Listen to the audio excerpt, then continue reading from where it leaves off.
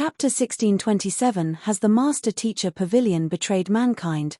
Silence rippled across the entire battlefield.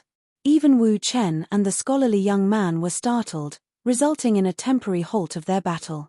All eyes were gathered on the otherworldly demon smashed into the ground, and not a mouth could find any words to say. Every single one of them had sensed the surging aura earlier, and for the first time in many years, an ancient sage existence had made his appearance. Yet, he had only managed to say a single word, "What?" before meeting his end. This was too shocking. Ancient sages were the pinnacle existences of the master-teacher continent. While it would be an exaggeration to say that they were indestructible, their life force was so resilient that most of them managed to live till the end of their time. Yet, right before their eyes, an ancient sage just had his physical body and primordial spirit completely smashed into bits, destroying any chance of survival through and through. What in the world was going on? When in the world did ancient sage become so fragile, shattering at a simple touch? Or rather, what in the world was that book? Where in the world did that fellow obtain that book from? And, could that book still be used? With a pale face and a trembling body, the scholarly young man bellowed anxiously, "Retreat." An attack that even an ancient sage was unable to withstand. There was no way that they would stand a chance against that. With horrified expressions, the otherworldly demons each tore apart an amulet, and dimension rifts appeared around them. "Where do you think you're going?" Zhongxian sneered coldly as he raised his hand, intending to seal the space around them to prevent their retreat. But before he could do anything, a voice sounded in his head. "Let them go." He quickly turned his gaze over to Luo Ruoxin, only to see the latter shaking her head with a deep frown between her brows. Zhongxian hesitated for a moment, but he still decided to heed Luo Ruoxin's instructions. Wang, Wang, Wang. Spatial disturbances rippled across the area as the scholarly young man and the others who had ripped an amulet apart vanished into dimension rifts, leaving only Qi Zhan and the others from the Seer Guild behind. Knowing that it would be nigh impossible to catch them once they had gotten away, Zhongxian took a deep breath and asked the young lady beside him, "Why?" He knew that his girlfriend was not a person to do things without reason, so she was bound to have her motive for asking him to let them go. It was also in view of this that he had chosen to heed her instruction. "You wouldn't have been able to stop them if they really wanted to get away," Luo Ruoxin replied calmly. "Even if I can't stop them from getting away, I would at least be able to kill another one of them," Zhongxian replied with clenched fists. Considering how his enemies were all sempiternal realm cultivators, while it might have taken some time, they would still have been able to undo his spatial seal eventually. From such a perspective, their escape was inevitable. Nevertheless, using the time that they spent on breaking his spatial seal, he was confident that he would have been able to slay at least one more otherworldly demon. Killing another otherworldly demon wouldn't have made much of a difference, Luo Ruoxin said grimly. More importantly, there wasn't just a single ancient sage here earlier. Those words caused Zhongxian's pupils to dilate in horror as he suddenly realized how close he had come to death earlier. "You are saying that there were more ancient sages hiding in this Seer Guild other than the one I killed?" "There were at least 3 more of them. However, it seems like that decisive blow shocked them. Knowing that they don't have the strength to withstand the might of your book, they chose to flee. However, if you tried to stop them, they could have launched a counterattack out of desperation. Even if it's you, I don't think that you have the means to deal with 3 ancient sages simultaneously yet," Luo Ruoxin said. Zhongxian fell silent. He had used his only golden page earlier, which had been triggered from Luo Xuanqing's gratitude from the impartation of the simplified Heaven's Path spatial sealing art. He had already used it on one of the ancient sages, and if another ancient sage had really appeared then, there would have been nothing that he could have done. That could have really spelled the end of all of them.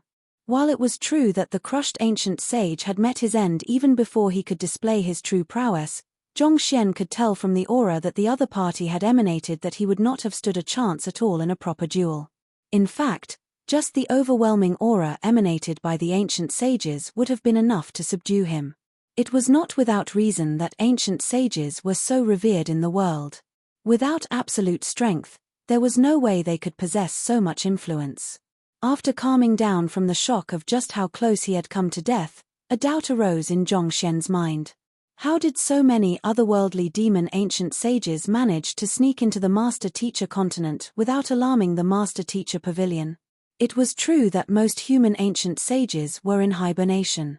However, based on what he knew, the human ancient sages seemed to have some way of sensing hostile ancient sages. It was through such a system that they had been able to protect mankind from the threat of the otherworldly demon ancient sages over the past millenniums.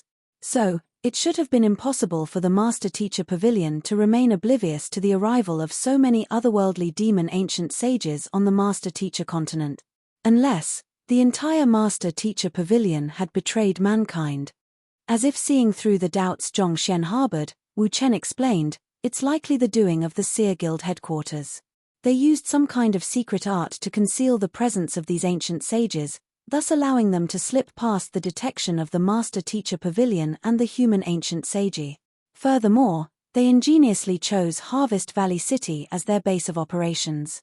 It's an inconspicuous city, located at a safe distance away from the Master-Teacher Pavilion headquarters and most major powers. More importantly, there is no Master-Teacher Pavilion in the vicinity to curb the local Seer Guild, thus making it an ideal location for a hideout without incurring any suspicion. Hearing those words, Zhongshen fell into deep thought. Harvest Valley City was located against a mountain, making it a natural fortress. On top of that, it was located against a stream, which provided it with the water required to irrigate the fertile land around it. With such advantageous conditions, it was able to swiftly develop into an independent power, reminiscent to that of the Zhong clan and the Luo clan. Perhaps it was to prevent external powers from interfering excessively in its local affairs, but for many generations, the general populace had vehemently objected to any external powers taking root within the city, and this included the Master-Teacher Pavilion. As a result, it had become one of the very few places without a Master-Teacher Pavilion branch. For this reason, it was the ideal location for the otherworldly demons to hide in. But even if the Seer Guild is helping to conceal the presence of these otherworldly demons, the otherworldly demons would still have to slip past ancient sage Qiu Wu's seal in the subterranean gallery in order to get to the Master-Teacher continent. Every subterranean gallery is tightly guarded by Master Teachers, so isn't it ridiculous for so many otherworldly demons to be able to slip through? Zhongshen asked. I found that rather weird, too. I have been investigating this matter since parting with you and Milady, but I'm still unable to figure out the reason behind that. Isn't the answer to that obvious? Luo Ruoxin suddenly interjected. There's someone within the Master-Teacher Pavilion helping them. Zhongshen's body jolted upon hearing those words. In truth, he had also arrived at the answer himself, but he simply dared not believe it. In order to pull something like that off, the person or group colluding with the otherworldly demons had to be of considerably high standing within the Master-Teacher Pavilion. Who could they be? Why would they choose to betray mankind? It's very likely that the otherworldly demons were aiming for vicious upper body this time around.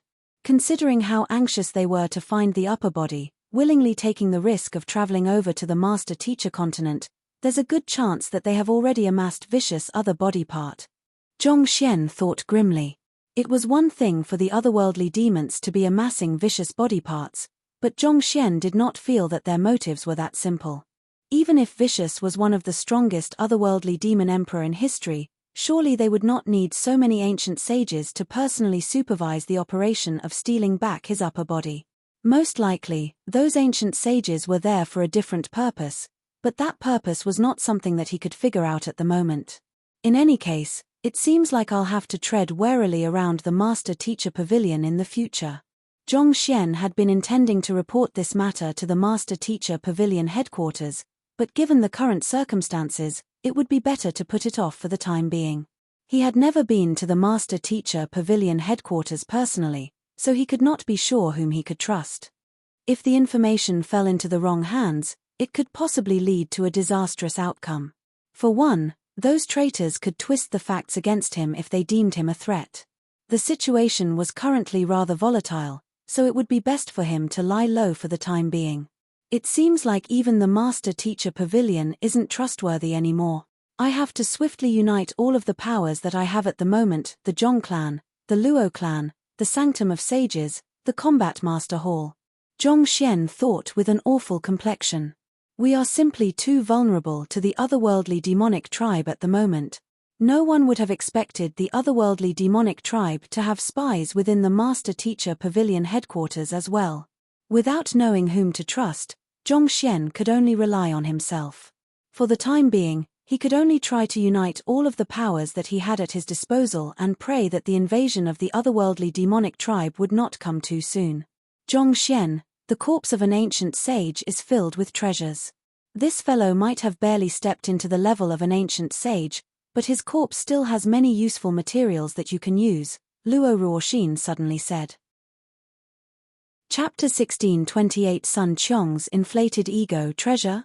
It was then that Zhong Xian suddenly remembered that on top of claiming vicious upper body, he had also managed to kill an ancient sage. The body of an ancient sage was deeply coveted even as a corpse. Zhong Xian's eyes lit up in excitement as he pondered about what he could do with the dead ancient sage's body. If I could forge his corpse into a soulless metal humanoid, I would have another trump card at my disposal. Having inherited the heritage of the soul oracles, he knew the method to forging soulless metal humanoids. If he were to use the corpse of this ancient sage as the foundation and successfully forged a soulless metal humanoid out of it, wouldn't he be able to command the fighting prowess of an ancient sage just by slipping his soul into it? If that were to happen, he wouldn't have to fear anyone anymore. This had really come at a timely moment. It just happened that he had expended his final droplet of Kong Shi's blood essence and his newly acquired golden page, and he was lacking a suitable trump card to use in times of distress. If he could forge the corpse into a soulless metal humanoid, this problem would be resolved. It's truly a treasure. I'll be taking it then. Seeing that Luo Ruoxin and Wu Chen had no intention of laying claim to the ancient sage's body, Zhong Xian waved his hand to keep the corpse into his storage ring. But to his shock, he found that it was as if he was attempting to move a mountain. Even as he was on the verge of expending all of his soul energy, the ancient sage corpse still refused to budge at all. What's going on? Zhong Xian frowned in confusion. No matter what, his soul cultivation was at St. Nine pinnacle. Along with his comprehension of space, it simply didn't make sense how he was unable to move a mere corpse over to his storage ring. Let me try moving it physically, Zhong Xian thought as he wrapped the corpse with his zhenqi and tugged at it. This.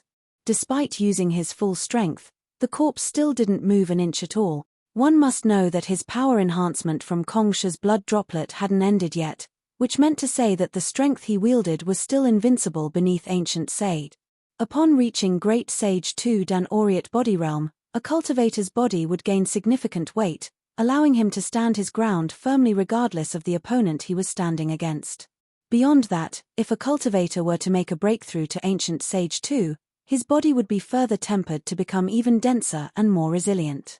It would be impossible for those beneath Ancient Sage to leave a mark on an Ancient Sage corpse, let alone kill a living Ancient Sage. It's also due to this reason that Ancient Sages are known to be particularly troublesome to deal with. Seeing the look on Zhong Xian's face, Luo Ruoxin couldn't help but chuckle softly. Doesn't that mean that it's impossible for me to keep this ancient sage corpse into my storage ring? Zhong Xian asked with a stifled look on his face. He was still intending to forge the corpse into a soulless metal humanoid to serve as one of his trump cards.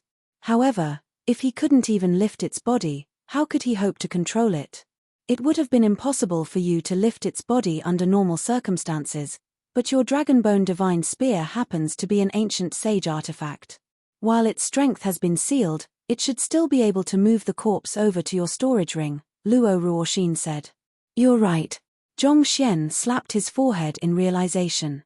How did he forget about this matter?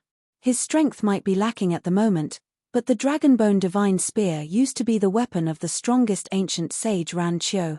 Even the water droplets it flung out wielded the strength to kill St. Nine Dan Pinnacle cultivators. In terms of sheer physical might, its prowess was even greater than the current him.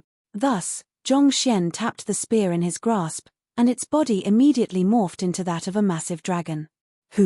It easily picked up the ancient sage corpse on the ground and moved it over into Zhong Xian's storage ring. It works.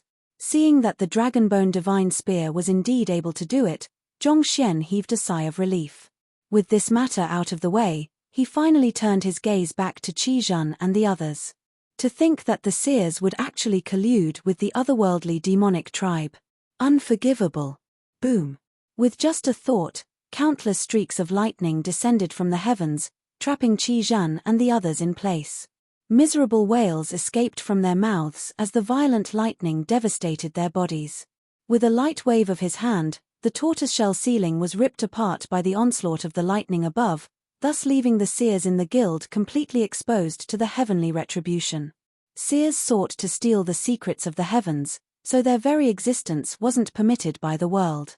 Despite so, they still dared to collude together with the otherworldly demonic tribe to bring harm to their own brethren. They were truly seeking death. As the lightning ravaged the seer guild, Zhongxian could feel greater clarity in his thoughts. It was hard to put a finger on the feeling, but he could feel the library of heaven's path growing stronger bit by bit. With a satisfied nod of his head, he took out his communication jade token and instructed Zhong Shi to bring the elders of the Sanctum of Sages over. It didn't take long for Zhong Shi to arrive together with Ji Shi and the others. I'll give these seers to you. They are guilty of colluding with the otherworldly demons who stole Sage Kuei's sculpture. I want you to interrogate them and make them spit out their true intention. Zhongxian commanded authoritatively. Yes, Sanctum Head. While Zhong Shi and the others were still a little confused by the turn of events, they hurriedly nodded their heads in acknowledgement of Zhongxian's command. Let's go. Zhongxian turned to Luo Ruoxin and said. While he had failed to apprehend the culprits who had stolen Sage Kuei's sculpture, at the very least, they did manage to learn of the Seer Guild's treachery.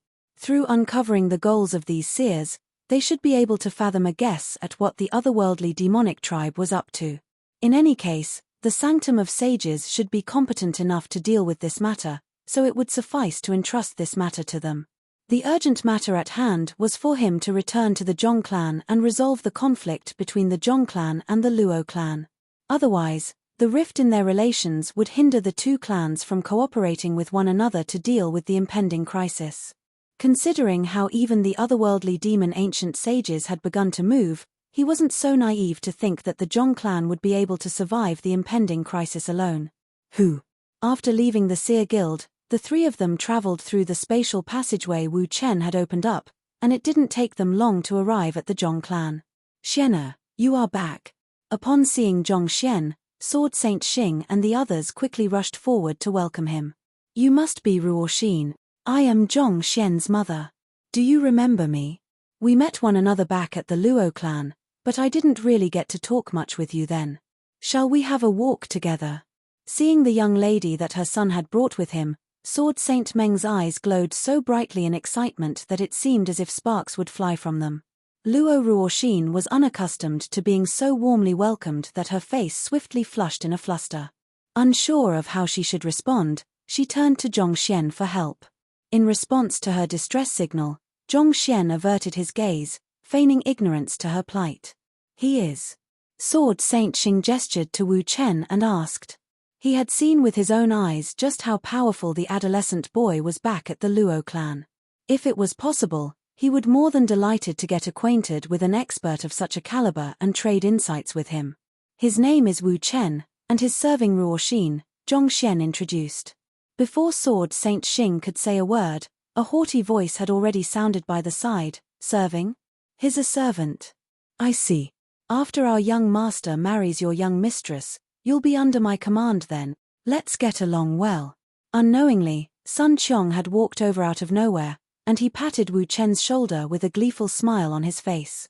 After the incident at the Empire Alliance, Sun Qiong was forced to train under Zheng Yang at the Combat Master Hall. However, after Zhao Ya and the others were kidnapped, out of concern of the safety of his other students, he had Zheng Yang, Wang Ying, and the others move over to the Zhong clan. Naturally, Sun Qiong had to move over to the Zhong clan as well. Upon learning that the young master he served was the head of the Zhong clan and the Sanctum of Sages, his confidence was swiftly restored. From time to time, one would see him strutting haughtily around the Zhong clan, almost as if he owned the place.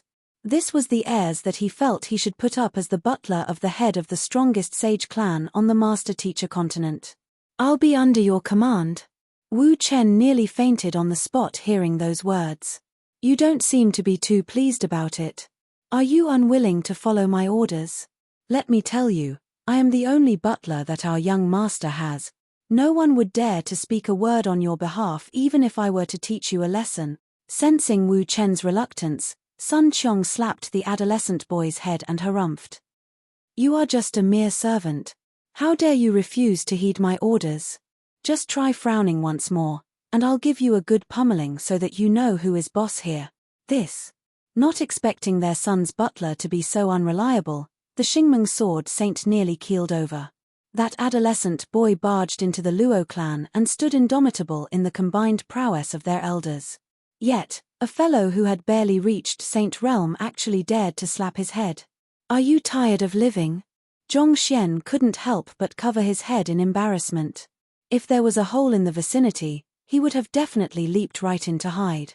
It wasn't too long ago that this fellow suffered the greatest trauma in life, so how in the world did his ego inflate so much after just a couple of days? Chapter 1629 Nangong Yuanfeng arrives at the Zhong clan. Sun Qiong's arrogance didn't last for too long. All of a sudden, he found himself floating into the air without doing anything. And slowly, he drifted off into the horizon before disappearing altogether. Seeing that Wu Chen had only made Sun Qiong float away, Zhong Xian heaved a sigh of relief. It was a huge headache to him how Sun Qiong tried to boast of his standing at every opportunity he got. To be honest, he had wanted to teach that fellow some humility for a very long time. It was incomprehensible to him how someone as low profile as him ended up with this braggart of a butler. He really should have been more stringent with his choice back then. If he had a choice to pick another butler in the future, he would really have to find one that was reliable. At the very least, his butler should like Wu Chen, capable of solving most problems on his own. Even if he couldn't find someone of Wu Chen's caliber, at the very least, his butler shouldn't pull him down and land him in trouble every now and then. If not for the fact that Sun Qiong had followed him since his time at Tianqian Kingdom, there was no way he would tolerate all of this. Clan head, the Luo clan has recently inaugurated a person known as Luo Tianya as their new clan head. Rumor has it that he has comprehended the spatial quintessence of sealing, and we believe that the reason behind their visit at this point in time is to have him challenge you to a duel and return the favor from the engagement ceremony. In fact, we heard that they have invited the Master Teacher Pavilion over to officiate the duel so as to ensure fairness. As they took their seats in the main hall, an elder stood up and reported with a clasped fist. Hearing those words, Zhong Xian rubbed his glabella in distress as he replied, I am aware of that. The reason why I have returned is to resolve this issue. The spatial quintessence of sealing is the highest heritage of the Luo clan. Those who have comprehended it are capable of freezing space, rendering one completely helpless. Even we would have trouble dealing with something like that. Xiena, you have to be careful. Sword Saint Xing advised worriedly. The Zhong clan and the Luo clan had been relatively close to one another the past few years, so they were well aware of the prowess of the Luo clan. Once a cultivator had comprehended the spatial quintessence of sealing, it was only a matter of time before he reached the top of the continent. His son might be nigh invincible in his power class, but it would still be difficult for him to triumph over an opponent of such caliber. The Luo clan has already been humiliated once by the annulment of the engagement ceremony. Given how they dared to challenge us publicly at this juncture, it's likely that they are confident of victory. Our Zhong clan doesn't have any records on Luo Tianya, but we have just received news that he has managed to defeat an expert from the 100 schools of philosophers. The elder who had just spoken earlier added grimly. He has defeated an expert from the 100 schools of philosophers? That bunch of people has finally shown themselves. Sword Saint Meng asked with a frown. UN. It seems like 100 schools of philosophers have challenged the Luo clan to a duel with the celestial amulet of legacy at stake.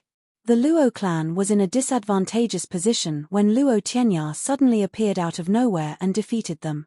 After which, they tested his bloodline and found that its purity was at the level of 9. As such, the elders unanimously nominated him to become the head of the Luo clan, and they swiftly conducted the inauguration ceremony afterward. The elder replied. Due to their close relations in the past, they had tabs on one another. On top of that, the Luo clan made no attempts to conceal the news either. As such, the elder in charge of acquiring intelligence in the Zhong clan didn't take too long to learn of the matter. Having inherited Kongsha's heritage, the 100 schools of philosophers wields nigh invincible prowess in their power class. Even the combat masters would have trouble subduing them. Considering how Luo Tianya was able to defeat them with ease, his prowess is indeed not something that we can afford to underestimate. Sword Saint Meng frowned worriedly. Regarding that, Zhong Xian scratched his head awkwardly. If I were to say that I'm Luo Tianya, would you believe me? Stop messing around. The other party boasts the purest bloodline in the Luo clan, so how could you be him? Sword Saint Meng shook her head. Her son possessed her bloodline. This was something which they had verified previously. Given so, there was no way he could possess the Luo clan bloodline. On the other hand, Luo Tianya was someone who had been tested to have a purity level of 9 for the Luo clan bloodline. Given so, there was no way the two of them could be the same person. This. Zhong Xian was rendered speechless. He had already told them the truth, but why didn't anyone believe him? Sighing helplessly, he was just about to explain the entire matter when a furious gust of wind sounded above them. Following which, a loud voice echoed throughout the Zhong clan, Nangong Yuanfeng and Tantai Zhenqing from the 100 schools of philosophers' great frontistery of Confucianism has come with a couple of juniors to pay a visit to the head of the Zhong clan. What are they doing here? Have they already recovered from their wounds? Zhong Xian slightly startled by the declaration. He quickly walked out from the main hall, and the others followed closely behind him. Floating in the air was Nangong Yuanfeng, and by his side was a stout middle-aged man with a rather disproportionate face. Behind them were a group of 8 young men, presumably the students of Nangong Yuanfeng and the stout middle-aged man. Tantai Zhenqing? Is he the descendant of ancient sage Ziyu? Zhong Xian thought with a frown. Ancient sage Ziyu went by the compound surname of Tantai. Due to his disproportionate facial features, Kongsha had once judged him by his appearance and ended up wronging him. That resulted in the famous saying, "Judge a man by his looks, and one shall wrong a Ziyu." With such doubts in mind, Zhong Xian took a closer look at those men and noted that Nangong Yuanfeng's complexion was still a little pale. His 4 disciples, Nangong Mo and the others, also looked a little sickly. It was apparent that they hadn't fully recovered from their injuries yet. Something is not right here. While I did send them flying in a single strike, their injuries shouldn't have been so severe. How did they end up like that? Zhong Xian was perplexed. While he did use his full might during the duel with Nangong Yuanfeng, he didn't ignite Kongsha's blood droplet, so the damage he would have caused should have been limited. It was true that Nangong Yuanfeng was a little more vulnerable during the duel, considering that he had his cultivation suppressed down to Saint 9 Dan back then, but he should have been able to recover swiftly once he released the seal on his cultivation. So, why did Nangong Yuanfeng appear to be so heavily injured at the moment? I am the head of the Zhong clan, Zhong Xian. It's an honor for us to welcome the envoys from the 100 schools of philosophers. Please, let's talk inside. Knowing that this wasn't the moment for him to be dazing off, Zhong Xian clasped his fist and welcomed them. Very well. Seeing that Zhong Xian's etiquette was impeccable, there was nothing Nangong Yuanfeng and the others could complain about. Thus, they quickly descended from the sky. This way. Zhong Xian gestured with a smile before leading the way into the main hall. After taking their respective seats, Nangong Yuanfeng got to the topic at hand. Time is very tight on our side, so allow me to get straight to the point. The Temple of Confucius will be opening very soon, and our 100 schools of philosophers hopes to enter the premises to pay respects to the predecessors as well. We have heard that the Zhong clan has managed to obtain one of the celestial amulet of legacy, and we are hoping that you would be so kind as to offer it to us. Rest assured that we won't take advantage of you. We'll be offering something of equivalent value in exchange of the amulet. You want the celestial amulet of legacy? That's out of the question. Our Zhong clan intends to enter the Temple of Confucius as well, so I'm afraid that we won't be able to fulfill your requests. Sword Saint Xing replied with a dark look on his face. It was as he had expected. The 100 schools of philosophers had indeed come for their celestial amulet of legacy. The Temple of Confucius was where Kongshe had stored his most valuable treasures and heritage in. Missing the opportunity to enter the Temple of Confucius was equivalent to being ousted from the race for the top. Furthermore, it was not by sheer luck that the Zhong clan had come to possess the celestial amulet of legacy, so how could they possibly hand it over to someone else so easily? Even if the other party was from the 100 schools of philosophers, this matter was not open for negotiation. As if he had expected such a response, Nangong Yuanfeng sighed deeply and said, "Since that's the case, I guess we'll have to compete for it then." Kongshe has always encouraged competition amongst his students so that they would strive to improve themselves. Considering that the celestial amulet of legacy was his gift to the later generations, he would hope for it to be in the hands of the most qualified individual. After all, only such a person would be worthy of inheriting his treasures and heritage. Since that's the case, we shall make a formal challenge to the Zhong clan. If there's any Zhong clan offspring of 100 years old and below who is able to surpass our students in the comprehension of temporal laws, our 100 schools of philosophers promises to never raise the matter regarding the celestial amulet of legacy with the Zhong clan ever again, and will offer a possession of the ancient sages as a formal apology to the Zhong clan. Conversely, if there's no Zhong clan offspring who is able to surpass our students in the comprehension of temporal laws, I'd have to ask you to entrust the celestial amulet of legacy to our care. Your students will be challenging our Zhong clan to the comprehension of temporal laws? Zhong Xian looked at Nangong Yuanfeng and frowned. That's not it. It's Brother Tantai's students who will be challenging the Zhong clan offspring. Nangong Yuanfeng replied with a smile. In Chinese, a compounded surname refers to surnames consisting of two characters. If there are two syllables to the surname would be a compounded surname. Some of the more well-known examples of compounded surnames would be Ouyang, Huangfu, Shuangguan, Linghu, so on and so forth. Due to Ziyu's appearance, Kongzi once judged that he was of mediocre aptitude and wouldn't achieve great things in the future. However, Ziyu ended up proving him wrong in how he was able to effectively spread Kongzi's teachings across many states, thus the saying. Chapter 1630 Tantai Zhenqing. I am Tantai Zhenqing, a descendant of ancient sage Ziyu. It's my honor to meet the head of the Zhong clan. The middle-aged man with a disproportionate face seated beside Nangong Yuanfeng stood up and bowed deeply. His manners and etiquette were truly flawless, making it impossible for one to pick a bone with him. Despite their visit being provocative in nature, his refined demeanor made it difficult for one to dislike him. So, this is a true philosopher. Zhong Xian remarked internally. He had met plenty of master teachers and experts on his journey, and there was a handful who had conducted themselves with grace and propriety. However, none of them could match the middle-aged man before him. With just a look, one could tell that he was a true Confucian. Elder Tantai, you are too courteous. Zhong Xian stood up and returned the greeting. I believe Brother Yuanfeng has already clarified the reason behind our visit. Kongshe's heritage is something that we hold dear, so I'm afraid that we can't give up on it easily. The young men behind me are my direct disciples, and they have studied under me for quite some time.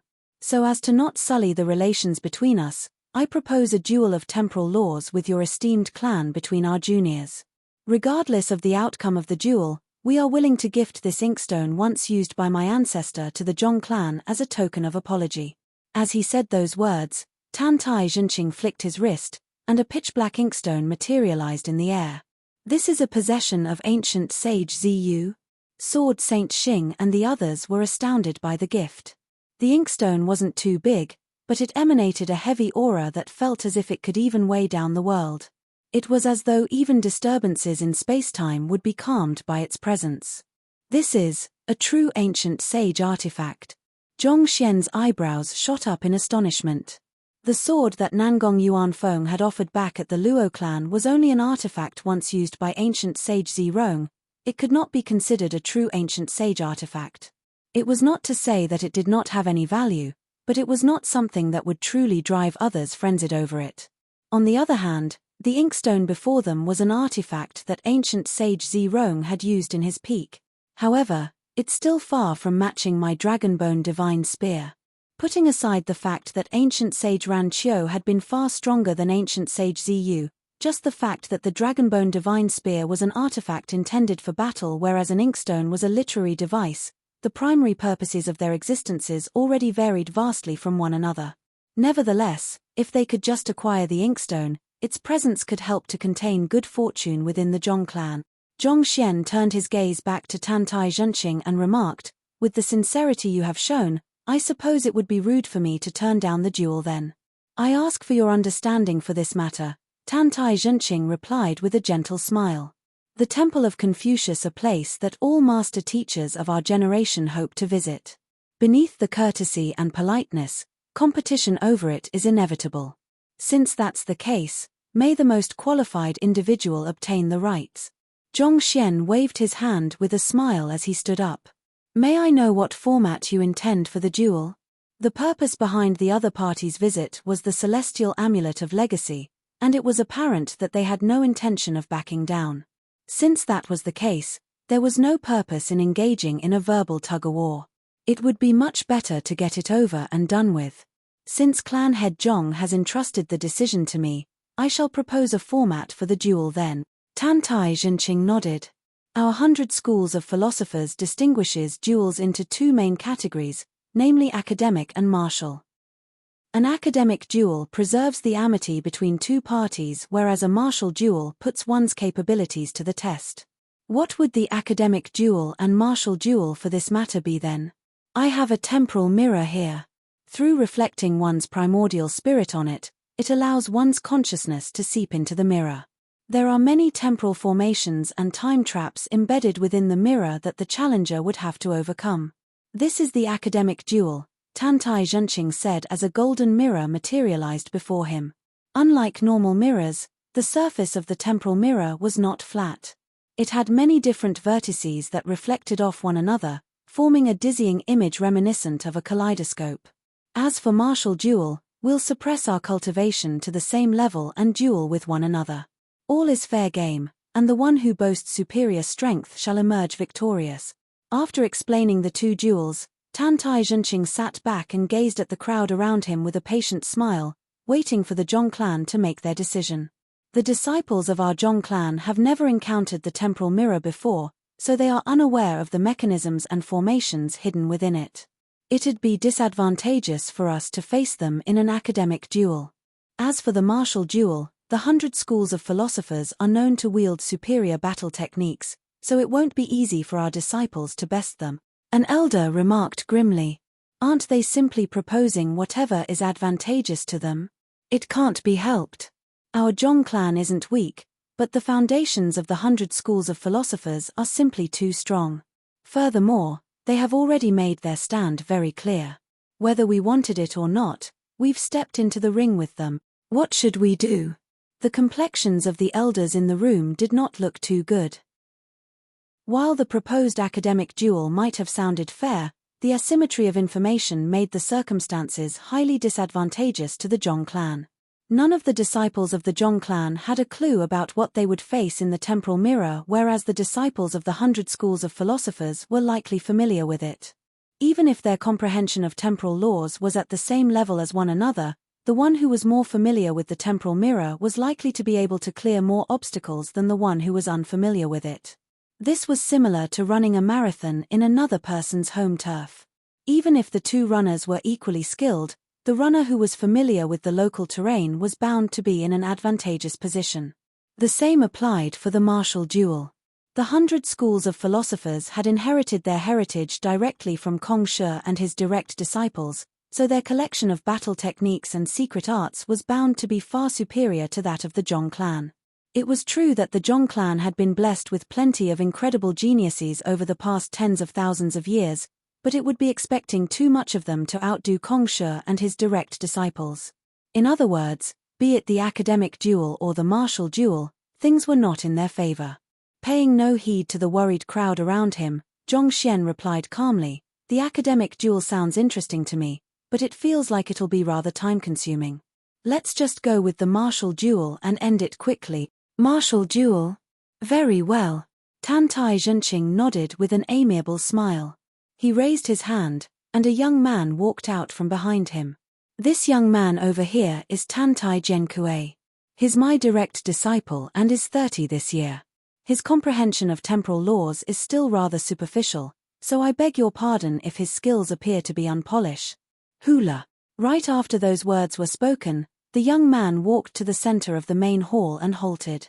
A forbidding aura burst forth from his body, exerting heavy pressure on those around him. Great Sage 1 Dan Introspective Convalescence Realm. Sword Saint Xing narrowed his eyes. To reach Great Sage 1 Dan despite having only been 30 this year. Other than his son, there was no one in the Zhong clan who could match Tantai Genkue in terms of talent. In fact, even Sword Saint Xing himself had been far beyond that age when he first stepped into Great Sage 1 Dan. Tantai Genkue. Please. The young man clasped his fist and bowed. Xiena, even though your cultivation has already reached Saint 9 Dan pinnacle, you have never systematically inherited our Zhong clan's heritage of temporal laws. If you find yourself forced to a corner, do not hesitate to use your secret art. I'm referring to the secret art that you used to raise your prowess to the sempiternal realm when you fought with me. Sword Saint Xing sent a telepathic message to his son. The most talented offspring below 100 years of age within the Zhong clan was indubitably Zhong Xian. If he used the secret art that he had utilized before, he would surely be able to defeat the other party with absolute ease. I'm afraid that I won't be able to use that secret art anymore. Zhong Xian shook his head. He needed Kong Shi's blood droplet in order to activate that ability, but he had already expended all 3 droplets. In other words, this trump card had already been rendered obsolete. You aren't able to use that secret art anymore? Sword Saint Xing's eyebrows shot up in astonishment. Then, even though the opponent would be suppressing his cultivation, the difference in their real cultivation realms would still result in a significant gap in their fighting prowess. Even for his incredibly talented son, it would surely be a tough battle. Don't worry, I won't be the one fighting the duel anyway, Zhong Xian remarked with a light chuckle. You won't be the one fighting the duel? Hearing those words, Sword Saint Xing was visibly startled. The others also quickly turned astounded gazes over as well. If you aren't going to fight, who will? Of course, it won't be me. Don't you think that we'll be taking advantage of our guests here if I fight them? Zhong Xian scoffed matter-of-factly, and a smile crept onto his lips. I think that we should pass this opportunity on to the younger generation. Let my student, Zhong Zhouxiao, do the fighting instead. Chapter 1631 Memorization through Spiritual Perception, Recital of 1,000 Books, Younger Generation? The lips of the crowd twitched upon hearing those words. Isn't Zhong Zhouxiao older than you? For a 20-year-old young man to address someone older than him as the younger generation. Well, in terms of seniority, Zhong Zhouxiao was his student, so there was not anything wrong with that address, just that. There was just an inexplicable feeling of incongruity. Furthermore, Zhong Zhouxiao is only at Saint 8 Dan pinnacle at the moment. Even though his bloodline is pure, he has never learned the core battle techniques and cultivation techniques of our Zhong clan, so I fear. Sword Saint Xing said with a deep frown. It was during the clan tournament that Zhong Zhouxiao had achieved a breakthrough to Saint 8 Dan primary stage. During that period of time, the clan had devoted many resources to grooming him, so it did not take long for his cultivation to advance to Saint 8 Dan pinnacle. With such cultivation, he could indeed be considered as one of the most outstanding cultivators among the younger generation. However, the opponent that he was facing was a genius from the 100 schools of philosophers, Tantai Genkue. To make matters worse, he had come from the side family. As a result, he had never had the opportunity to access the core heritage of the Zhong clan. No matter how they looked at it, it did not seem like Zhong Zhouxiao stood much of a chance. The celestial amulet of legacy was at stake. Was it really fine to take this matter so lightly? Paying no heed to the words of advice around him, Zhong Xian waved his hand casually and instructed, "It's fine. Invite him over." Yes. An elder bowed deeply in response before walking out of the main hall. It did not take long for him to return with a young man in tow. Teacher. Walking into the room, Zhong Zhouxiao quickly walked up to Zhong Xian and bowed deeply. "Yuan. I believe that the 9th elder should have filled you in on the situation by now. I want you to represent our Zhong clan in a duel against the 100 schools of philosophers, and I want you to know that I won't tolerate a loss." Zhong Xian placed his hands behind his back. "I can't lose the duel?"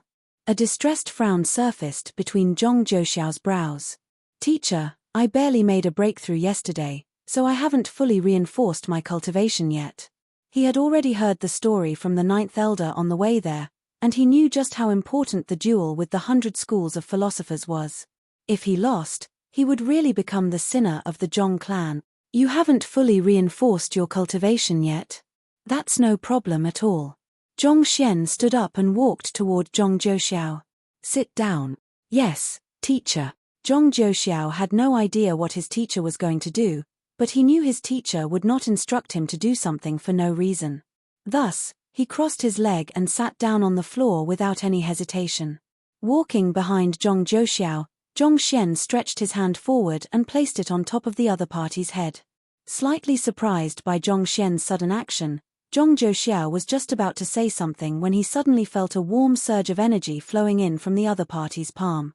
This warm surge of energy swiftly diffused throughout his entire body, clearing up all of the energy blockages and repairing all of the wear and tear that his body had sustained as a result of his recent breakthrough. In the blink of an eye, his cultivation had already harmonized perfectly with his mind, spirit, and psyche. The lapses in his control over his cultivation vanished completely, allowing his zhenqi to flow smoothly at will. It was almost as if he was a veteran who had been in this cultivation realm for many years. This. Nangong Yuanfeng and Tantai Zhenqing traded shocked gazes. Disbelief could be seen reflected in their eyes. This was not cultivation impartation, so it could not be considered a breach of any rules. What the young man did was harmonize his student's cultivation together with his body and soul through a secret art. This was a feat easier said than done. On top of possessing incredibly pure zhenqi and the utmost control over his energy, more importantly, he needed to have a complete understanding of his student's physical condition. The great frontistery of Confucianism was filled with experts, but there was hardly anyone who could achieve this feat. In fact, not even the ancient sages would confidently claim that they would be able to pull it off. Yet, a Saint Nine Dan Pinnacle cultivator had actually managed to do it so easily. Was the head of the Zhong clan not a little too formidable? All right, you should have already fully reinforced your Saint 8 Dan Pinnacle cultivation. As for the Zhong clan's heritage, at this point, a slight frown emerged on Zhong Xian's forehead, and he fell into a brief moment of thought. A moment later, he raised his head to look at Tantai Zhenqing. With an apologetic look on his face, he clasped his fist and bowed. "Elder Tantai, it hasn't been long since my student returned to the Zhong clan, so he's only adept in the battle techniques of the side family. If you would just give me some time, I'd like to impart some moves to him right now. This way, he will be more prepared for the battle with your student later on." "You are intending to impart some moves to your student right now?" Even someone with Tantai Zhenqing's demeanor could not help but be taken aback by Zhong Xian's request. Temporal laws were known to be incredibly abstract and difficult to grasp. This was even more so for temporal arts, which were derived from the temporal laws. Even his students took several years under his guidance before they were finally able to grasp the bare basics, yet the young man actually intended to start teaching his student right now. "Are you for real?" Thinking that Tantai Zhenqing was worrying that he would take too long, Zhong Xian added with a smile, "Indeed. Please do not worry, I won't take up too much time. An hour will be sufficient." "An hour?" Tantai Zhenqing was even more dazed after hearing those words. What could the other party possibly learn within an hour? Furthermore, the opponent that the other party would be facing was his student, an introspective convalescence expert. Tantai Zhenqing was not the only one who was stunned by this seemingly ridiculous request. Nangong Yuanfeng and his students also glanced at one another in confusion as well. The crowd could not help but lean closer a little, hoping to see how Zhong Xian intended to impart temporal arts to his student within an hour. However, at this moment, they heard Sword Saint Xing's frenzied voice. "Xianer, it has only been 2 days since you returned to the Zhong clan. You haven't even inherited the heritage of the clan yet, so how in the world do you plan to impart it to Zhou Xiao?" Nangong Yuanfeng and Tantai Zhenqing staggered. In the end, the young man was not even adept in temporal arts himself, and he still dared to claim that he would impart it to his student within an hour. Really, can you tell us just what is going through your mind? Is the head of the Zhong clan actually an idiot? It's fine, I can just learn them right now. 8th Elder, you hold the key to the library of our Zhong clan. I want you to bring the battle techniques and cultivation techniques of our clans over right now. Zhong Xian instructed. Yes, clan head. The 8th Elder quickly rushed out of the main hall. A few moments later, he returned to the room. With a flick of his hand, a huge pile of books stacked on bookshelves materialized before the crowd. It was a tremendous collection consisting of several 100,000 books. The reason the Zhong clan was able to continuously groom generation after generation of experts and retain its position as the #1 sage clan could mostly be credited to its rich heritage. The collection of cultivation techniques and battle techniques that it had amassed over the years was truly a sight to behold. In fact, the 8th Elder had only brought over some of the more commonly practiced cultivation techniques and battle techniques. Considering the limited time that they had, he did not have time to take out all of the books. I've troubled you. Zhong Xian first thanked the 8th Elder before turning his gaze to the books before him. He swiftly enveloped the bookshelves before him with his spiritual perception, and the next moment, the several 100,000 books floated into the air and began flipping automatically. This is memorization through spiritual perception, recital of 1,000 books? How is this possible? Tantai Zhenqing widened his eyes in disbelief. Memorization through spiritual perception requires a cultivator to divide his spiritual perception into countless fragments in order to browse through and memorize the content in the books simultaneously. Even Kong Shiyao, who is known to possess the greatest talent in the great frontistery of Confucianism, is only capable of browsing through 3,000 books simultaneously, and that is already a feat that has broken records that have stood for tens of thousands of years. Yet, that young man is actually flipping through several 100,000 books simultaneously. Just how powerful is his spiritual perception? Nangong Yuanfeng's jaw had practically dropped to the ground. Any Saint Tudan expert could easily use their spiritual perception to memorize a book swiftly, but it was a different story when it came to multiple books. Reading 2 books simultaneously would require a cultivator divide their attention between the 2 books, and this was not too easy for primordial spirit realm cultivators to pull off. The great frontistery of Confucianism was filled with experts, but even the most talented prodigy was only capable of memorizing 3,000 books simultaneously. Yet, this fellow was actually trying to browse through several 100,000 books at once.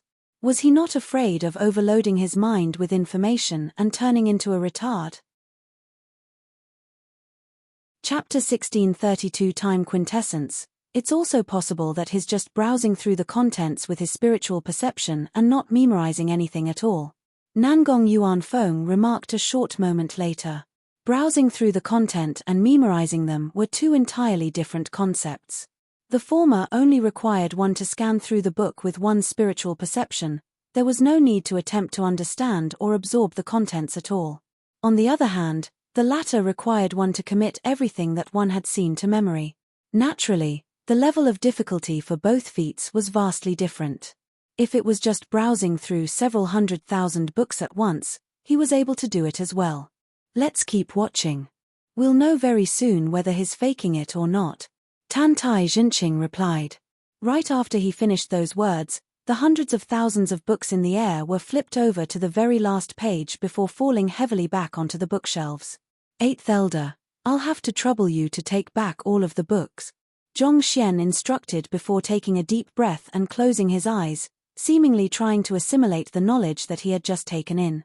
Yes, the 8th Elder replied as he stowed the shelves back into his storage ring before rushing off. Roughly 10 breaths later, Zhong Xian finally opened his eyes and said, Zhou Xiao, you have practiced a simplified version of the Zhong clan's cultivation technique previously.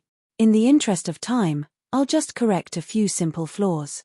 The main issue lies in your battle technique and comprehension of temporal laws.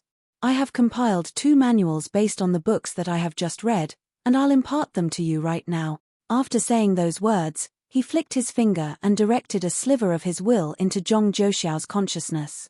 This Taking in the knowledge that his teacher had imparted to him, Zhong Zhouxiao's body suddenly froze on the spot. Temporal laws were known to be even more abstract and profound than spatial laws, thus making them extremely difficult to grasp and comprehend. There were many cultivators who had spent their entire lives trying to fathom them, only to fail miserably. It was for this reason that even Zhong clan offspring were only able to tap into the prowess of time through their bloodline ability or the Zhong clan swordsmanship. Zhong Zhouxiao had thought that even if he really possessed decent aptitude toward temporal arts, it would still take him quite some time before he could really grasp them.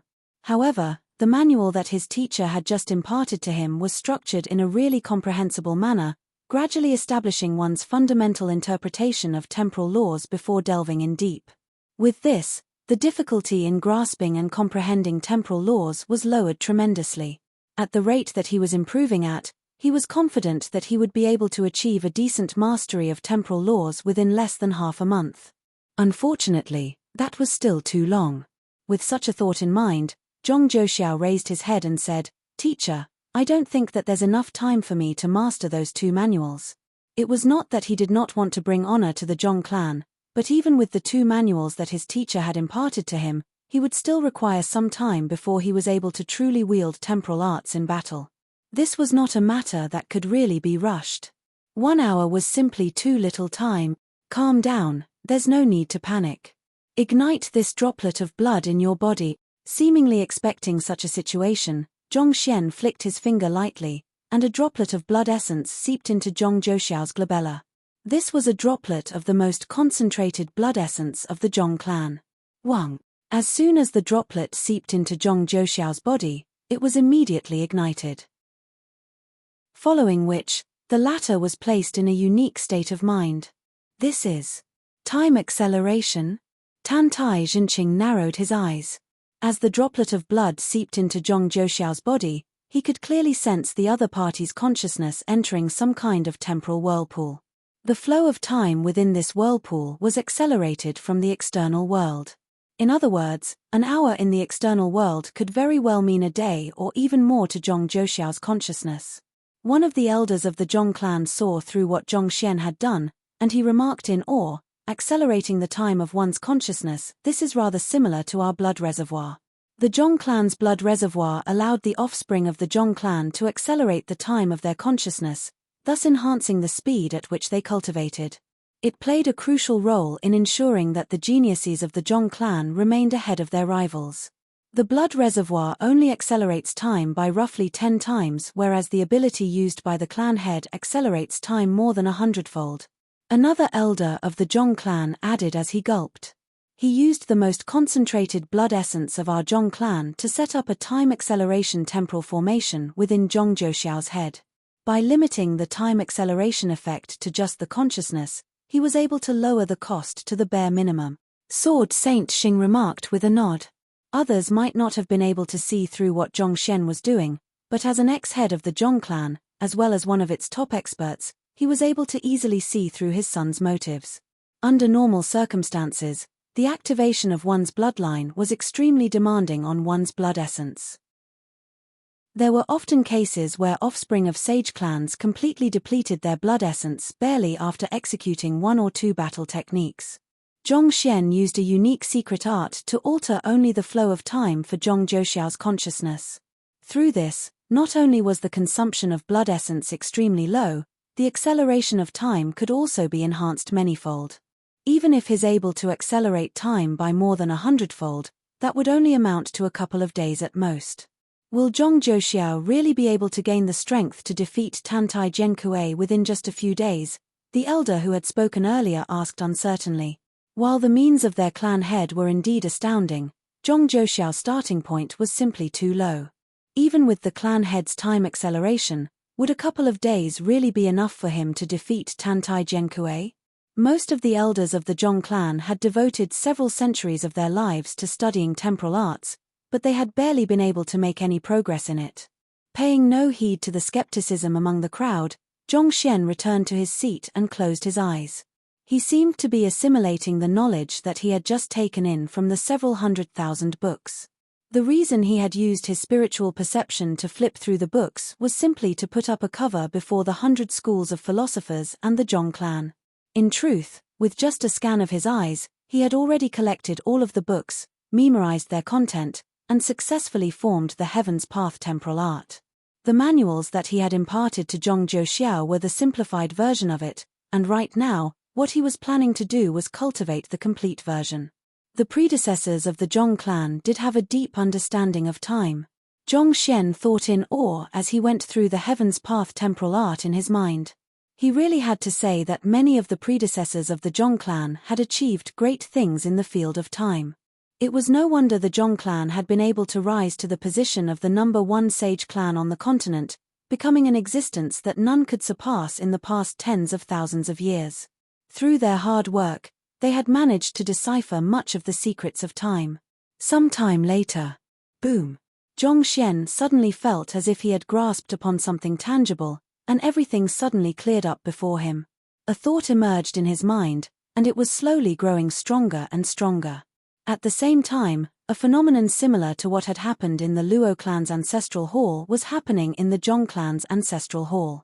Unfortunately, all of the members of the Zhong clan were too preoccupied with the duel against the 100 schools of philosophers, so none of them noticed the phenomenon. When Zhong Xian finally opened his eyes, there was a brilliant light shining from his eyes. I have finally comprehended the time quintessence. It seems like the Zhong clan's time quintessence is centered around the idea of time acceleration for oneself. After fully comprehending the Zhong clan's time quintessence, Zhong Xian finally came to understand the crux of the Zhong clan's heritage. Basically, the Zhong clan's time quintessence allowed one to accelerate one's time, thus allowing one to move at a speed faster than anyone could react. It was incapable of emulating the effects of the Master-Teacher Pavilion's Hall of Spring and Autumn, where a year inside was equivalent to a month outside. Nevertheless, there was no denying that it was a formidable ability. At the very least, it had brought his fighting prowess up to a whole new level. Previously, a droplet of the Zhong clan blood essence would be depleted after activating time acceleration twice. However, with my deepened understanding of temporal laws, I am now able to store it within my body and use it at will without wasting any of its energy. A droplet of blood will now be able to last me dozens of uses easily, Zhong Xian thought in delight. Of the 3 droplets of Zhong clan blood essence that Sword Saint Xing had given him, he had spent a droplet dealing with the Dragonbone Divine Spear and another droplet to accelerate Zhong Zhouxiao's time. As such, he only had 1 droplet left. That being so, with his enhanced understanding of the time quintessence of acceleration, he would be able to use it with far greater efficiency than before. Thinking back, he had really been too wasteful with the first droplet that he had used against the Dragonbone Divine Spear. It could be said that 99% of its energy had been wasted without achieving anything. However, with his enhanced control over temporal laws, he would now be able to effectively utilize every sliver of energy within the blood droplet. As such, even though he only had a single droplet left at the moment, it would suffice to last him through dozens of uses. Chapter 1633 Tantai admits defy. Zhong Xian's comprehension of time quintessence did not induce any pulsations of power, but Tantai Zhenqing still noticed that something was amiss. He could not help but frown. To him, it was as if the disposition of the head of the Zhong clan had abruptly changed. The other party's aura felt even heavier and reined in, creating a feeling of unfathomable depth. Time is up. The hour ticked by very swiftly. With a flick of Zhong Xian's finger, Zhong Zhouxiao awoke from his state of trance. He took a few deep breaths as he consolidated his newfound knowledge before walking over to Tantai Zhenkue. Clasping his fist and bowing deeply, he gestured politely. Please. Very well. With a firm nod, Tantai Zhenkue suppressed the energy in his body. In the blink of an eye, his cultivation was lowered to Saint 8 Dan Pinnacle, the same level as Zhong Zhouxiao. Let's begin the duel, Zhong Xian said with a wave of his hand by the side. Please guide me along. Without any hesitation, Zhong Zhouxiao took a step forward before abruptly vanishing.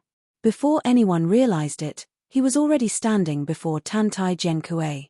With a light thrust of his palm, immense might poured forth from his hand. Swift and powerful, Initially, Tantai Genkue did not think very highly of his opponent even after suppressing his cultivation. After all, he was already an introspective convalescence realm expert, whereas his opponent was only at Saint 8 Dan pinnacle. However, Zhong Zhouxiao's swift maneuver had caught him off guard, causing him to narrow his eyes in astonishment. He anxiously drove his zhenqi desperately as he swiftly retreated. Tantai Genkue could tell that his opponent had not managed to comprehend time quintessence yet, but he was not too far from reaching that realm. To come so close to time quintessence within a single hour, was that even humanly possible? Tantai Genkue's reaction was not slow, but Zhong Zhouxiao was simply faster. He abruptly opened up his thrusting palm and flicked his fingers lightly. Su su su. Sword chi shot forth from his 5 fingers simultaneously. These strands of sword chi appeared to move at a terribly slow speed, but in truth, they were not limited by the constraints of time and space. They would arrive right before its target in the blink of an eye, making it nigh impossible to guard against them. This is the highest level of the Zhong clan swordsmanship. He. Sword Saint Xing and Sword Saint Meng traded shocked gazes with one another. Even for them, they had to collaborate closely with one another before they were able to execute the highest level of the Zhong clan swordsmanship. Zhong Zhouxiao had clearly never learned the Zhong clan swordsmanship prior to this, but he actually managed to reach such a level within a single hour. Furthermore, it was sword chi shot out from his fingertips and not a sword. Just what kind of mystical manual did their son impart to Zhong Zhouxiao? Pu. Even though Tantai Genkue's retreat was swift, he was still unable to outrun the sword chi chasing after him. That being said, through his sheer battle instincts, he was still able to pull off an ingenious defensive maneuver at the very last moment. As a result, the sword chi only scraped his clothes. It's my turn now. Tantai Genkue had thought that he would be able to defeat his opponent easily and make a huge contribution to the 100 schools of philosophers, but he had nearly sustained severe injuries in just the first encounter. Knowing that it would be foolish to continue underestimating his opponent, his expression turned serious. Without any warning, he charged forward with astounding speed to launch a counterattack. Through the augmentation of his temporal art, his movement speed was unimaginably fast. Putting aside one's naked eyes, it would be impossible to trace his movements even through one's spiritual perception. Before one could even process what was going on, a fist carrying tremendous might would be right before one's face. But despite the abrupt counterattack from Tantai Genkue, Zhong Zhouxiao did not show the slightest hint of fear. Instead, he weaved his fingers before him and created a protective sphere made of sword chi around him, thus successfully defending against Tantai Genkue's assault.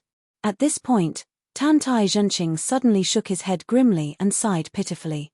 It seems like Genkue is going to lose. Going to lose? His opponent might be formidable, but isn't Genkue standing his ground? Nangong Yuanfeng was taken aback by Tantai Zhenqing's remark. In his view, the 2 young men appeared to be equally skilled with one another. In fact, in the face of Tantai Genkue's relentless punches, Zhong Zhouxiao seemed to have been forced into a disadvantageous position, unable to counterattack at all. So, why would Tantai Zhenqing say that Tantai Genkue was going to lose? Genkue's opponent hasn't made use of the power in his bloodline yet. Tantai Zhenqing pointed out. This. Hearing those words, Nangong Yuanfeng widened his eyes before falling silent. It went without saying that they would investigate the unique abilities of the Zhong clan before coming to challenge them. In their investigation, they had found that the Zhong clan was able to ignite their bloodline to bring about a temporary surge in their speed and strength. Considering how Zhong Zhouxiao was already able to stand toe-to-toe with Tantai Genkue without igniting his bloodline, it was clear who the victor would be once he did so.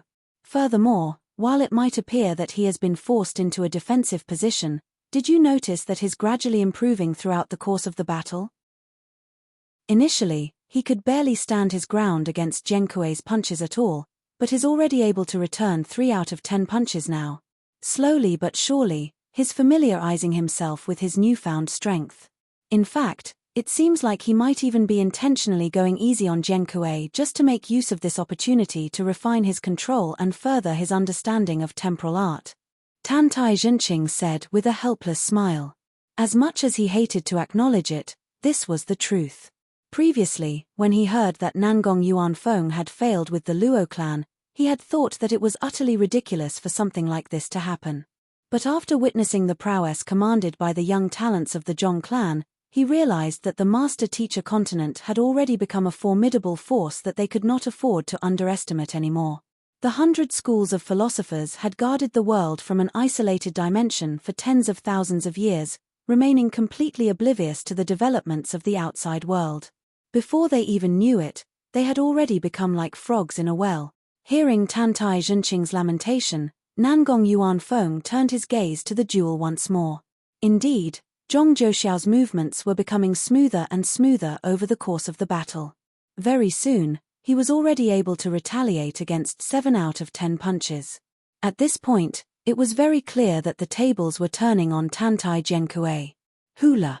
In a momentary lapse between Tantai Zhenkuei's attacks, Zhong Zhouxiao took a step forward and pushed a powerful punch through the other party's defenses. If the punch really connected, the other party would sustain severe injuries. Flustered, Tantai Zhenkuei hurriedly retreated as he exclaimed, "I admit defeat." He had not expected such an outcome at all. However, it was already apparent to him that his opponent had grown to a level beyond his means to deal with.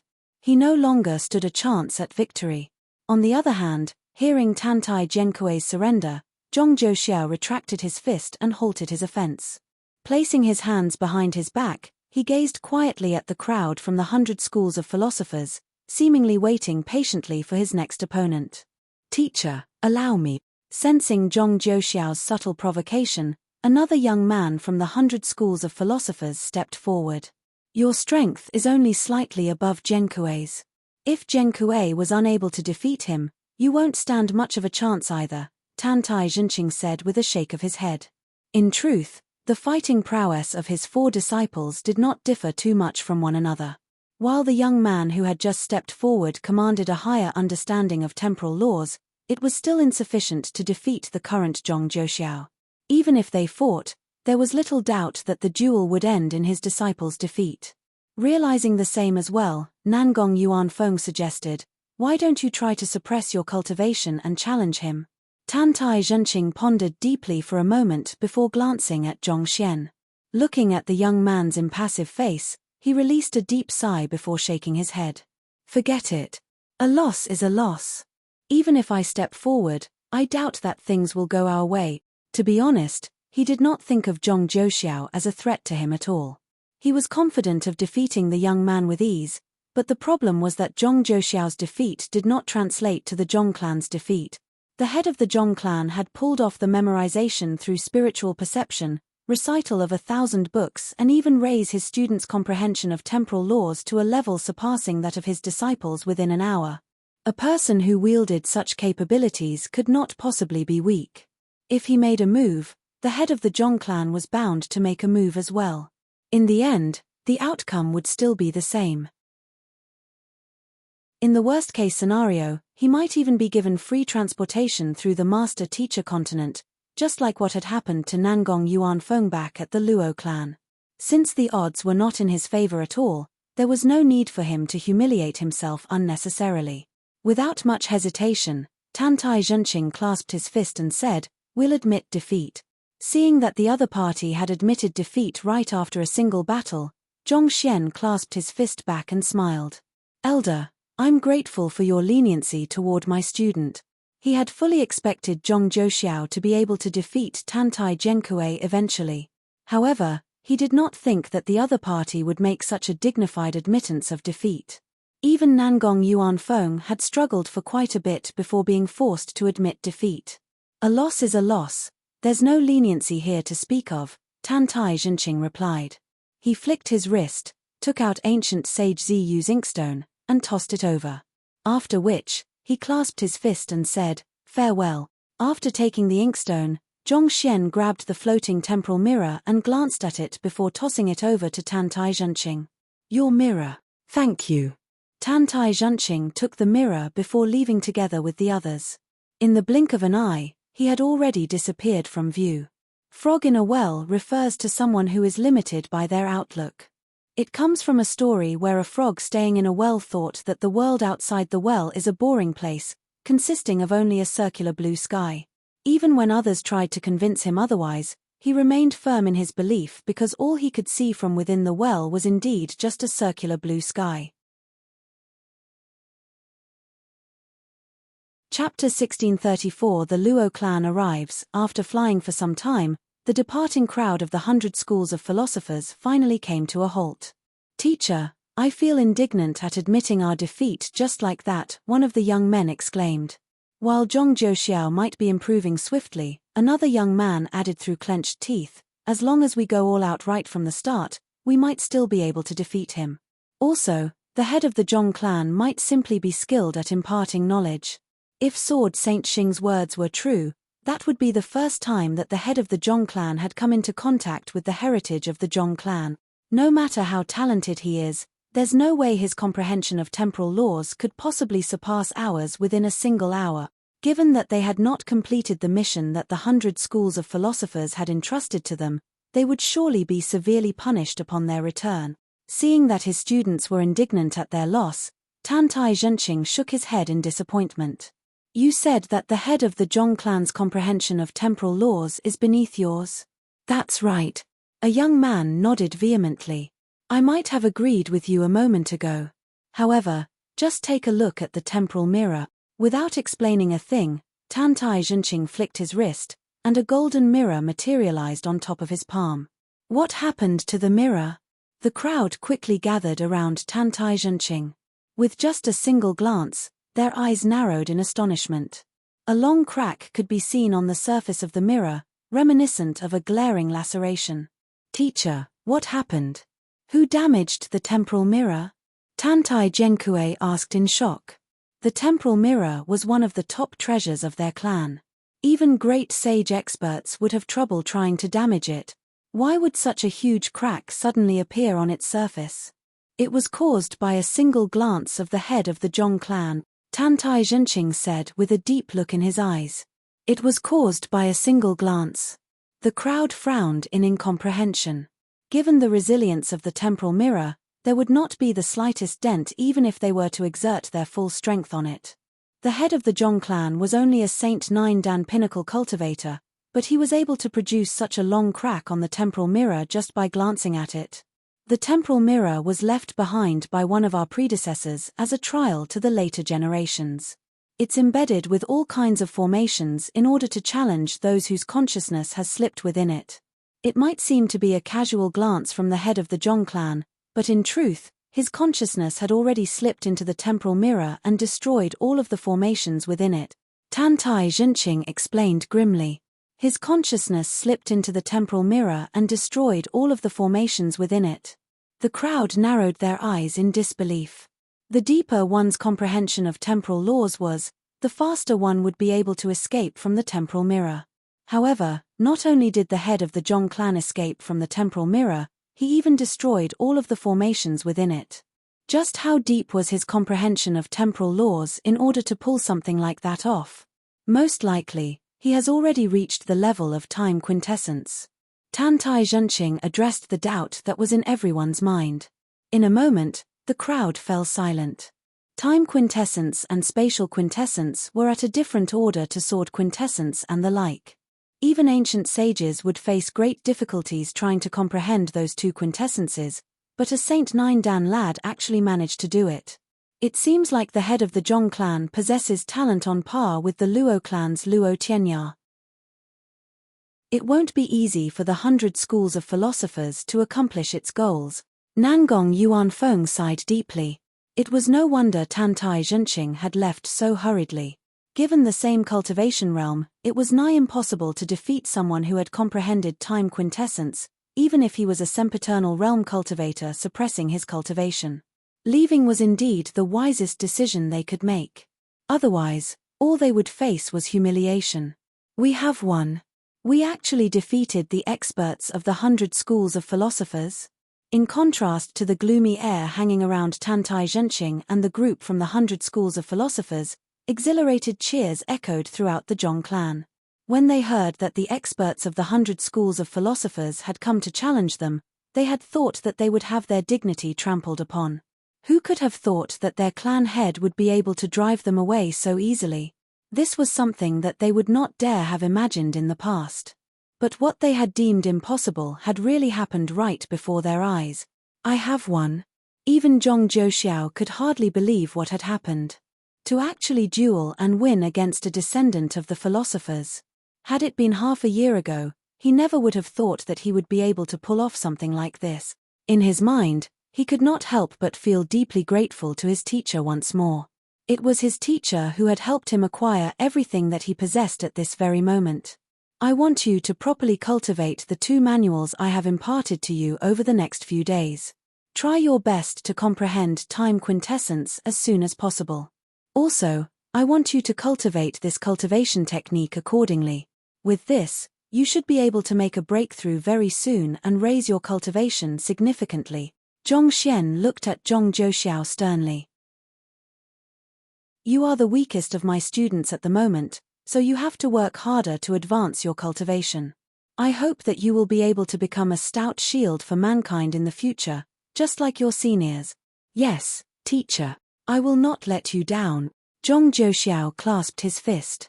Zhong Xian nodded in satisfaction. Following which, he turned his gaze toward the Xingmeng sword saints.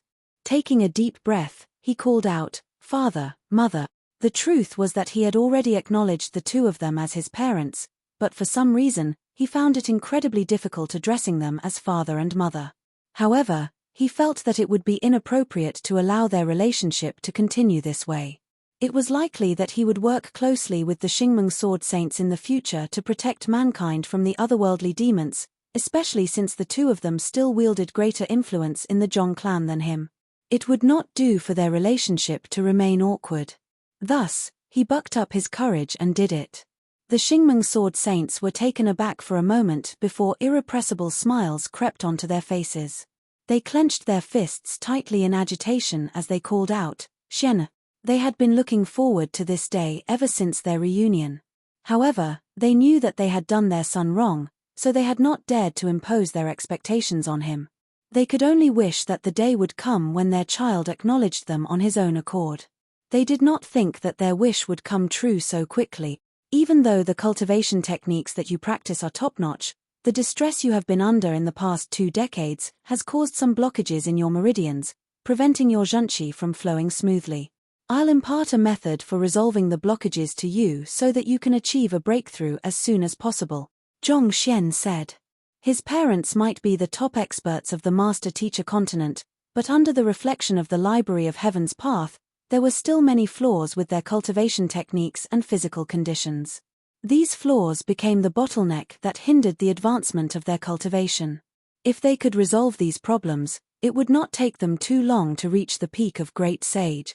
You are going to give us some pointers? Hearing their son's words, the eyebrows of the Xingmeng sword saints shot up in astonishment.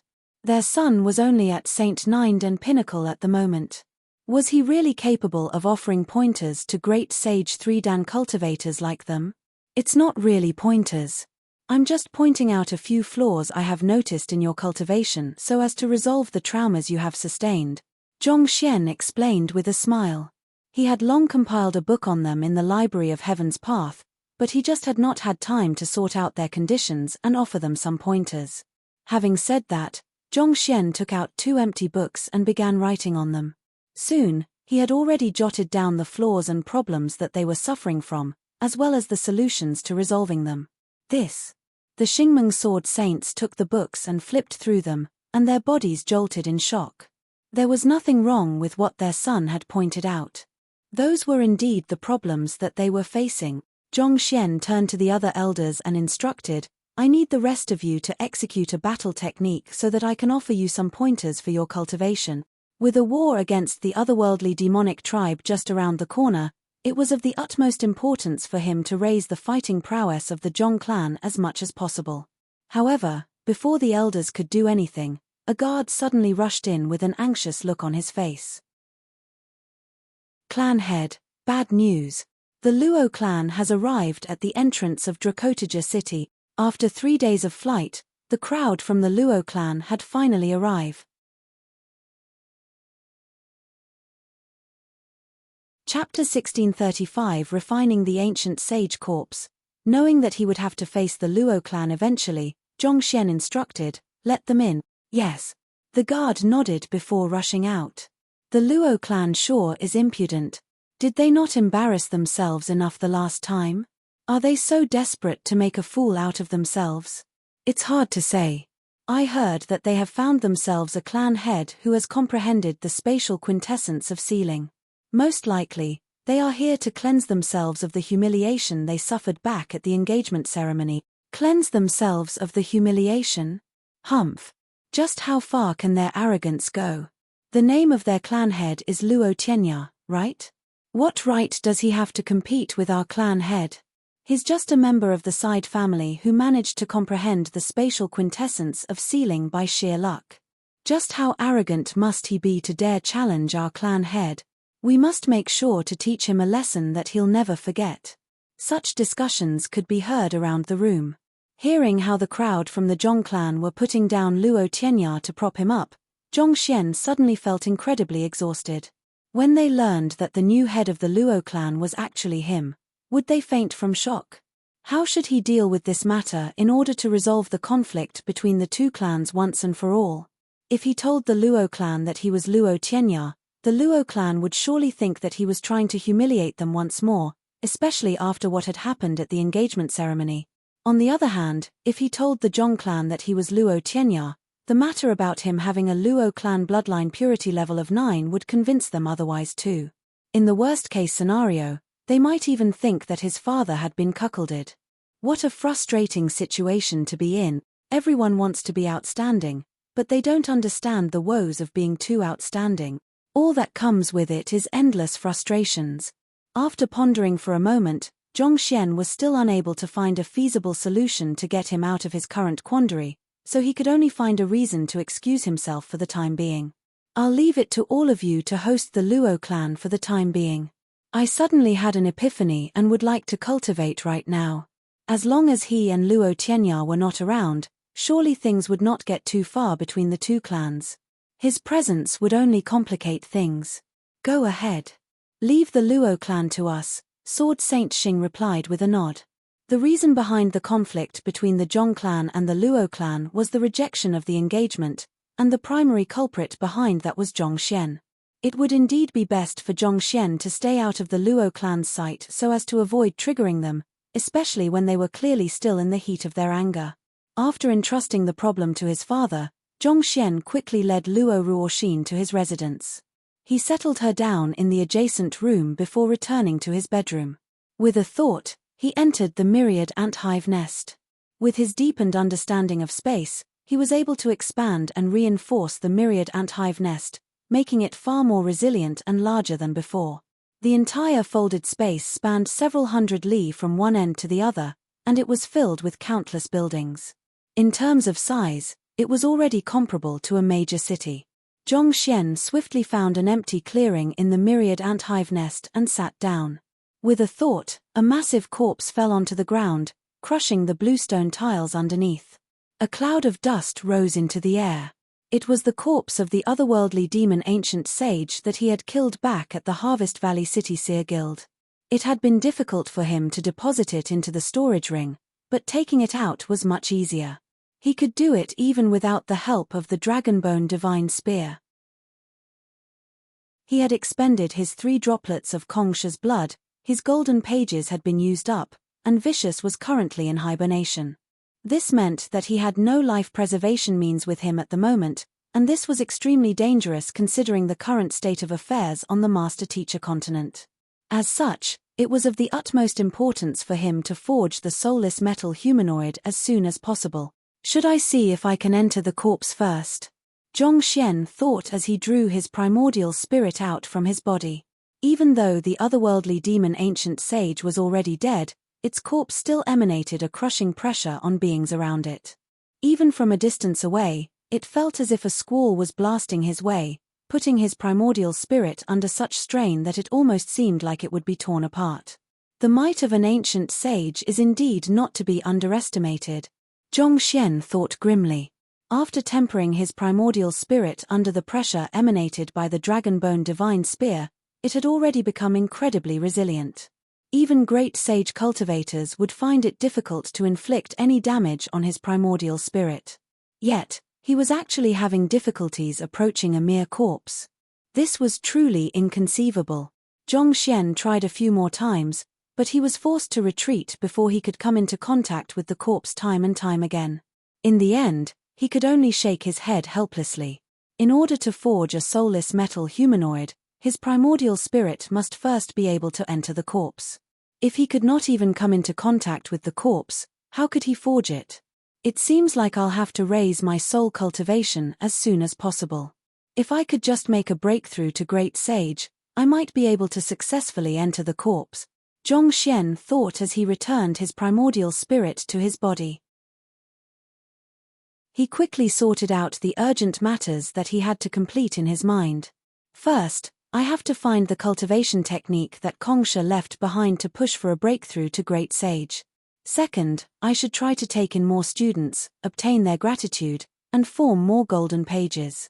Third, I need to push for a breakthrough in my soul cultivation so as to forge this corpse.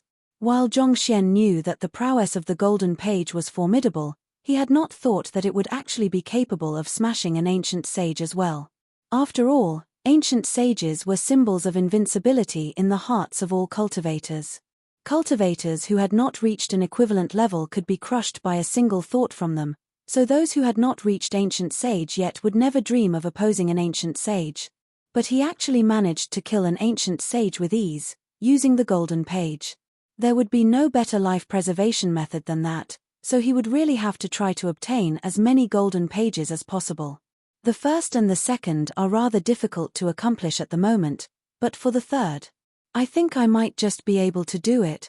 He was not too certain about the circumstances in the Master-Teacher Pavilion at the moment, so it would be particularly dangerous for him to head there, especially since he had lost his trump cards. If those who were in collusion with the otherworldly demonic tribe sabotaged him, he might just lose his life there. Thus, he was not too keen on heading there at the moment. As for the second, as powerful as the golden pages were, the issue was that the formation of the golden pages was an extremely spontaneous process. He had previously deduced that its formation was triggered by the gratitude of his students, but it did not seem to happen for certain every single time. It might be due to the extent of their gratitude or perhaps some other factors, but in any case, it was not safe for him to bank on that. Thus, after some contemplation, it seemed like only the third was within his control at the moment. Having clarified such thoughts, Zhongxian leaped out of the myriad ant-hive nest and left his residence. He found one of the elders of the Zhong clan and instructed, "Bring me to the library." As the clan head, it went without saying that he had the authority to enter the Zhong clan's library freely. He did not have to snoop around like he had done before. 4 hours later, Zhongxian walked out of the library with his head hanging in disappointment.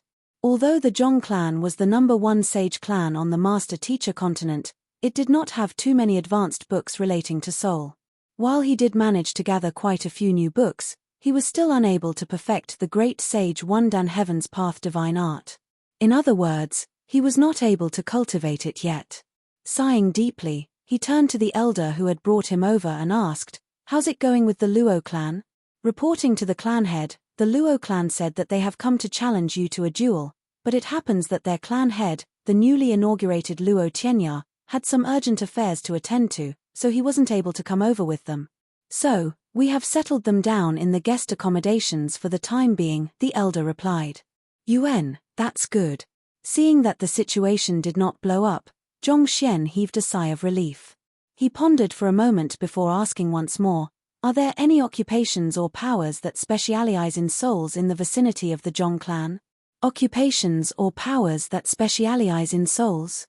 The elder thought deeply for a moment before replying. The Terpsichorean Guild headquarters is located in the Terpsichorean city, roughly 40,000 li away from the Zhong clan. Due to the nature of their occupation, they are quite adept in the topic of soul. However, if we are speaking of the power that commands the deepest understanding of souls, it would indubitably be the Jiang clan of the 3 premier clans. Their predecessors comprehended soul quintessence, and their home base is located half a day's journey away from our Zhong clan. Chapter 1636 Has the Jiang clan betrayed mankind too? The Jiang clan? Zhong Xian pondered for a moment before slapping his forehead in realization. Why didn't he think of that earlier? Of the three premier clans, the Zhong clan was adept in temporal arts, the Luo clan was well versed in spatial arts, and the Jiang clan specialized in soul arts. When the soul oracles were eradicated from the master-teacher continent back then, the heritage of soul cultivation nearly vanished completely. It was the founder of the Jiang clan who stood up at that moment and resuscitated soul cultivation on the master-teacher continent. With his comprehension of the soul quintessence, he created countless formidable soul arts and became one of the strongest experts in his era. Speaking of which, he wasn't completely unacquainted with the Jiang clan either. He had met the head of the Jiang clan, Jiang Fangyu, during the engagement ceremony with the Luo clan. He had also crossed blows with the top prodigy of the Jiang clan, Jiang Feifei, during the Celestial Designer trial while challenging the Tower of Master Teachers back at the Sanctum of Sages too. Just that, he didn't think that the Jiang clan would be located just half a day's journey away from the Zhong clan. Clan head, do you intend to pick up soul-related techniques? The elder asked curiously. I have advanced my cultivation too swiftly in recent days, and that has resulted in instability in my primordial spirit. I was thinking of learning some soul cultivation techniques to reinforce my soul before pushing for higher realms, Zhong Xian replied. Hearing those words, the elder nodded in agreement. Such problems did occur if one were to advance one's cultivation too quickly. The first time their clan head came to the Zhong clan, he was only at Saint Seven Dan Phantasmal Space Realm. Yet, within such a short span of time, he had already reached Saint Nine Dan Pinnacle. That was indubitably a breakneck pace. Of course, the problems from advancing his cultivation so quickly might not be very apparent at the moment, but trying to build upon unstable foundations would indubitably cause him a huge amount of trouble in the future. Learning the clan head's intent, the elder remarked, Our Zhong clan doesn't really have a close relationship with the Jiang clan. However, as fellow premier clans, I don't think the Jiang clan would refuse your request as long as the books you require doesn't violate the privacy of their heritage. Hearing those words, Zhong Xian's eyes lit up in realization. Indeed, he was no longer the nobody he was. Soul arts might have been the most tightly guarded secret of the Jiang clan, but as the head of the Zhong clan, the head of the Sanctum of Sages, and Yangshi's senior, if he were to request to browse through the more superficial soul art manuals in their collection, it was unlikely that they would refuse his request. After bidding the elder farewell, he informed Luo Ruoxin that he would be heading out for a moment before whipping out his dragonbone divine spear to tear open a dimension rift and head off. He had obtained the precise location of the Jiang clan from the elder he had chatted with earlier.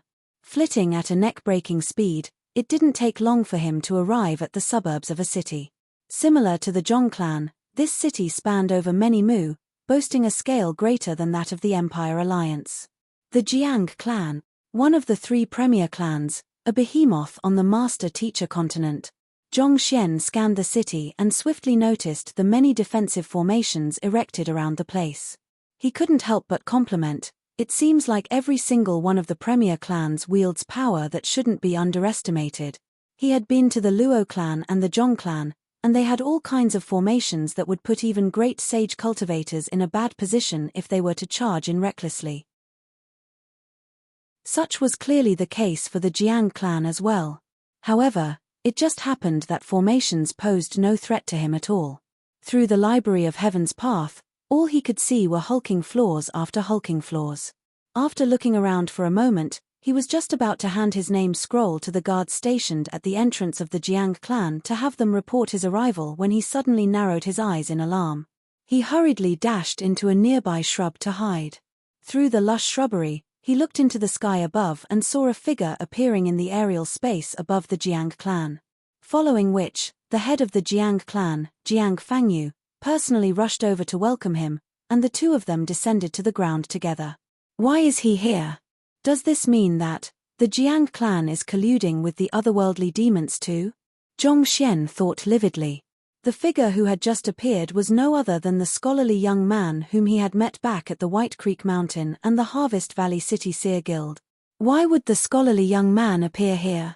The fact that he was personally welcomed by the head of the Jiang clan suggested a peculiar relation between the two of them. Let me take a look.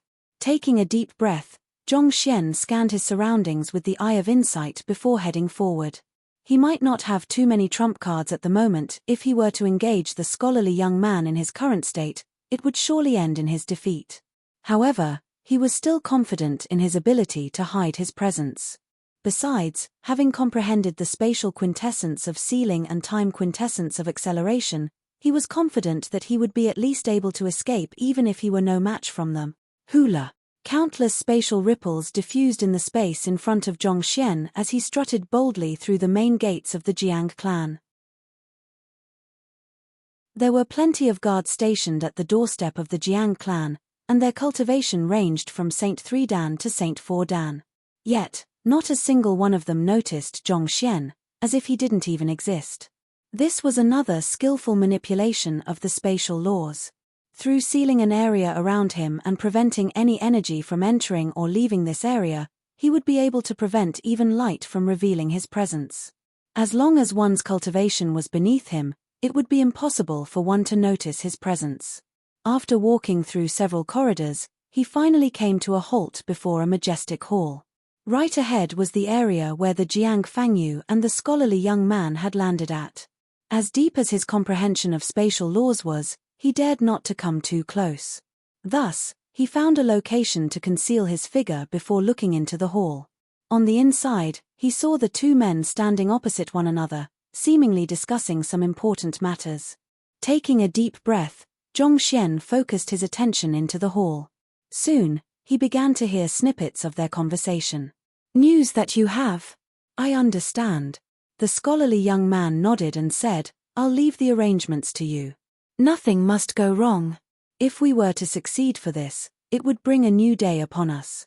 The dreams that we have harbored for many years would finally come to be. Yes, I understand. Jiang Fangyu nodded hurriedly. It's good that you understand. You must take precautions too. The upheaval will be happening very soon, and a huge war will be inevitable. You have to prepare yourselves to make a move at any moment. After saying those words, the scholarly young man shook his head grimly. He quickly bade his farewell before leaving the vicinity. Even as the scholarly young man departed, Zhongxian still dared not to move carelessly. He reined in his aura as tightly as possible while folding the space around him firmly, not daring to allow any leeway in whatever that could possibly betray his presence. As he left, the scholarly young man glanced downward for a moment, but it seemed to just be a sweeping look. It took only a few moments for him to vanish from sight, disappearing in some other direction. Hi.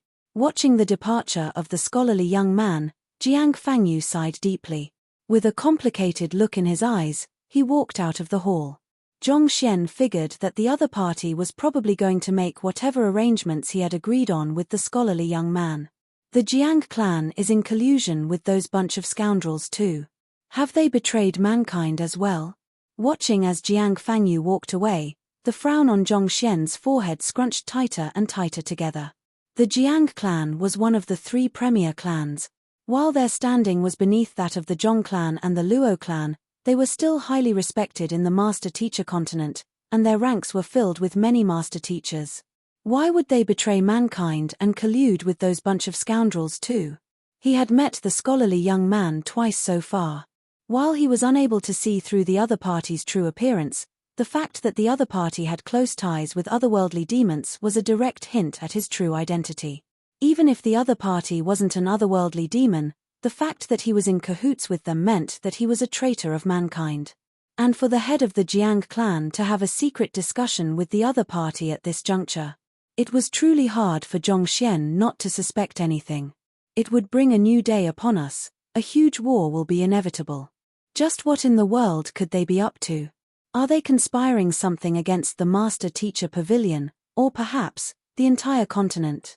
Zhongxian clenched his fists tightly together.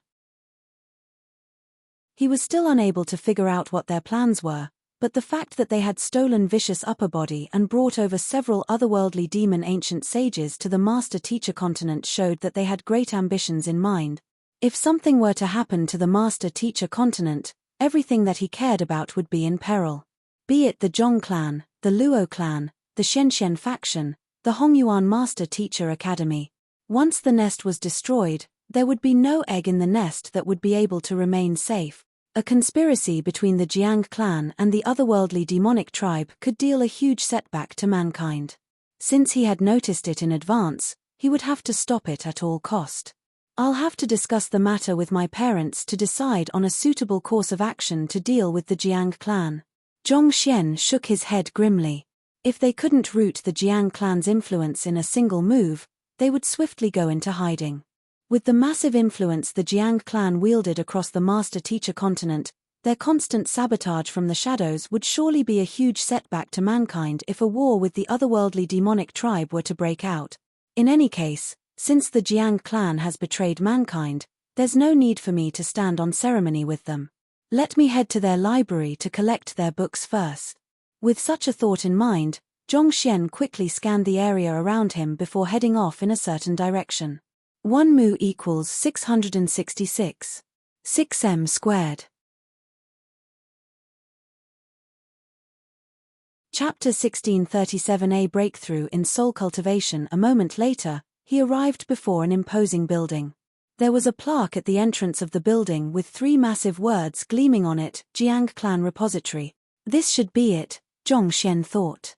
While he had often snuck around to collect books in the past, ever since he became the head of the Hongyuan Master Teacher Academy, he had resolved himself to stop doing so.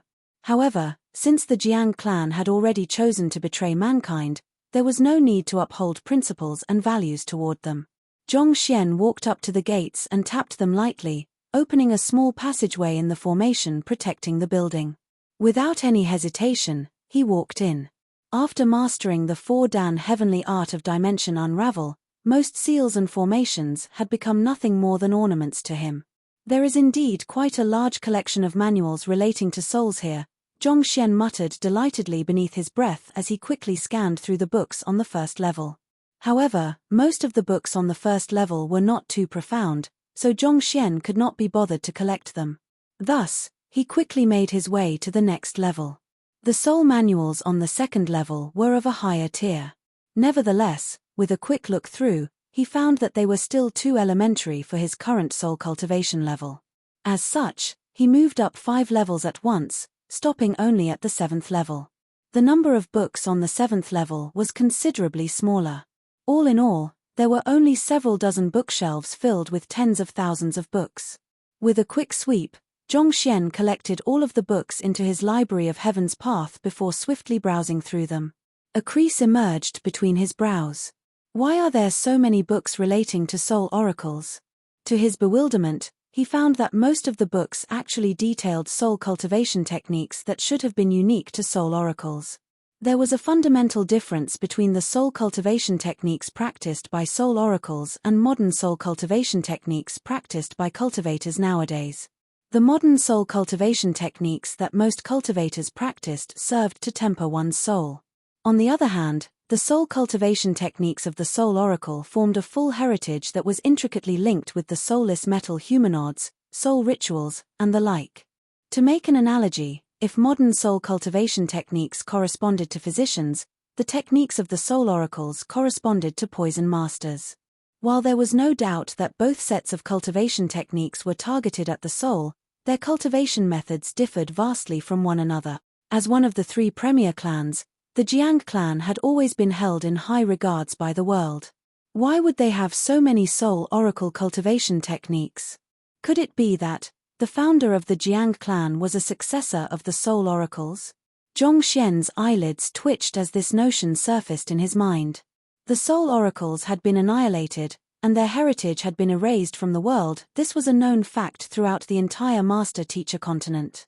Yet, the Jiang clan had actually retained so many manuals regarding the heritage of the soul oracles. It was truly hard to believe that there were no ties between the two. With many doubts in his mind, Zhong Xian moved on to the next floor. There were even fewer books on the 8th level, but most of them still stemmed from the heritage of the soul oracles. If the Jiang clan has its roots from the soul oracle, that could explain why they would choose to betray mankind. Zhong Xian thought with narrowed eyes. The vicious means of the soul oracles formed only a part of the reason that the master-teacher pavilion had decided to annihilate them. More importantly, it was because they had chosen to betray mankind to collude with the otherworldly demonic tribe. There were also many inhumane aspects in the heritage of the Poison Masters, but the master-teacher pavilion had only chosen to isolate them instead of going all out to massacre their forces. If there was no mistake in his deduction, it explained why the Jiang clan had ties with the scholarly young man as well. After collecting the books, Zhongxian proceeded on to the final floor of the Jiang clan repository. There were even fewer books there, just a small handful. With a quick glance, he collected them into the Library of Heaven's Path. Compile. Without much hesitation, he quickly compiled the books that he had collected with the cultivation technique that Lu Chong had passed on to him. 1. 2 books materialized before him in the Library of Heaven's Path. Tapping lightly on the 2 books, Zhongxian's eyes lit up in excitement. I have managed to perfect the soul cultivation techniques for Great Sage 1 Dan Introspective Convalescence Realm and Great Sage 2 Dan Aureate Body Realm. There are still some flaws in the 2 remaining realms, but at the very least, I have managed to resolve most of the issues with them. There was a difference in achieving a breakthrough to Great Sage 1 Dan for one's Zhenqi cultivation and soul cultivation. For Zhenqi cultivation, there was no standard formula that a cultivator could follow to make a breakthrough to Great Sage 1 Dan. As such, one had to slowly figure out a feasible method of doing so. On the other hand, there were no meridians or the like within one's soul. As such, a breakthrough to Great Sage 1 Dan for soul cultivation only required the cultivator to strengthen their soul and enhance their control over their soul energy. I'll push for a breakthrough in my soul cultivation, Zhongxian thought. He quickly set up a barrier in the corner of the room before entering the myriad ant-hive nest. After swiftly finding an empty clearing, he laid out his cultivation resources around the area. Following which, he took a seat on the ground before studying the newly compiled Great Sage 1 Dan Heaven's Path soul art in his mind. Some time later, he drew his primordial spirit out from his glabella. With a grasp of his hand, the cultivation resources flew over to him. Hong Long. The cultivation resources shattered simultaneously, and concentrated spiritual energy gushed into the surroundings. Zhongxian quickly absorbed the spiritual energy into his primordial spirit. He had obtained these cultivation resources from the Luo clan's treasure vault. Putting aside using them to advance his soul cultivation, they would suffice even for a breakthrough in his Zhenqi cultivation to Great Sage 1 Dan. Gone were the days when he had to rely miserably on lightning tribulations to gather the energy required for his breakthrough.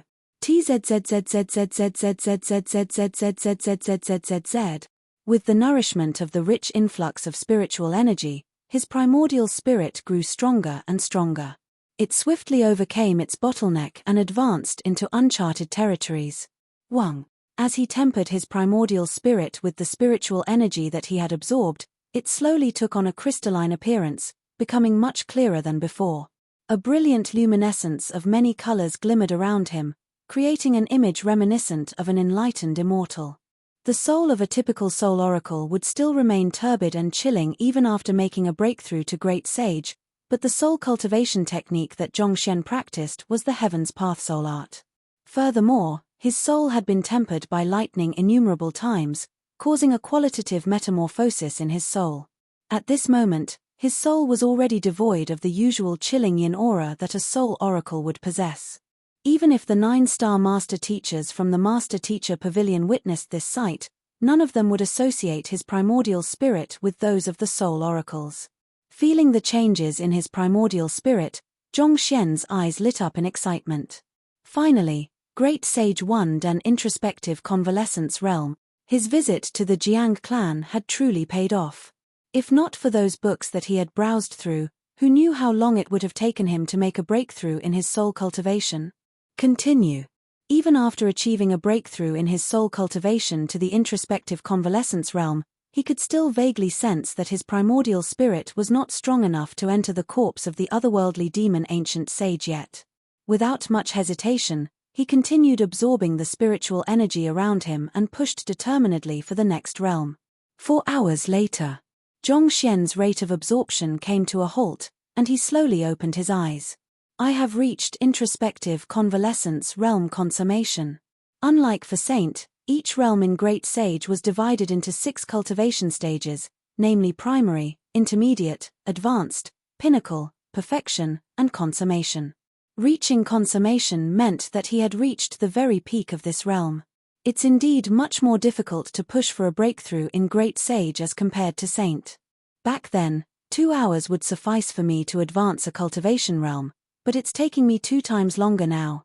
He had never thought that the day would come when he would require 4 hours just to advance his cultivation by an entire realm, and it seemed like it would only become more and more arduous the higher he climbed. He shuddered to imagine that a day would come where he would require an entire day to advance a cultivation realm. How terrifying. Cultivation sure isn't easy. If even a prodigy like me requires 4 hours to advance this far, how much longer would it take other cultivators? Zhongxian shook his head and sighed. Forget it. No matter how exhausting it'll be, I should get this over and done with. I should at least try to reach Aureate body realm consummation before the sun sets. While lamenting how it was getting harder and harder to advance his cultivation, he carried on cultivating. No matter how long it would take him, in order to raise his fighting prowess, he had no choice but to carry on with this incredibly tedious and monotonous task. Who asked him to embark on this arduous path? No matter how exhausted he was, he could only grit his teeth and hang on.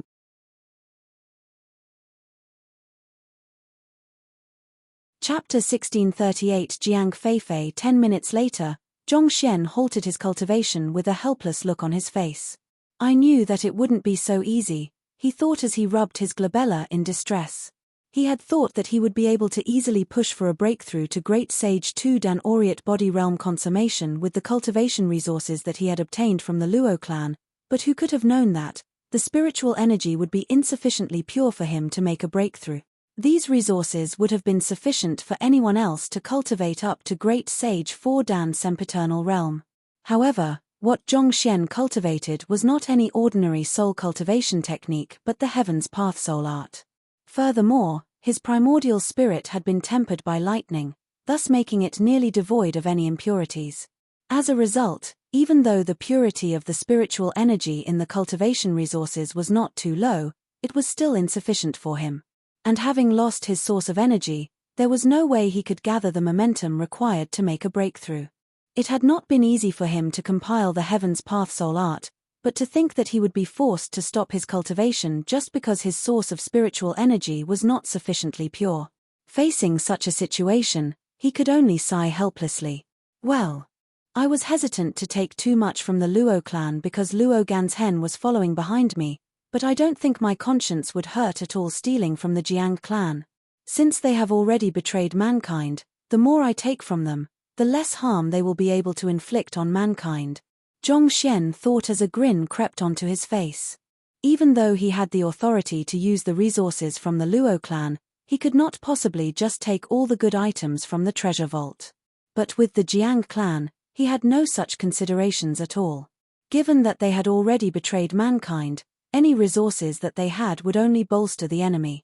Since that was the case, there was no need for him to stand on ceremony with them.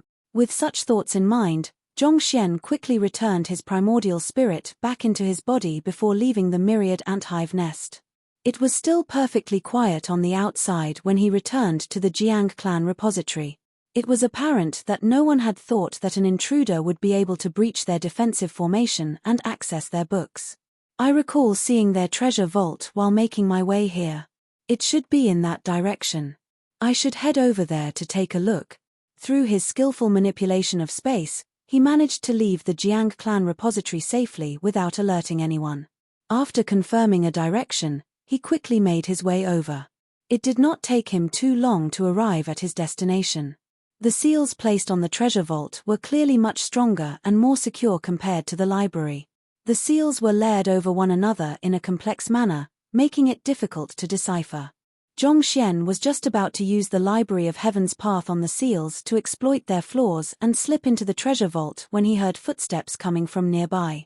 He darted to a remote corner, and with a wave of his hand, he swiftly set up a spatial barrier around him. Right as he was done, he saw two figures walking over. To his surprise, they were familiar faces.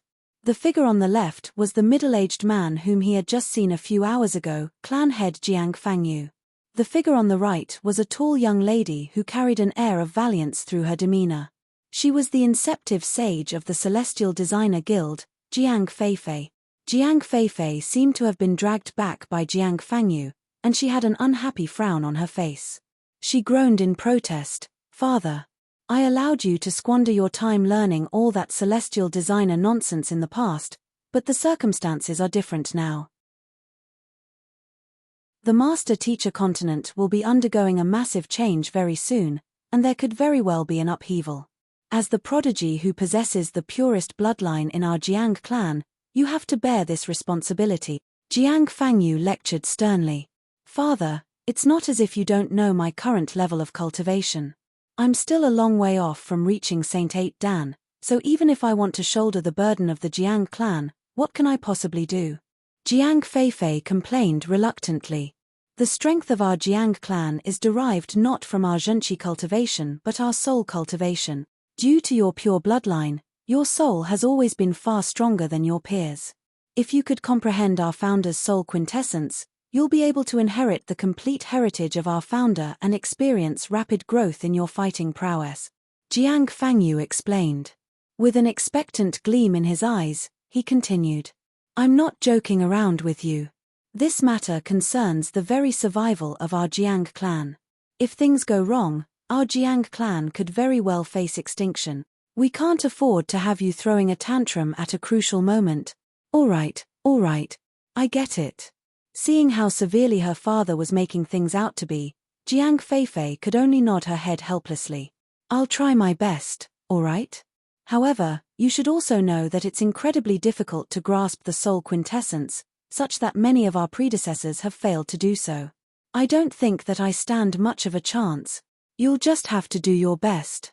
We have just received intelligence that there are hints that suggest that Zhong Xian from the Zhong clan has comprehended the time quintessence, and Luo Tianya from the Luo clan has been confirmed to have comprehended the spatial quintessence. Of the three premier clans, our Jiang clan is the only one that is lagging behind." Jiang Fangyu released a troubled sigh. "That Zhong Xian you speak of is a ridiculously talented prodigy. Despite his young age, he's already the head of the Zhong clan and the Sanctum of Sages. It's no surprise that he was able to comprehend the time quintessence. However, who is that Luo Tianya you spoke of?" Jiang Feifei asked doubtfully. So far, the Luo clan had not officially announced the inauguration of their new clan head. As such, only the top echelons of the Jiang clan were aware of the matter so far.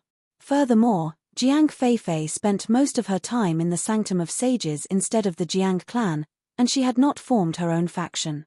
As such, it was inevitable that she would be unaware of this matter. According to the intelligence we have received, Luo Tianya is from the side family of the Luo clan. It seems like he has maintained a low profile in the Luo clan all along, but his sudden comprehension of the spatial quintessence of sealing has brought him into the limelight. After a bloodline test, it was shown that he has a bloodline purity of 9. On top of that, he even defeated the descendants of ancient sage Zirong of the 100 schools of philosophers, Jiang Fangyu explained. Even as he spoke, there was an incredulous look in his eyes. It seemed like he still bore some skepticism toward the existence of this figure who had appeared out of nowhere. But if the matter was true, he really had to say that the Luo clan was really too lucky. It was not too long ago that the Zhong clan had found their missing young prodigy and realized that the latter already wielded astounding influence on the continent, thus causing the reputation of the Zhong clan to soar to new heights. Shortly after that, a person who had comprehended the spatial quintessence of sealing appeared in the Luo clan. Given that their Jiang clan was lagging behind the pack, it was inevitable for Jiang Fangyu to get anxious. Luo Tianya was from the side family of the Luo clan? "Father, why don't you try looking among our side family as well? We might just have some extraordinarily talented clan members who have comprehended the soul quintessence. If you find one, you won't have to worry about finding a successor anymore." Hearing his daughter's words, Jiang Fangyu struck her head furiously and berated, "How in the world did you manage to think of something as ridiculous as that? If even you, a core member of the Jiang clan, are unable to comprehend the soul quintessence, how do you expect those of the side family to do so? Are you dreaming? It's already a miracle in itself for a Luo Tianya to appear in the Luo clan. Do you really think that experts of that caliber can be found that easily? Why are you denying the talents of our side family? If other clans have such formidable prodigies in their side family, we might just have some, too. Jiang Feifei grumbled with a pout. Despite her prodigious talent in soul cultivation, she was not fond of cultivating. Her interests lay in designing, and she was adept in the field as well. Otherwise, she would not have been able to become the inceptive sage of the Celestial Designer Guild. Unfortunately, it was apparent that the Jiang clan would not permit her to pursue her interest. If such a figure truly exists, I'll invite him over right now and hand over the position of clan head to him. Hearing his daughter's words, Jiang Fangyu harumphed impatiently. All right, stop dreaming of the impractical and go in. Your job right now is to sit in front of the Jiang clan's jade hieroglyph and comprehend the soul quintessence as soon as possible. Don't bother thinking about other things. Otherwise, if you fail, in order to ensure that our clan is able to deal with the impending upheaval, we'll have no choice but to betroth you to a stronger power in order to ensure the preservation of our Jiang clan. Hearing that she would be forced to marry if she failed to comprehend the soul quintessence, Jiang Feifei's eyes widened in horror as she hurriedly shook her head. Father, I don't want to marry. This matter isn't up to you anymore. The peril we'll face is far greater than what we have ever been through. I'm afraid that our Jiang clan won't be able to survive this upheaval alone given our current strength. Jiang Fangyu sighed deeply as he gazed at his daughter with a resigned look. However, you don't have to worry. Even if I betroth you to someone else, he will be either Zhongxian of the Zhong clan or Luo Tianya of the Luo clan. In any case, I won't allow any grievances to come upon you. Chapter 1639 The Jiang clan's treasure vault. I don't want to marry that Zhongxian. All he does is to humble brag his strength and crush the confidence of others.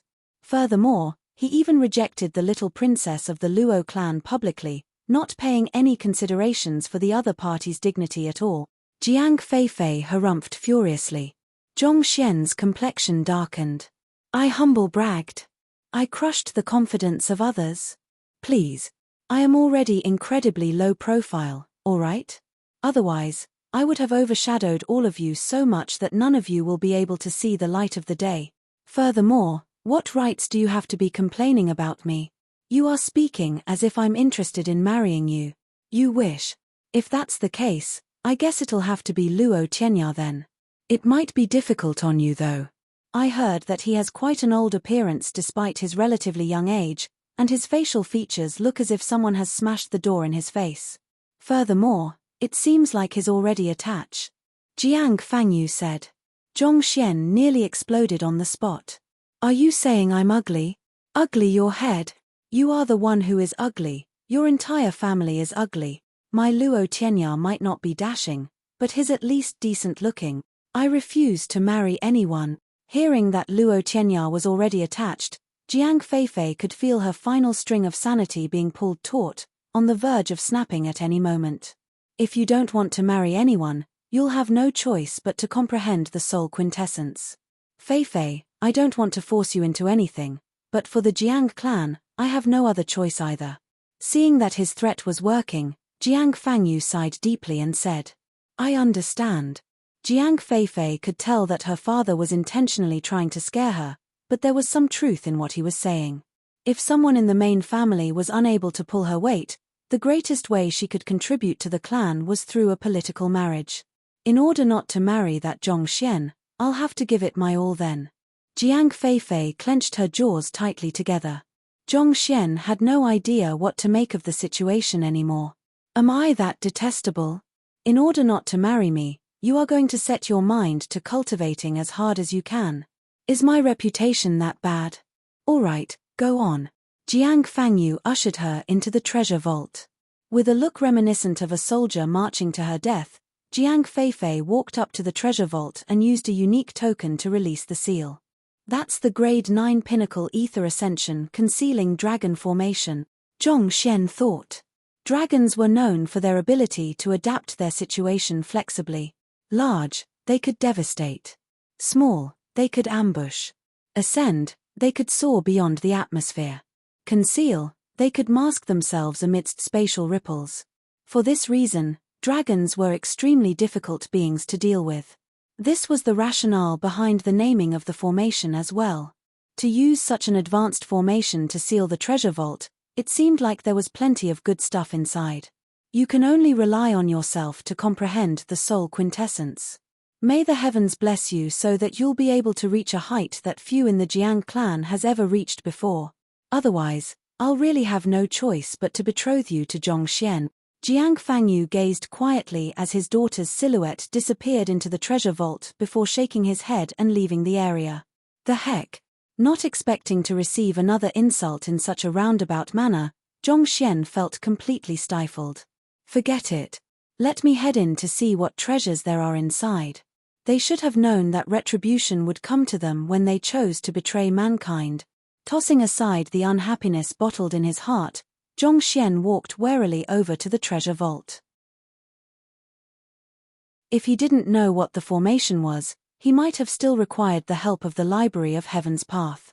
However, he had already seen through the nature of the formation earlier when Jiang Feifei entered. Thus, with just his eye of insight and deep understanding of formations, he could slip past the formation easily and enter the treasure vault. He casually walked around the perimeter of the treasure vault and kicked a few points here and there. After which, he made his way to the area where Jiang Feifei had entered the treasure vault from and walked into the premises too. As soon as he entered the treasure vault, he activated his spatial prowess to seal the space around him, thus preventing others from sensing his presence. Jiang Feifei had just entered the premises not too long ago, and he had no intentions of having a touching reunion with her inside. For one, it would reflect badly on him and the Zhong clan if he were to be found sneaking into the treasure vault of another major power, especially since the treachery of the Jiang clan wasn't revealed yet. Besides, he wouldn't want to alarm the Jiang clan either. Unlike the treasure vault of the Luo clan, where artifacts seemed to be randomly scattered around the area, Zhong Xian found himself standing in the midst of a vast hall. At the very center of the room was a jade wall which spanned roughly several dozen meters in length. He couldn't tell exactly what kind of jade material the wall was made of, but it had a smooth and glistening appearance. Vaguely, he felt spiritual energy pulsating within the jade wall. Jiang Feifei, who had entered a few minutes ahead of him, was standing roughly 10 meters away from the jade wall, staring at the jade wall intently. Her body was trembling non-stop, and cold sweat was pouring down her forehead. There was a massive character inscribed on the jade wall, and it induced an indescribable sensation within one. Just by glancing at the jade wall, Zhong Xian felt a powerful attraction force drawing his primordial spirit in. At the same time, the jade wall was emanating immense pressure, threatening to dissipate one's primordial spirit. It's the hieroglyph of the soul oracles. Zhong Xian narrowed his eyes coldly. It would have been nigh impossible for ordinary cultivators to recognize the massive character inscribed on the jade wall, but having inherited the heritage of the soul oracles, he knew that the character was inscribed using the unique hieroglyph of the soul oracles. So, as a crucial aspect of the heritage of the soul oracles, this hieroglyph harnessed great power over souls. The hieroglyph seems to harness the method to comprehending the soul quintessence. It's probably left behind by the founder of the Jiang clan. Zhong Xian nodded in realization. It was no wonder why Jiang Fangyu had brought his daughter here to comprehend the soul quintessence. The pressure of the hieroglyph would allow one to temper one's soul, and its conception was important in comprehending the soul quintessence. In a sense, it had a similar purpose to the sword character on the wall of the Zhong clan. I'll just leave her to do whatever she wants here. Meanwhile, I'll head to the upper floors to take a look. Zhong Xian had already compiled the books relating to the soul quintessence into a Heaven's Path manual. He was just too busy trying to raise his soul cultivation that he didn't have the time to cultivate it earlier. While the pressure coming from the jade wall would be hard for most cultivators to bear, something of this extent wasn't enough to faze him anymore. Besides, his purpose here was not to cultivate but to find suitable cultivation resources to support his soul cultivation. He didn't have the leisure to be wasting time here. The layout of the second floor was vastly different from the first floor. Many shelves were placed in neat rows in the room, and countless treasures were placed neatly on them. It seems like the wealth of the Jiang clan doesn't pale in comparison to the Luo clan at all. Zhong Xian chuckled softly as he looked at the treasures laid before him with glowing eyes. Since he had already gone through the trouble to make his way in here, he wouldn't hold back with the Jiang clan. Without any regards to whether they were valuable or not, Zhong Xian extended his spiritual perception across all of the shelves on the second floor. Keep. Hula. All of the treasures on this floor were kept into his storage ring. With a gleeful smile, Zhong Xian skipped his way joyfully up to the third floor. Were it to be any other power, no matter how much the treasures they had moved him, he would have made sure to hold himself back. After all, he was a master teacher. He had his own dignity and pride to uphold. Well, it was a different story regarding books. What was the use of knowledge if it was just going to be kept in a musky library, not effectively utilized to bring prosperity to the world? Besides, he had only compiled copies of them in the Library of Heaven's Path. It was not as if he had taken the physical copy of the book. So, it couldn't be considered as stealing. Probably. However, it was a different thing if he were to take their material possession. That was an act frowned upon by all master teachers worldwide. However, it would be a different matter if the person he was stealing from was a traitor of mankind. That would be equivalent to depriving the enemies of their resources, and it was considered as a heroic deed. The treasures on the third floor were clearly much more valuable than those on the second floor. Zhong Xian swiftly swept them into his storage ring before heading up. The same happened for the fourth floor, the fifth floor, the sixth floor. Very soon, he arrived at the highest floor, the ninth floor. Compared to the floors beneath, the ninth floor appeared particularly empty. There was nothing except for a stone platform roughly half a kai wide, and a seal floating directly above of it. Zhong Xian couldn't discern what the seal was, but its very presence exerted tremendous pressure on his primordial spirit.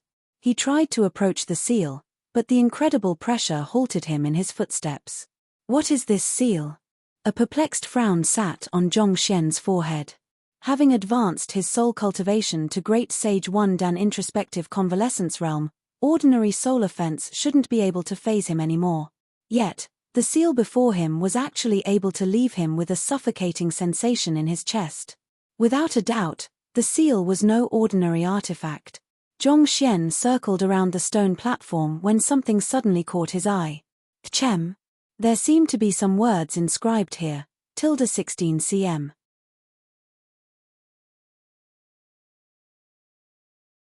Chapter 1640 Comprehending the Soul Quintessence. There were a few words inscribed on a certain side of the stone platform. These words were written with the hieroglyphs of the soul oracles, and they induced an uncanny feeling when viewed from afar. Grasp the quintessence and seize the seal of souls. Zhong Xian was able to decipher the meaning of the hieroglyphs on the stone platform. Through the soul oracle manuals that he had acquired from Mo Hunsheng, he was able to achieve a decent level of proficiency in the language. The seal floating on top must be the seal of souls. I can't really tell what tier it is, but it seems to be a rather powerful artifact, Zhong Xian thought. He could not tell exactly what tier the seal of souls was, but just from the fact that it could halt him in his footsteps and prevent him from approaching it, it was likely to be at least at the level of ancient sage Ziyu's inkstone. I have to take it. Otherwise, many master teachers will likely lose their lives to this artifact. Judging from the close relations between Jiang Fangyu and the scholarly young man, there was little question to whom the Jiang clan would side with should a war break out. The stronger the artifacts of the Jiang clan were, the greater the damage they would cause. He did not have the ability to deal with the Jiang clan at the moment, so all he could do was try to weaken them as much as he could. Let me give it a try. Taking a deep breath, he attempted to walk over to the seal. However, barely after taking 2 steps, his perspiration was already trickling profusely down his body. It felt as if countless needles were piercing relentlessly into his primordial spirit, making it hard for him to push on. This won't do. My soul won't be able to take it if I force my way forward. Zhongxian hurriedly retreated a few steps from the seal in order to alleviate the pressure on his primordial spirit. It seemed like it was indeed beyond his current capabilities to claim the Seal of Souls. Since that's the case, perhaps I should try doing as the stone platform says. It says that I would be able to take the seal away by comprehending the soul quintessence. Let me give it a try. Zhongxian pondered for a moment, but no better ideas came to mind. Thus, he decided to go along with the instructions inscribed on the stone platform. In any case, it was just a matter of time before he would have to cultivate the soul quintessence, and it was likely to augment his fighting prowess significantly as well. His initial plan was to take away the treasures of the Jiang clan first and head to a safe place before cultivating the soul quintessence, but it seemed like he needed a change of plans right now. Standing on the spot, Zhongxian immersed himself in the Library of Heaven's Path and retrieved the compiled Heaven's Path manual to comprehending the soul quintessence. Touching the manual, he felt knowledge flowing into his mind. Gradually, his understanding of souls deepened. The reason he was able to grasp the spatial quintessence of sealing so swiftly was because he had already cultivated the 3-dan heavenly art of dimension unravel. All he had to do was cultivate the 4th dan of the technique, so it did not take him too long. It was apparent that he had taken significantly more time to comprehend the time quintessence, but it still took less than an hour. As for comprehending the soul quintessence, he did have a strong understanding of souls, and his soul was extraordinarily powerful. In just 10 breaths, he had already opened his eyes once more. Vortices suddenly formed within his eyes, dizzying those who dared peer into them. After cultivating diligently for 10 breaths, he had already successfully comprehended the Jiang clan's soul quintessence. If he fought with someone, his soul energy would become a powerful offensive option for him. At the same time, submission of the predecessors. Someone has managed to comprehend the soul quintessence. Standing in the midst of the ancestral hall, Jiang Fengyou's face reddened in excitement as he watched the phenomenon occurring around him. This is wonderful. Wonderful. I never thought that the lass would actually be able to comprehend the soul quintessence so quickly. It was just a moment ago that he sent his daughter over to comprehend the time quintessence when this phenomenon occurred a moment later. Naturally, it stood to reason that the one who had comprehended the soul quintessence was his daughter. The heavens are truly looking after our Jiang clan. With this, the fighting prowess of our Jiang clan will be significantly bolstered. As long as she inherits the heritage of our founder, even when an upheaval happens, our Jiang clan will still have the strength to protect itself. Jiang Fengyou's tensed body visibly loosened up significantly as he heaved a sigh of relief. After hearing the news from the scholarly young man, he had been unable to calm himself. However, upon knowing that there would be someone whom he could count on to protect the Jiang clan, his heart was finally at ease. The individual who had comprehended the soul quintessence would be able to wield the Seal of Souls. Even if they did not mobilize the ancient sage of their clan, they would still be able to handle most crises by themselves. You can all start preparing for the clan head inauguration ceremony. I'll go take a look at Fei Fei. Suppressing the glee in his heart, Jiang Fengyou instructed the elders behind him before heading out. Yes, clan head. The elders also quickly left the ancestral hall with proud looks on their faces. The Zhong clan had Zhongxian, and the Luo clan had Luo Tianya. They had been worrying that their Jiang clan would be doomed to lag behind the other 2 premier clans, but who could have thought that Fei Fei would successfully make a breakthrough at this juncture? As expected, the talents of their Jiang clan did not lose out to anyone at all. It took around 10 breaths for Jiang Fengyou to rush into the treasure vault. The moment that he entered the hall on the 1st floor, he saw a young lady standing 10 meters away from a jade wall. She was still sweating profusely, unable to walk any closer to the jade wall at all. Taken aback by what he was seeing, Jiang Fengyou hurriedly rushed up to her and asked, "Fei Fei, what's wrong?" One who had comprehended the soul quintessence should be able to remain unfazed against the pressure of the jade wall, but why did it seem like his daughter was still unable to withstand the pressure? "Father, you can rest easy. I'll try my best to achieve a breakthrough as soon as possible." Seeing how her father was still worried despite the reassurances she had given him, even going to the extent of checking on her after just a few minutes, Jiang Feifei could not help but feel a little irritated. You haven't comprehended the soul quintessence yet? As if struck by lightning, Jiang Fengyou's body stiffened in disbelief. He could not understand what was happening. It hasn't even been 10 minutes since I came here. How could I have comprehended the soul quintessence so quickly? Jiang Feifei was rendered speechless. Had her father lost his mind? If it was that easy to comprehend the soul quintessence, she would have already comprehended it long ago. She would not have dragged it out until then. But Jiang Fengyou's body trembled weakly. His mind could hardly keep up with the happenings, and he nearly fainted on the spot. He had thought that the person who had just achieved a breakthrough and comprehended the soul quintessence was his own daughter. However, if it was not his daughter, who else could it be? Noticing the look on her father's face, Jiang Feifei realized that something was amiss. She quickly stepped away from the jade wall before asking her father doubtfully, "What's wrong? Did something happen? After I parted from you, I went straight to the ancestral hall. Just a minute ago, the submission of the predecessor's phenomenon occurred, so I thought that you were the one who had made a breakthrough." Jiang Fengyou explained. It wasn't me. Coming to understand the reason behind her father's behavior, Jiang Feifei was a little startled as well. Could it be that a member of the Side family has comprehended the soul quintessence, similar to Luo Tianya? Side family. How can our Side family be that formidable? Jiang Fengyou did not think it likely to be the case. With a deep frown on his forehead, he mulled deeply over the matter, but he was still unable to figure out what was going on. Shaking his head helplessly, he turned to his daughter and asked, "Did you notice anything amiss while you were cultivating here?" Jiang Feifei thought for a moment before shaking her head. No, I didn't notice anything at all. She had been completely absorbed in trying to comprehend the soul quintessence, so she had not noticed any anomaly at all. To be able to trigger the submission of the predecessors, the person who has comprehended the soul quintessence has to be our clan member. Otherwise, there's no way he could possibly pull this off. However, is it really possible for anyone to make a breakthrough without the jade hieroglyph? Jiang Fengyou frowned in incomprehension.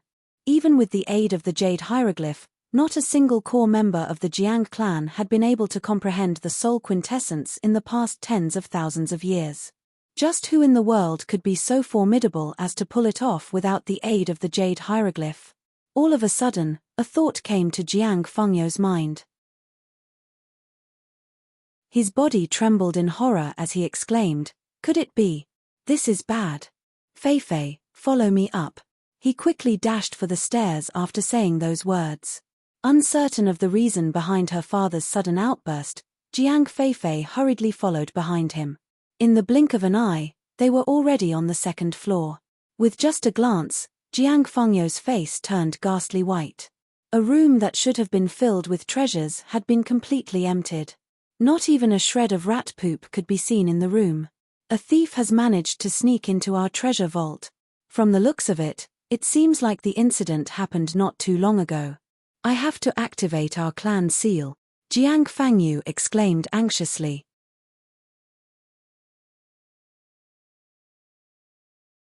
Chapter 1641 Who are you? Hula. Right after those words were spoken, a jade token flew forth from Jiang Fengyou's palm. It floated out of the window of the treasure vault, and the next moment, the surroundings seemed to suddenly come to life. An overwhelming aura suddenly shrouded the entire area. With Jiang Fengyou's eye of discernment, he could tell that the treasures had not been taken too long ago. With a swift calculation, he deduced that it was likely that the thief had not managed to escape from the treasure vault yet. As long as he sealed the area with the formation and combed the entire treasure vault carefully, he would surely be able to weed that darned thief out. After sealing the area, the two of them moved on to the third floor. Seeing that the third floor had been emptied as well, Jiang Fengyou's eyebrows twitched in trepidation. His chest felt so stifled that it seemed as if it would blow up very soon. This was the fortune that the Jiang clan had accumulated with difficulty over the past tens of thousands of years. To dare steal their entire wealth. Wait till I catch you. I swear that I'll shred you into pieces. Exhaling a mouthful of turbid gas, Zhongxian stood up. It's done. Wrapping his body with his soul energy, he walked to the stone platform at the center. As expected, the pressure from before had lowered to a level that he could endure. He took a few steps forward and grabbed the seal floating atop the stone platform. Hula! To his surprise, his hand slipped right past the seal, leaving him to grab at thin air. What? Does this mean that the seal is fake? Zhong Xian was taken aback. Due to the immense pressure emanated by the seal, he thought that it was an artifact that was at least on par with ancient sage Ziyu's inkstone. Yet, he was not able to touch it at all. Could this be an illusion? If only he had known that this would happen, he never would have wasted his effort cultivating the soul quintessence. That was 10 breaths that he had wasted there. Just as Zhong Xian was about to leave the room in disappointment, a thought flashed across his mind. Wait a moment, this artifact is called the Seal of Souls, right? Could it be that it can only be grasped by a soul? He was certain that he had felt the pressure from the seal on his soul. There was no way to fake that. Since the pressure was real, it did not make much sense for the artifact to be a mere illusion. Yet, he was still unable to grasp it with his hands. Since that was the case, could it be that the seal was simply intangible in form, reminiscent of a soul? If that was the case, he would only be able to grasp it with his primordial spirit. Thus, Zhong Xian took a seat on the floor and drew his primordial spirit out from his glabella. With a sweep of his hand, he felt a cooling sensation rippling across his primordial spirit as he grabbed something tangible. He immediately knew that his deduction was right, and his eyes lit up in excitement. He quickly closed his grip on the item and attempted to pull it out. Voila! He nearly fell to the ground while trying to do so. Heavy. Zhong Xian narrowed his eyes in surprise. While the seal might not have looked big, it felt even heavier than an entire mountain. With his introspective convalescence realm soul cultivation, he was still unable to pick it up in his unprepared state. Let me see just how heavy it is, Zhong Xian thought as he took in a deep breath. He gathered his strength and attempted to lift the seal once more. Hong long long. The seal slowly rose up as innumerable surges of spiritual energy swiftly gathered around the seal. Following which, the treasure vault beneath his feet began shaking non-stop. It was as if the seal served as to contain the fortune within this building, and taking away the seal spelled the collapse of the entire building. This is bad. Someone is on the top floor. On a floor below, Jiang Fangyu felt the shaking of the entire treasure vault, and his face turned incredibly livid. Knowing that there was no time to waste, he hurriedly rushed up the stairs. Knowing that the shaking treasure vault would surely draw people over, Zhong Xian knew that it was unsafe to remain in the area. Thus, he quickly kept the Seal of Souls into his storage ring. While the entire treasure vault had shaken intensely as he took away the seal, it did not collapse as he had expected. Heaving a sigh of relief, Zhong Xian returned his primordial spirit to his body, and just as he was about to leave, he heard footsteps sounding below. Someone was rushing over. So fast. Zhong Xian narrowed his eyes in alarm. With a flick of his hand, he swiftly distorted the space around him, causing his body to vanish from view. Hula! The next instant, Jiang Fangyu and Jiang Feifei rushed into the room. Looking at the empty stone platform, Jiang Fangyu nearly lost his mind.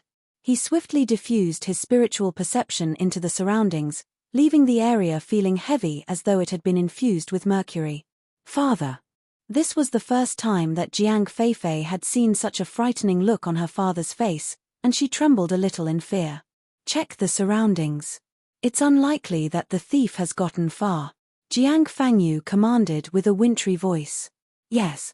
Jiang Feifei nodded and rushed down the stairs. Right after the young lady left the area, Jiang Fangyu walked up to the stone platform and stroked its smooth surface lightly, seemingly unable to believe that someone had actually managed to rob the Seal of Souls. With twitching cheeks, he growled in anger, just which ** could it be? Before finishing his words, he abruptly turned around and thrust his finger toward an empty corner of the room. This wily fox. Seeing a finger art darting in his direction, Zhong Xian could not be bothered with concealing himself anymore. He hurriedly leaped away to dodge the attack. It was one thing for Jiang Fengyu's strength to be on par with Sword Saint Xing and the others, but more importantly, he possessed an extraordinarily powerful soul as well. In truth, He had already noticed Zhong Xian when he scanned the area with his spiritual perception earlier. However, he had chosen to feign ignorance in a bid to make the other party lower his guard. Sila. An attack harnessing the burning rage of a great sage expert, Jiang Fengyo's finger art tore Zhong Xian's spatial barrier apart. Realizing that he would not make it in time to dodge the attack, Zhong Xian's goosebumps rose in astonishment. Activate. Knowing that there was no way he would be able to survive if he got into a direct confrontation with Jiang Fengyu, he immediately ignited the Zhong clan blood essence within his body. In an instant, time seemed to have slowed down. The finger that he could hardly see earlier seemed to have frozen in midair, and the other party's infuriated expression appeared in high definition before him. Sensing the incredible might pulsating around him, Zhong Xian felt his hairs stand on end. He's too powerful. Even with time acceleration, I won't be able to last too long against him. The last time he saw Jiang Fengyu, the latter still had a smile on his face. Who could have thought that he would wield such frightening strength? This was especially so given the powerful soul pressure that he was constantly emanating. Even when tapping into the Zhong clan's bloodline ability, Zhong Xian knew that he would not be able to last too long. At the same time, his spatial barrier would not be of much use either. When a soul was too powerful, it would be able to suppress time and space. In the end, the problem was that his cultivation was simply too low. If the both of them had been at the same cultivation realm, Zhong Xian would have been able to stroll leisurely before Jiang Fengyu without drawing his attention at all. Knowing that he was no match for Jiang Fengyu in his current state, Zhong Xian unhesitatingly dashed out of the room. Voila! But before he could even get too far away, Jiang Fengyu's finger art broke Zhong Xian's time acceleration before shattering the spatial barrier that he had set up. The shockwave from the collision exploded into the surroundings and struck Zhong Xian's back. A sweet sensation welled up at the back of his throat, and he nearly spurted blood. "Are you from the Zhong clan, or are you from the Luo clan?" Jiang Fengyu asked with an utterly cold voice. That scoundrel had been hiding in the midst of a spatial barrier earlier, but upon realizing that his hiding spot had been exposed, he immediately utilized the power of time to flee. As a result of that, he had failed to even catch the other party's appearance. To think that there was a person in the world who would have comprehended both the spatial quintessence and the time quintessence. Who in the world was the other party? Hula. Paying no heed to Jiang Fengyu's questions, Zhong Xian immediately darted for the windows. What was he to do after ravaging the other party's treasure vault if not flee? Was he supposed to wait for the other party to serve him tea? Seeing that the thief was intending to escape from the treasure vault, Jiang Fengyu bellowed furiously, "Where do you think you're going?" "TSS La." His soul energy rippled outward and shrouded the treasure vault swiftly, forming a massive barrier. But barely after Jiang Fengyu formed the barrier, the enemy's deep voice echoed in the air. "Break." Following which, the barrier formed of soul energy shattered apart. "This is soul quintessence. Why you? Who in the world are you?" Jiang Fengyu was startled.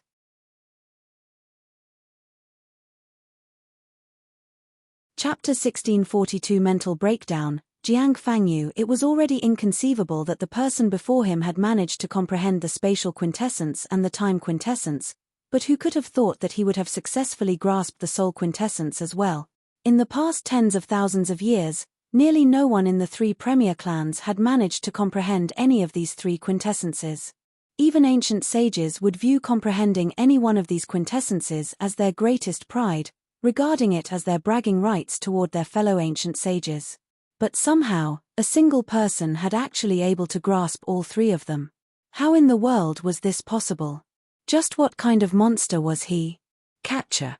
In Jiang Fengyu's moment of shock, the thief had already broken through the windows of the treasure vault, ready to escape at any moment. "Do you think that I'll allow you to escape after emptying our Jiang clan's treasure vault? You are really taking me too lightly." With a face reddened with rage, Jiang Fengyu pushed his foot forcefully against the ground and leaped out of the window as well. Raising his right hand, he swiped forward ferociously. Hong Long.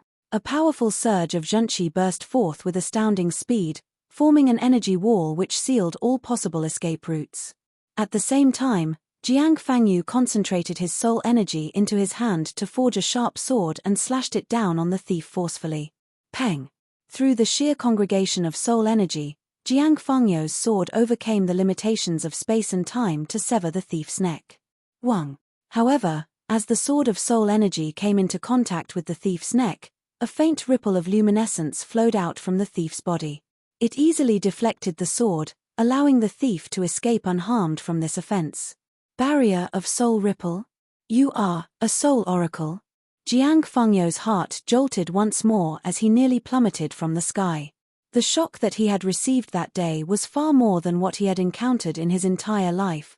Barrier of soul ripple was a battle technique unique to the soul oracles. By wrapping one's body with flowing soul energy, one would be able to deflect most soul offenses. It was a technique which only the most authentic soul oracles were able to pull off. Even Jiang Fangyu wasn't capable enough to execute it. On top of comprehending the time, spatial, and soul quintessences, the thief was actually a soul oracle too.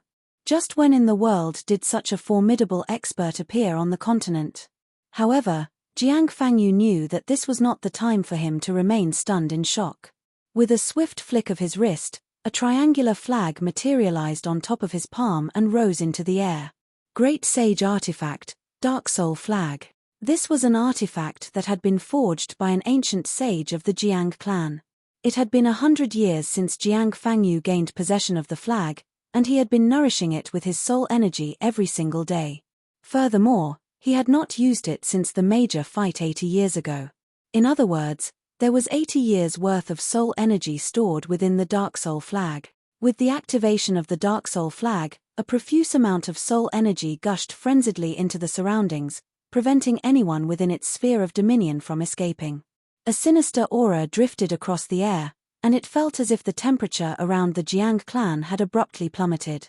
Even though saint cultivators possessed a certain degree of resistance to heat and cold, the cold vibe seemed to seep right into their souls, leaving them shuddering uncontrollably. The soul energy emanated by the Dark Soul Flag held malevolent intent. Those whose cultivation was weaker could end up turning into retards under the hostile assault of the flag. Even those who were stronger would find themselves lightheaded, inhibiting their reaction speed. This would create an opening for others to exploit. Many years ago, Yang Shi had a friendly duel with Jiang Fangyu. He had been caught off guard by the prowess of the Dark Soul Flag and nearly suffered a huge setback. Before the prowess of the Dark Soul Flag, the body of the thief was forcefully halted on the spot. As if an ant cast within a block of ice, he was unable to escape no matter how desperately he struggled. Seeing that he had managed to seal the movement of the thief, Jiang Fangyu heaved a sigh of relief. You might be a true soul oracle, but you are simply too weak at the moment. You are no match for the prowess of the Dark Soul Flag. Just as he was about to apprehend the thief to see the face of the culprit, he suddenly felt the flag in the air trembling non-stop. To his astonishment, it felt like the Dark Soul Flag was running out of control. TZZZZZZZ. The 80 years' worth of soul energy accumulated within the Dark Soul Flag suddenly surged into the seemingly trapped thief beneath it. Before long, a huge whirlpool had already formed between them. He is absorbing the soul energy in the Dark Soul Flag. This is bad. Jiang Fangyu's face turned ghastly pale, and he nearly blacked out. The Dark Soul Flag is one of the strongest artifacts in the Jiang clan, yet, not only are you unfazed by its attack, you are even absorbing soul energy from it. You monster! Show your true form. With a livid expression, Jiang Fangyu maneuvered the Dark Soul Flag to pierce into the body of the thief. You be *starred, there's no way I'll let you do that. Die. The Dark Soul Flag was not just capable of soul offense, it wielded formidable physical prowess as well. Under its full might, even a great Sage 2 Dan Aureate body realm cultivator would be completely destroyed. Hula. The Dark Soul Flag pierced right toward the thief with astounding speed. Jiang Fangyu thought that he would finally be able to subdue the thief with this move, but to his bewilderment, the thief raised his hand and stroked the flag lightly. Following which, the Dark Soul Flag suddenly twisted and twirled delightfully around the thief, and a moan of delight echoed from its body. It was almost as if it had just been reunited with its long-lost father. Pu. Jiang Fengyo's face paled, and he spurted a mouthful of blood. To his horror, he could feel his mental connection with the Dark Soul flag being decisively severed. Why you? You tamed my Dark Soul flag. Jiang Fengyu was on the verge of bursting into tears. It is one thing for you to be able to steal my soul energy within the Dark Soul flag, but to be able to tame it in the blink of an eye as well. What in the world is happening? Who am I? Where am I? Jiang Fengyu had been traumatized so badly that he was starting to doubt the reason behind his existence. That was an artifact that he had spent over 100 years nourishing, yet, it had actually betrayed him for a new master without any second thoughts. It was as if all of the tender love that he had showered upon it had gone to naught. This betrayal came like a dagger plunged into the depths of his heart. Who?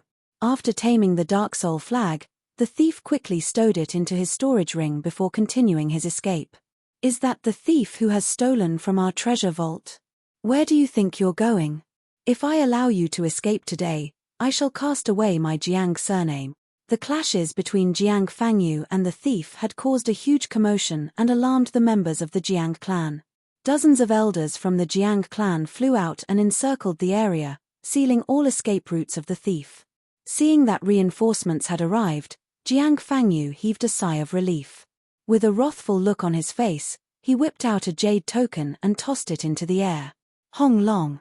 As soon as the jade token appeared, a formation shrouding the entire Jiang clan suddenly whirred into action, and an immense amount of energy swiftly gathered in the air.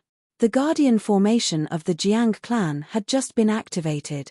Narrowing his eyes, Jiang Fengyu pointed his finger at the jade token and commanded, "Seal." Wang. Amid blinding radiance, energy swiftly gathered in the area.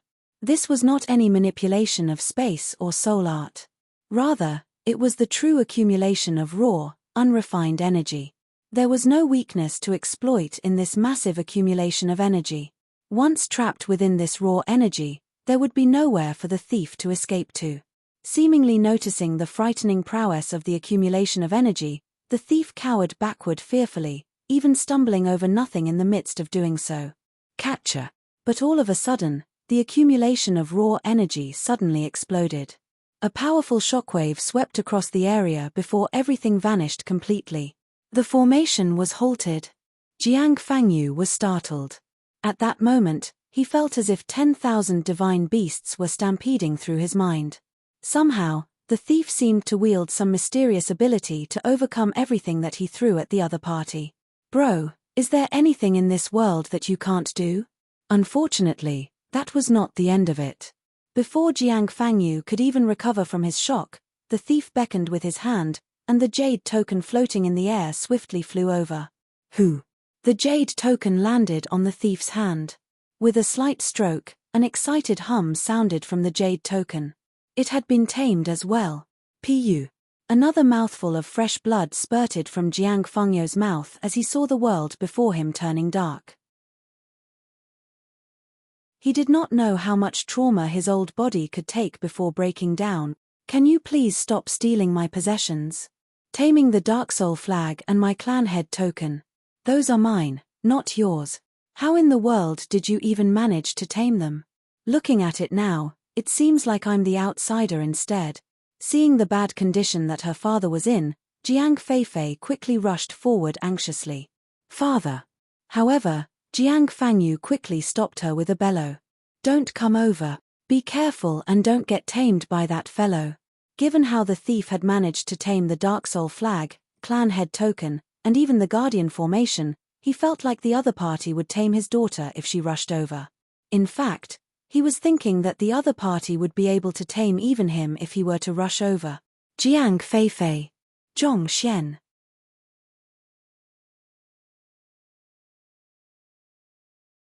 Chapter 1643. I am your clan head. Knowing that it would be dangerous to leave the situation be, Jiang Fengyu swiftly turned to the dozens of elders surrounding them and instructed, Elders, heed my orders. Take down that thief. Hong Long. The dozens of elders charged forward simultaneously, driving their zhenqi and soul energy in unison to launch a devastating attack toward the thief at the center. Their prowess swiftly converged together like a domineering dragon, tearing countless dimension rifts around the area. This isn't good. Trapped at the very center, Zhongxian's face turned livid. He had thought that as long as he could flee from the encirclement of the Jiang clan, he would be able to buy enough time to teleport away using the Dragonbone Divine Spear. He did not think that these elders would suddenly make a decisive move on him simultaneously. Due to violent energies permeating the surroundings, the space around the Jiang clan had become incredibly unstable. If he forced a teleportation right now, there was a chance that he would fall into spatial turbulence, thus plunging him in more danger than he was in now. In other words, he could not rely on his spatial arts to get him out of there. What the heck was this? Had he known earlier, he would not have been so eager to take the Seal of Souls.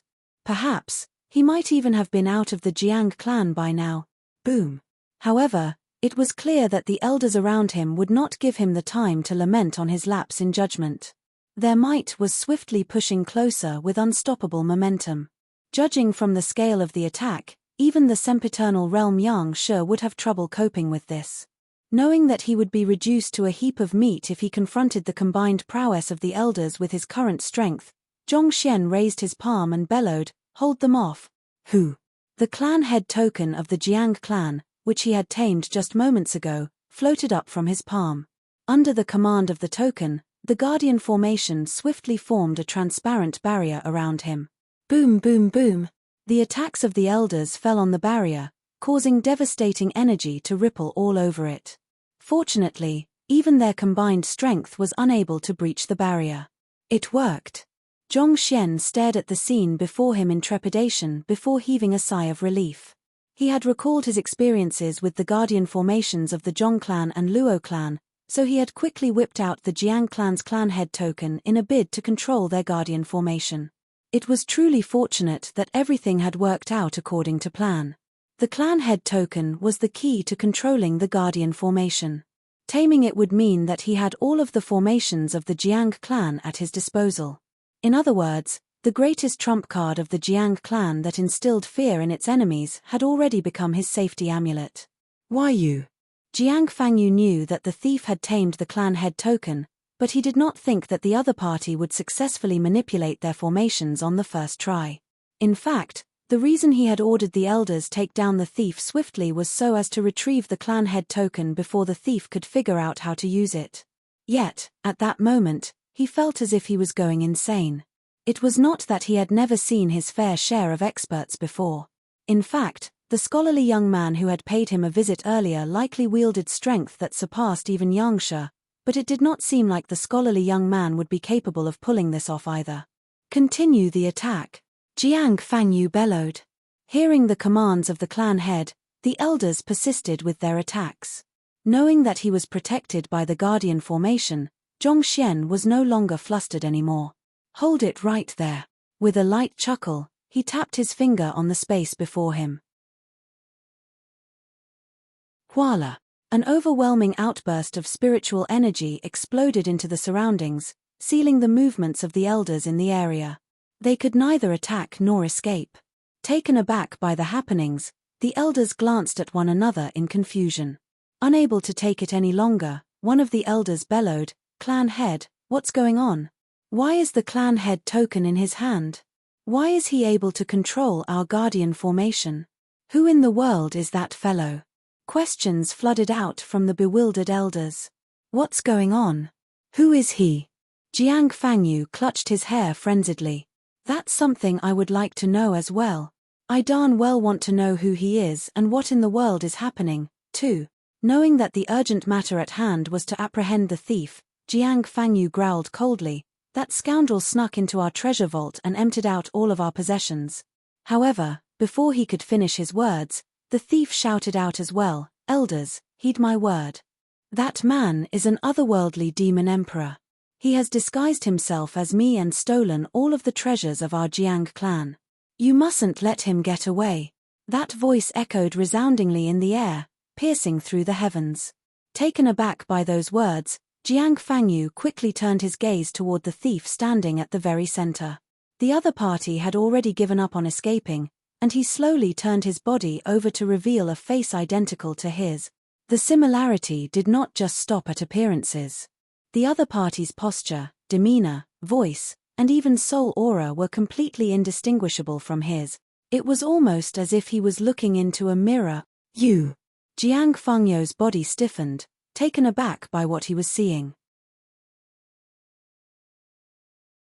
He had seen others disguising themselves before, and he had done it quite often in the past too. However, no matter how a cultivator disguised themselves, the most they could do was alter their appearance and demeanor. It was completely unthinkable for a cultivator to disguise their soul aura and make it completely identical to the person that they was impersonating. The elders were equally stunned by what they were seeing. All of a sudden, they found two clan heads standing before them, and they were speaking completely opposing words. Who should they believe? Seeing that the elders had started to waver, Zhongxian heaved a sigh of relief. The clan head token only obeys the commands of the clan head. As elders of the Jiang clan, surely you can't be oblivious to this fact. With a wave of his hand, the clan head token released a magnificent glow. Following which, the elders felt the energy binding their body vanishing into thin air, granting them control over their bodies again. The clan head token can only be tamed by the clan head. That person over there must be the real clan head. How can a person who can control our guardian formation possibly be a fake? The ability to control the guardian formation was a distinctive ability of the clan head. With such persuasive evidence before them, it did not take long for the elders to be convinced by Zhongxian's words. One by one, they directed hostile gazes toward the real Jiang Fengyu. Jiang Fengyu did not expect the thief to turn the tables on him like that. He could still tolerate the thief possessing the time, spatial, and soul quintessences, and he could accept the fact that the other party possessed the abilities of a soul oracle. But to disguise as him and impersonate the clan head, even convincing all of the Jiang clan's elders to turn against him. Unforgivable. Everyone, don't believe his words. I am the real Jiang Fengyu. Earlier, I used the guardian formation to attack him. He's the one who stole the clan head token. Jiang Fengyu quickly explained himself in the hope of salvaging the situation. Audacious. Do you think that the clan head token can be tamed by just anyone? Even if it was stolen and tamed by another person, do you think that our Jiang clan's guardian formation is that easy to control? Zhongxian harumphed coldly. You should at least try to come up with something more convincing than that. After berating Jiang Fengyu, he turned his gaze to the elders around him and asked, Isn't that right, elders? Our Jiang clan's guardian formation has been refined and reinforced by the hands of countless predecessors, to the point that it has become a unique entity in itself. Without inheriting the heritage of our Jiang clan, not even the head of the Formation Master Guild headquarters would be able to control our guardian formation. Indeed, given how smoothly he was able to manipulate the guardian formation with the clan head token, there's no doubt that he's the real clan head. I heard that the otherworldly demon emperors are able to disguise themselves as humans, such that even 9-star master teachers would find it difficult to discern the differences. Could the fake clan head really be a disguised otherworldly demon emperor? I'm not too sure. To be honest, I'm still rather confused by the situation. The crowd fell into deep thought. Putting aside the impossibility of taming the clan head token within such a short period of time, even if the enemy had succeeded in doing so, there was no way he could control the massive and intricate guardian formation so quickly, right? Without many years of effort, it would be impossible to achieve such a refined level of control over the formation. Who are you? Are you an otherworldly demon? One of the elders bellowed at Jiang Fengyu. Otherworldly demon your head. I am Jiang Fengyu. Jiang Fangping. Don't tell me that you can't even recognize me. I have known you ever since we were 7. When you were 8 years old, you were unable to master the heart turmoil art and looked to me for some guidance. Out of gratitude for my help, you gave me a jade crimson fruit as compensation. However, I didn't know that those with low cultivation mustn't consume the jade crimson fruit, and I nearly died from my energy running amok. Surely you should still remember this matter, right? Jiang Fengyu bellowed furiously.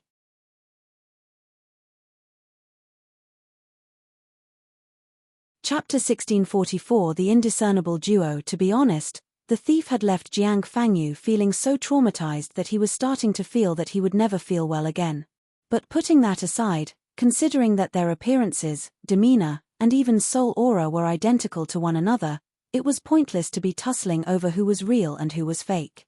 The best way for him to prove that he was the real Jiang Fangyu was through memories. He had grown up in the Jiang clan since a very young age, so he was extremely familiar with all of the elders there. No matter how good the other party's disguise was, he could not possibly know about the little things that had happened between them. Thus, he unhesitatingly revealed one of his personal secrets to verify his identity. Those words left Elder Fangping stunned. Doubt surfaced in the depths of his eyes. Such a thing had indeed happened back when they were still very young, and the only ones who knew of this matter were the both of them. There was no way an outsider would know of this matter. In other words, if the person without the clan head token was truly an imposter, there was no way he could have known of this matter. Could the person with the clan head token really be an imposter? What's wrong? Another elder beside Jiang Fangping asked. What that person said is true. Jiang Fangping replied awkwardly. It was quite embarrassing to have the little mistakes that he had committed back when he was younger dug up before such a huge crowd. Really? Hearing those words, the elders quickly turned their gazes back to Zhongxian with deep frowns.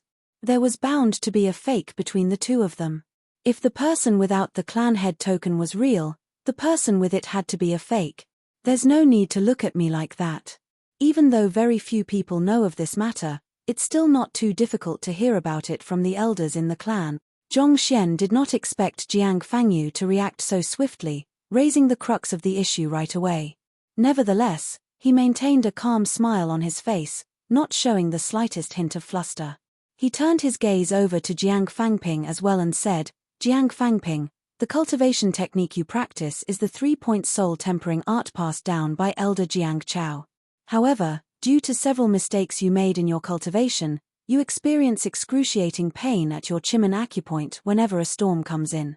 You find yourself unable to control your zhenqi, and sometimes, it might even flow in reverse. Previously, when the dozens of elders launched a simultaneous attack against him, he had swiftly compiled a book on all of them in the Library of Heaven's Path. As such, he had a good grasp over the problems that they were suffering from. Since Jiang Fangyu wanted to play a game of who can go deeper, he did not mind playing along too. Jiang Fangping was taken aback by the revelation and nodded stiffly. Yes, that's right, but I have never told anyone about this affliction of mine before. How did you know? Zhongxian's eyebrows twitched. CR*P. I was too focused on outdoing Jiang Fangyu that I accidentally blurted too much. The Library of Heaven's Path could see through the flaws of an individual. He could still pass off as an unfathomable expert with that knowledge at his disposal, but it was not so easy when it came to impersonating an existent person in the world, especially before those who were close to him. Often, the information revealed by the Library of Heaven's Path was too much, such that even the individual themselves might not even be aware of it. Despite feeling a little suffocated on the inside, Zhongxian put up a compassionate front and sighed in sympathy. To be honest with you, I saw through it a long time ago. I was afraid to raise your expectations only to disappoint you later, so I decided to keep quiet about the matter. All along, I have been searching for a method to resolve your affliction. Fortunately, just 2 days ago, I succeeded in finding a cure. Here, take a look at it. After saying those words, Zhongxian tapped his finger. Hula. A cultivation technique manual was imprinted onto Jiang Fangping's mind. Having browsed through all of the books in the Jiang clan repository, he had also collected the manual of the 3-point soul tempering art into the Library of Heaven's Path as well. As such, he knew what mistakes were within the cultivation technique. By compiling it against the Heaven's Path soul art, he could easily resolve the problems that Jiang Fangping was facing without much trouble. Browsing through the manual that had just been imparted to him, Jiang Fangping suddenly began trembling uncontrollably, as if he had been struck by a bolt of lightning. With his eye of discernment, he could easily tell just how valuable the cultivation technique was to him. If he cultivated in accordance with it, not only would his affliction be resolved, he would also be able to advance his cultivation considerably too. Could it really be true that the clan head had already seen through his affliction and had been searching far and wide for a solution for him? If that was truly the case, he was really indebted to the clan head then. Congratulations, Elder Fangping. Just by looking at Jiang Fangping's expression, it was apparent that the manual that had been imparted to him was truly effective. The elders beside him quickly clasped their fists and congratulated him. Don't be fooled by that fellow. Jiang Fangyu had not thought that the thief would actually be able to pinpoint an affliction that Jiang Fangping was suffering from and even have a solution for it. Just by thinking about the monster that he was faced, he felt his hair standing on end. I am the real Jiang Fangyu. Elder Fangcheng, we have known me for more than 100 years now, and... Before Jiang Fangyu could finish his words, Zhongxian cut in. Elder Fangcheng, we have known one another for more than 100 years now, and I believe your soul appeasement art must have reached the 3rd level, right? However, this soul art happens to be in conflict with the lucid soul formula that you practiced previously, so I advise you to switch to cultivating this for the time being. I guarantee that you will be able to advance your cultivation much faster than before. After saying those words, Zhongxian flicked his finger and sent a sliver of his will over. Swiftly browsing through the cultivation technique manual imparted to him, Jiang Fangcheng also froze on the spot, flabbergasted by what he had received. This cultivation technique was from the same lineage as the lucid soul formula that he had cultivated previously, and it was far stronger than the soul appeasement art that he was currently cultivating. Actually, I haven't just been paying attention to Elder Fangping and Elder Fangcheng. In order to bring our Jiang clan to greater heights, I have been observing all of you closely, and I know the difficulties and problems that you are facing in your cultivation. Elder Fengzhen, if I'm not mistaken, are you cultivating the Soul Codex 4 Dan at the moment? Your cultivation isn't up to par yet, so I advise you not to do it forcefully. Otherwise, it'll bring about more harm than benefit. Do you feel your breathing often becoming ragged, and your soul and physical body seem to be losing harmony? Elder Fanglin, the deficiency in your vitality has been quite severe recently. I advise you stop taking in concubines for the time being, or else you might just have your lifespan shortened. Elder Fanghu, I know that you enjoy painting, but you mustn't allow it to hinder your cultivation. Your cultivation has been stagnant for a very long time now. Zhongxian slowly went through the dozens of elders around him one by one. Before long, the entire area was plunged into absolute silence. His words had struck a chord with them. He had managed to pinpoint the major flaws and problems that they were facing at the moment. Could he really be their clan head? Otherwise, how could he possibly know so much about them? It was almost as if he had stripped them bare and peered into all of their secret. Seeing how all of the elders had fallen silent, Jiang Fangyu tore out yet another clump of his hair frenziedly. Just who in the freaking world are you? Even I am unclear about the cultivation of the elders in the clan, so how in the world do you know? Furthermore, to pinpoint them precisely without any margin of error, winning all of the elders over to your side in the blink of an eye. And those elders too. What am I to do now that all of you have chosen to side with him? Has my life really been a lie? Am I really not Jiang Fangyu? Where am I? Who am I? What am I? Overwhelmed by the happenings around him, Jiang Fangyu felt a splitting migraine. He turned to Jiang Feifei, his last ray of hope. Feifei, I am your father. You are able to recognize me, right? I am the real one. Even if all of the elders could not recognize him, his daughter should at least be able to recognize him, right? Jiang Feifei did not expect herself to be faced with two fathers all of a sudden, and she could not react instantly. What was she supposed to make of this situation? A moment later, she gathered her thoughts and said, before entering the treasure vault, my father told me that I have to comprehend the soul quintessence by hook or by crook, or else I will be forced into a political marriage. I will have to marry either Zhongxian from the Zhong clan or Luo Tianya from the Luo clan. Only my father will know my response to his words. If you are able to quote my response to that, it will prove that you are the real one.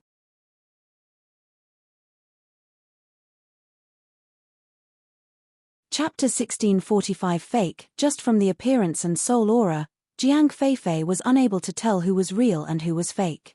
Thus, She could only use her conversation with her father as a gauge. You said that. After pondering for a moment, Jiang Fangyu was just about to answer the question when a voice interjected him. You said, I don't want to marry that Zhong Xian. All he does is humble brag with his strength and crush the confidence of others. Furthermore, he even rejected the little princess of the Luo clan publicly, not showing any considerations for the other party's dignity at all. This. Jiang Feifei was stunned for a moment before nodding slowly. Indeed, that's what I said. Jiang Fengyu's body jolted once more. At that moment, he felt like the thief had slipped into his mind and taken a peek at his memories. Those were the words that his daughter had said to him earlier, so how was the other party able to recite them so accurately? With veins popping on his temples, Jiang Fangyu roared angrily, No, that's not right. You were hiding by the side earlier, weren't you? Otherwise, how could you have known the conversation between me and Feifei? He was supposed to apprehend the thief who had stolen the treasures of the Jiang clan, but things had swiftly spiraled out of control, to the extent that he was even beginning to doubt his own identity. No words could begin to describe how he was feeling. I can also say that you were snooping around earlier. Zhong Xian scoffed disdainfully. All right, stop this pointless struggling and reveal your true form. Otherwise, if all of us make a move together, the only fate that will await you is death. Hearing those words, Jiang Fengyu's body trembled in agitation. He wanted to refute the thief's words, but he was unable to find any convincing argument to back himself. The tides were truly against him now. The elders did not believe him, and he did not have the clan head token or any insignia to prove his identity. If they made a move against him, he would not stand a chance at all. In the worst-case scenario, he might even lose his life. All right, why don't I speak some words of fairness? Just as Jiang Fangyu was at a loss over what to do, a voice suddenly sounded amid the elders. Following which, an old man walked out from the crowd. Zhong Xian shot a glance over and recognized the other party to be Elder Fangyun of the Jiang clan. Even though his standing within the clan was not too high, he was a highly respected elder whose words carried much say in the Jiang clan. Earlier, Zhong Xian had also offered him guidance. Elder Fangyun, please feel free to speak. Zhong Xian clasped his fist. UN. Elder Fangyun nodded. With a complicated look in his eyes, he said, Earlier, you offered us guidance on our cultivation. I was listening closely to it, and your words were directed right at the crux of soul cultivation. In fact, it's no exaggeration to say that there are no flaws in your words at all. I would have been truly delighted to have you as our clan head. Under your lead, it would only be a matter of time before our Jiang clan surpasses the Luo clan and the Zhong clan. A pity it is, but you aren't. I am not. Zhong Xian was taken aback. I truly am Jiang Fangyu. Elder Fangyun raised his hand to stop Zhong Xian. To be honest with you, I'm not the only one who has noticed it. All of the elders over here have become vaguely aware of it, be it consciously or subconsciously. All of us have known clan head Jiang Fangyu for at least a century now, and we are all well aware of the limits of his capabilities. To see through our flaws and resolve them impeccably, he doesn't possess the ability to do so. If he really had that in him, our Jiang clan wouldn't have been ranked at the bottom of the 3 premier clans. Elder Fangyun is right. Jiang Fangyu is a decent person, but there's really nothing outstanding about his capabilities. You are way more formidable than our clan head. Right after Elder Fangyun said his piece, a few other elders quickly voiced their agreement. Hearing about his mediocrity, Jiang Fangyu really wanted to find a place to hide. The hell? Is this how you all view me? Nothing outstanding about my capabilities? Good, I'll remember you. We'll have a good talk later on. At the very least, can't you all not put me down in front of a stranger? It was just a moment earlier that he had been desperate to prove his identity to the elders, but now that they had finally recognized him as the real clan head, instead of delight, he felt as if his heart had been pierced by countless arrows. In this moment of sorrow, he saw his daughter nodding in agreement. My father's capabilities are indeed a little lacking. There's no way he would be able to point out everything you just said. Jiang Fangyu clutched his chest tightly. I know that you are trying to convince the other elders for me, But surely you don't have to say such hurtful word. How in the world did I come to have a daughter like you? It was just a moment ago that Jiang Fangyu had felt guilty about threatening his daughter with a political marriage. However, since his daughter did not seem to have much respect for him, he suddenly felt that it might not be such a bad idea to marry her off to Zhongxian. While Jiang Fangyu's heart was bleeding profusely, Zhongxian could not help but be startled by the situation before him. He had thought that he would be able to win the crowd from the Jiang clan over by pointing out their flaws and resolving their issues, but it turned out to be the key that gave him away. It was indeed a difficult life for those who were too outstanding. No matter how he concealed himself, others would still see through him easily. No matter where he was, he would shine like a firefly in the midst of the night. So conspicuous, so outstanding. To be able to offer us guidance on our soul cultivation and not make the slightest mistake in the details at all. If I'm not mistaken, you must have browsed through all of the books in our Jiang clan repository, right? Also, just a moment ago, the submission of the predecessor's phenomenon occurred. You are the one who has comprehended the soul quintessence, right? Jiang Fangyun asked. Even though he had been exposed, it did not seem like the elder of the Jiang clan was intending to corner him. Thus, he nodded and admitted to it. That's right. To be able to comprehend the soul quintessence and have such a deep understanding of our Jiang clan. Could you possibly be a member of the Jiang clan side family? Jiang Fangyun asked doubtfully. They were aware that a top-notch genius had appeared in the Luo clan, Luo Tianya, despite being from the side family. Luo Tianya had managed to comprehend the spatial quintessence of sealing. Could the same have happened to them? Otherwise, how could the other party have such a deep understanding of them and their cultivation techniques? Hearing those words, Zhongxian was conflicted. He had no idea how he should answer that question. Actually, regardless of whether you are from the side family or not, the fact that you have comprehended the soul quintessence means that you are qualified to become our clan head. Furthermore, you have already tamed the clan head token and taken control of our guardian formation. With eyes glowing in excitement, Jiang Fangyu took a step forward, clasped his fist, and bowed down. Thus, I hope that you can become our real clan head and lead our Jiang clan through the crisis that lies ahead of us. Zhongxian was startled by the sudden turn of events. It took him a moment before he could respond. He shook his head and said, "To be frank, I am not from the Jiang clan." It would have been one thing if he was a member of the Jiang clan side family, but he had absolutely no ties to the Jiang clan at all. You aren't from the Jiang clan? Everyone was taken aback. It's fine. It doesn't make a huge difference. The fact that you have comprehended our Jiang clan's soul quintessence means that you have an inseverable relationship with our Jiang clan. Why don't we marry Fei Fei to you then? This way, you'll still be qualified to be our clan head. Elder Fangyun offered. No way. Not expecting the elder Fangyun to determine her marriage so casually, Jiang Feifei hurriedly shook her head in disapproval. Putting aside the fact that the person before her had disguised himself as her father, she did not even know who and how old the other party was. How could she possibly be willing to marry a complete stranger? Elder Fangyun, you are too courteous.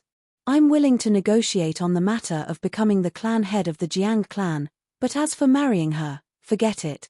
If the Jiang clan did not mind an outsider becoming their clan head, he could still consider the matter.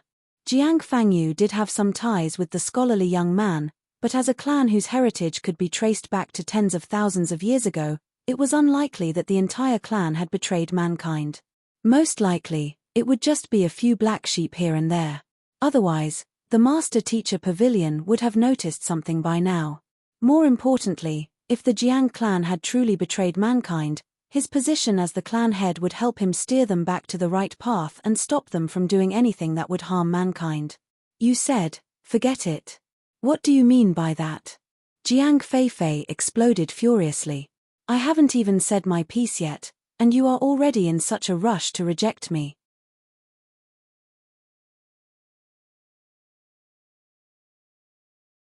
Chapter 1646 Unknown Secrets of the Soul Oracles 1. No matter what, she was a famed genius of the master-teacher continent.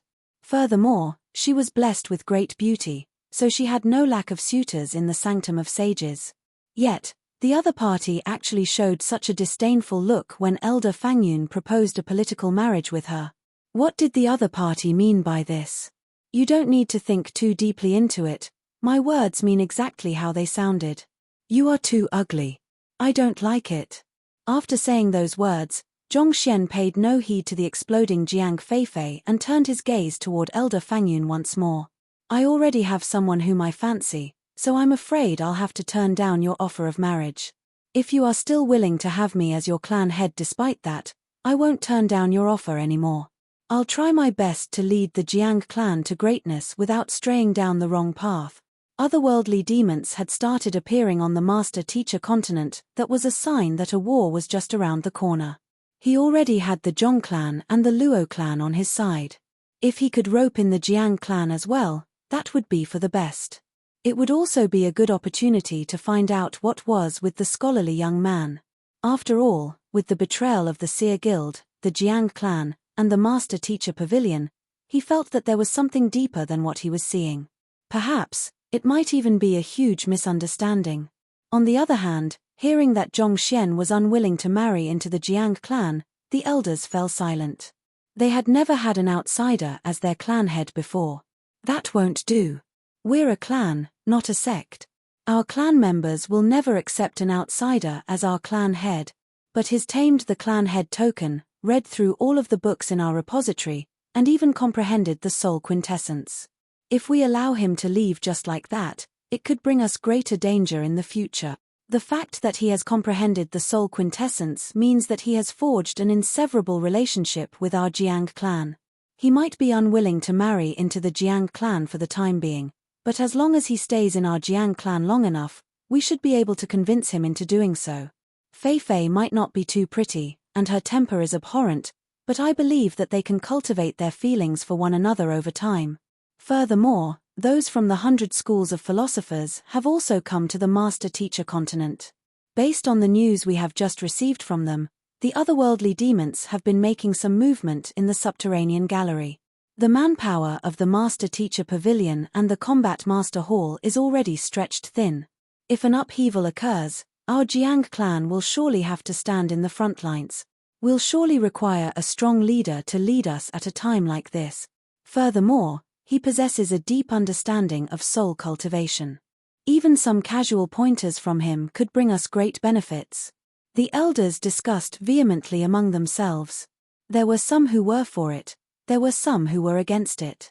After a long, fruitless discussion, Jiang Fangyun suddenly turned his head over and asked, "If I may ask, if you aren't from the Jiang clan, who are you?" The others also halted their discussion and directed curious gazes over as well. Even Jiang Feifei had forgotten about how others were insulting her looks and personality in this moment. To be honest, I am actually. Knowing that the Jiang clan bore him no ill will, he knew that it was meaningless to maintain his disguise any longer. Thus, he reverted to his original appearance and said, Zhongxian, you are the young prodigy of the Zhong clan? The head of the Zhong clan?" The crowd looked at one another in utter shock. The head of the Zhong clan had actually snuck into their Jiang clan, browsed through all of their books, comprehended the soul quintessence, and even tamed their clan head token. They had thought that even if the fake clan head was not really from the Jiang clan, he would likely be some honorary elder who had resided in the Jiang clan for a very long time. How else could he know so much about the Jiang clan? Not even in their wildest dreams did they expect the other party to be a 20-year-old young man. More importantly, the other party had never been to the Jiang clan before. In other words, it was his first encounter with the heritage of the Jiang clan, and he had already grasped the soul quintessence. "Why you?" At the same time, Jiang Feifei's face turned as pale as a sheet of paper, and her eyes nearly popped out. She suddenly recalled how she had insulted the other party to his face. Did she just make a formidable foe for the Jiang clan? But thinking again, the other party was even more overboard. He had actually said that she was ugly. She had initially been thinking of finding an opportunity to pummel the other party and exact vengeance, but from the looks of it, she would never have the chance to do so. That fellow was simply too powerful. Even more than a dozen 9-star master teachers from the Master Teacher Pavilion headquarters, along with the Pavilion Master Ren, were not able to faze him at all. If she challenged him, it was likely that she would be blasted off in a single strike. You are Zhong Xian. That explains why you were able to utilize the time quintessence. Jiang Fangyu also found it hard to believe that the thief who had snuck into the Jiang clan's treasure vault would actually be the famed Zhong Xian. As if struck by lightning, he had a flabbergasted look on his face. He had thought that it would be some formidable expert, but who could have thought that it was a young lad whose age was even smaller than that of his own daughter? No, something is wrong here. Other than the time quintessence, I recall that you had tapped into the power of the spatial ceiling as well. Recalling the fight that he had with the young man, Jiang Fangyu suddenly narrowed his eyes in astonishment. It can't be that you have comprehended the spatial quintessence of ceiling too, can it? Indeed. I have comprehended the spatial quintessence of ceiling too. Zhong Xian nodded. The situation had been too perilous for him earlier, and he had been left with no choice but to use everything at his disposal. It was too late for him to cover up the matter anymore, so he might as well admit it frankly. If you have comprehended the spatial quintessence of ceiling, then, the Luo clan's Luo Tianya. Jiang Fangyu thought about how the young man was able to impersonate him, to the point that even the elders and his own daughter were befuddled as to who the real one was. Putting it together with the timing of Luo Tianya's appearance, Jiang Fangyu suddenly widened his eyes in utter horror. Luo Tianya is indeed one of my personas, too. Zhong Xian replied with a nod. This. No wonder. Jiang Fangyu's mouth remained agape for a long while before it morphed into a bitter smile. He had been wondering just how coincidental it was for such a formidable genius to appear in the Luo clan shortly after they suffered a crushing humiliation. In the end, it turned out to be Zhong Xian in disguise. Jiang Feifei was also dumbstruck by what she had just heard. The young man before her was actually the clan head of 2 of the 3 premier clans. Was such a thing even possible? Putting herself against him, she realized that she could not compete with him in anything at all. The time quintessence, the spatial quintessence, and the soul quintessence. He had actually accomplished something that no one had ever done in the past tens of thousands of years. When did quintessences become so worthless that even a 20-year-old young man could learn them?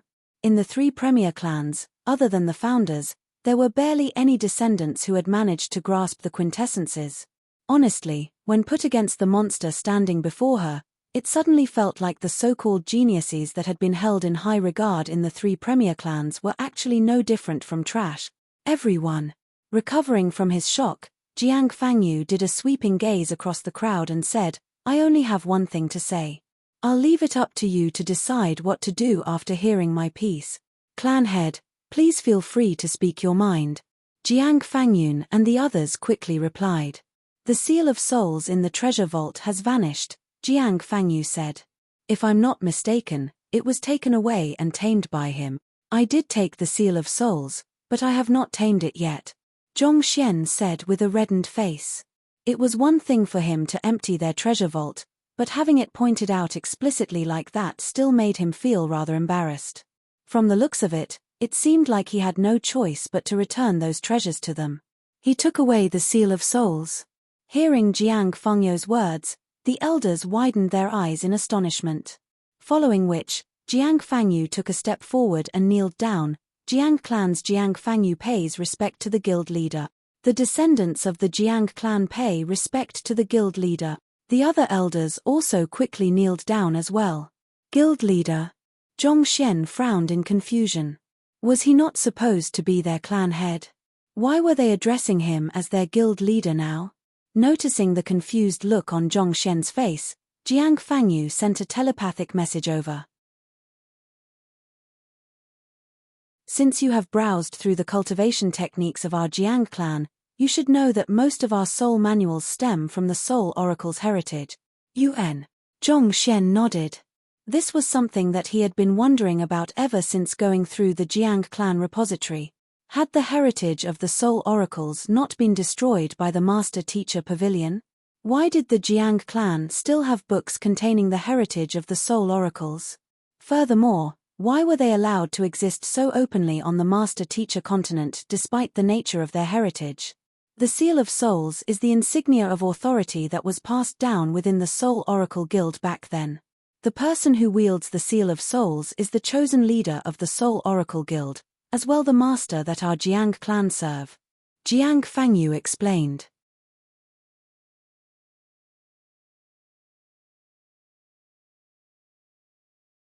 Chapter 1647 Unknown Secrets of the Soul Oracles 2. The Seal of Souls is the insignia of authority of the Soul Oracle Guild. Zhong Xian widened his eyes in shock. No wonder it was so heavy. Without comprehending the soul quintessence, he was not even able to lift it with his primordial spirit. It turned out that there was actually such a history behind the seal. What's going on? How did the Jiang clan obtain the heritage of the Soul Oracle? Why would it serve the master of the Seal of Souls? Weren't the Soul Oracles eradicated by the Master-Teacher Pavilion for betraying mankind?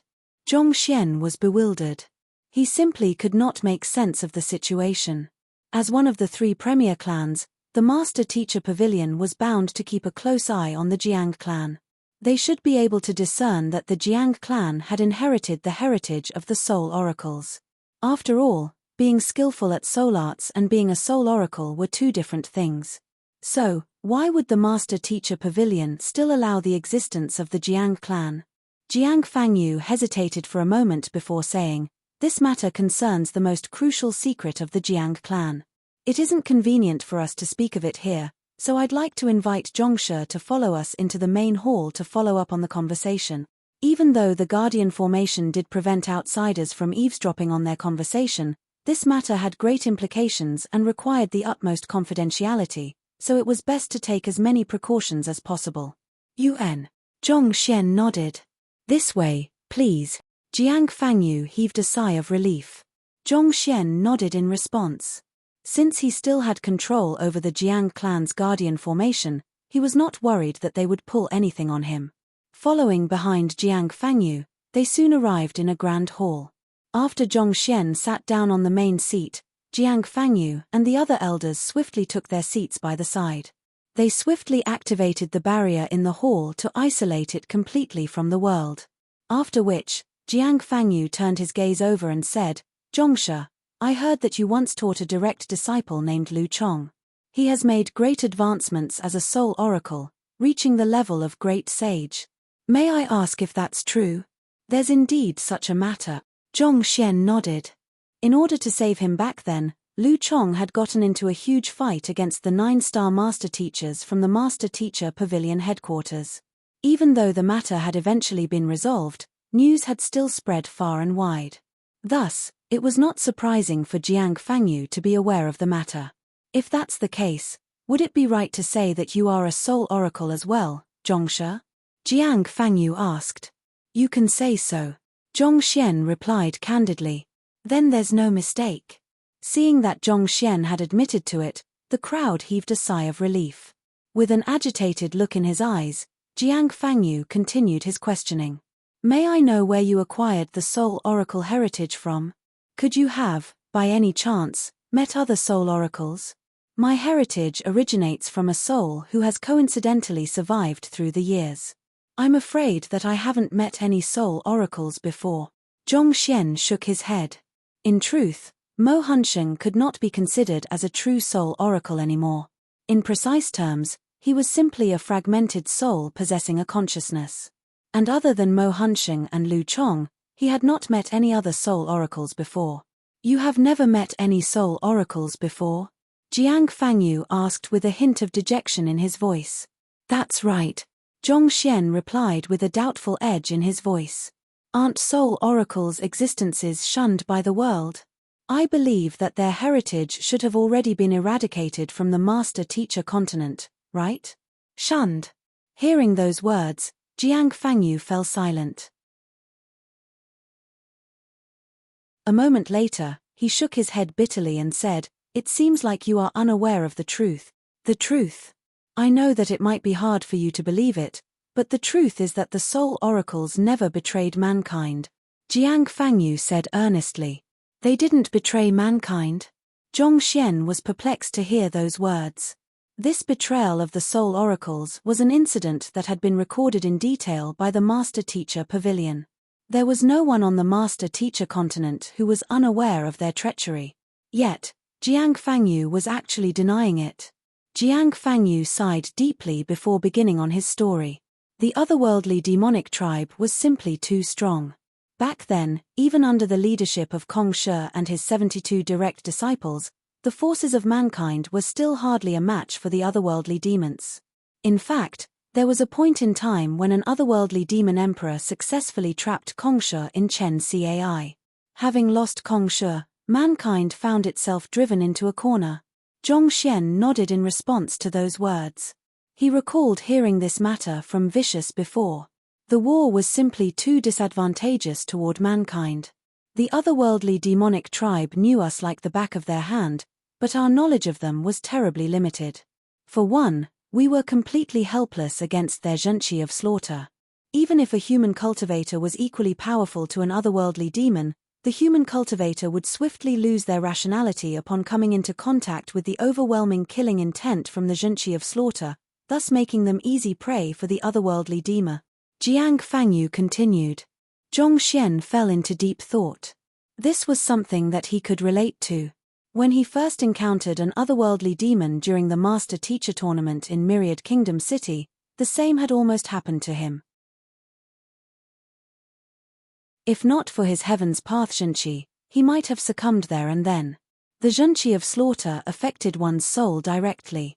Even master teachers would find themselves unable to stand properly in its face, let alone ordinary cultivators. In order to salvage the situation, Kong Shi made the decision to have cultivators specializing in soul cultivation infiltrate the otherworldly demonic tribe and uncover the secrets behind their soul. At this point, Jiang Fengyu's face suddenly darkened a little. Despite the dangers, the soul oracles took up the mission. However, in order to win the trust of the otherworldly demons, the soul oracles had to make a complete breakaway from the Master Teacher Pavilion. The result of that is what you see in the records of the Master Teacher Pavilion. Deemed to be evil as a result of their malevolent practices and treachery, the soul oracles were massacred by the Master Teacher Pavilion, and their heritage was completely destroyed. Zhong Xian's body jolted upon hearing those words. If what Jiang Fangyu had said was true, the soul oracles had really made a huge sacrifice for mankind. They should have been the heroes of mankind, but they had been scorned by the very people that they had saved for tens of thousands of years. As if having read Zhong Xian's mind, Jiang Fangyu continued. Back in that era, mankind had suffered a life worse than livestock under the tyranny of the otherworldly demon. They didn't even have control over their life and death. There was not a single man whose hopes and dreams weren't to drive them away and grasp control over his life back. The soul oracles viewed their sacrifice as necessary for the greater good, and they had no qualms doing so. In order to put up a convincing act before the otherworldly demons, the Master Teacher Pavilion mobilized a huge number of master teachers to encircle the soul oracles. In a single night, the entire occupation fell into ruin.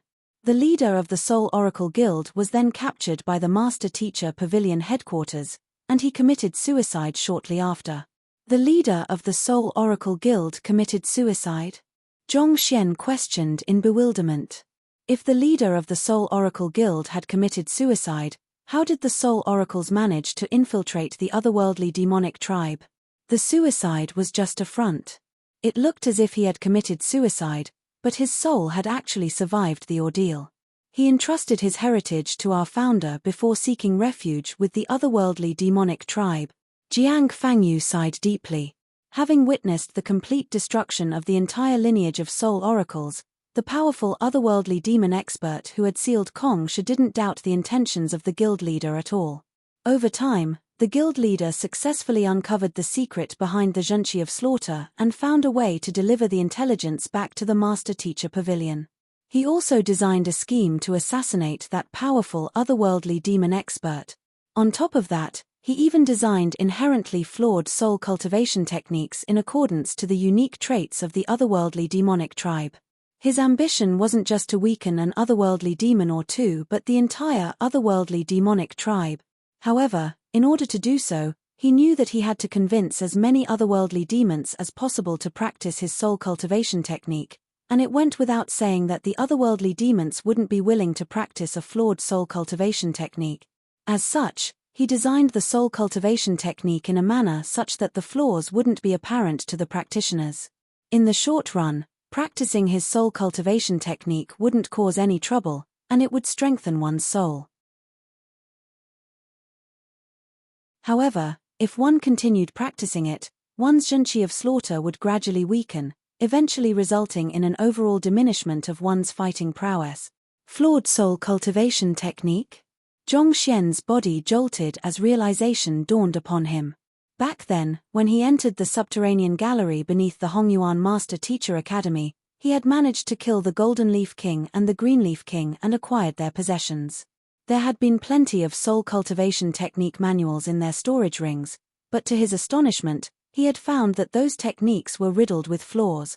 Back then, he had thought that it was weird how the soul cultivation techniques cultivated by the otherworldly demons were so mediocre, especially since they had the soul oracles on their side. However, if Jiang Fengyou's account on the soul oracles was true, everything made perfect sense. The mediocre soul cultivation techniques of the otherworldly demonic tribe were an intentional action by the guild leader, and the aim was to weaken their forte. To willingly sacrifice themselves and bear a vile reputation just so that mankind had a shot at victory. The soul oracles were indeed the true unsung heroes of mankind. Zhong Xian clenched his fists tightly in agitation. At this moment, he suddenly recalled a matter. You mentioned a certain powerful expert of the otherworldly demonic tribe who had sealed Kongsha earlier. Do you know what his name is? Chen Cai is a location, and this is a reference to how Confucius was trapped in the state of Chen and the state of Cai.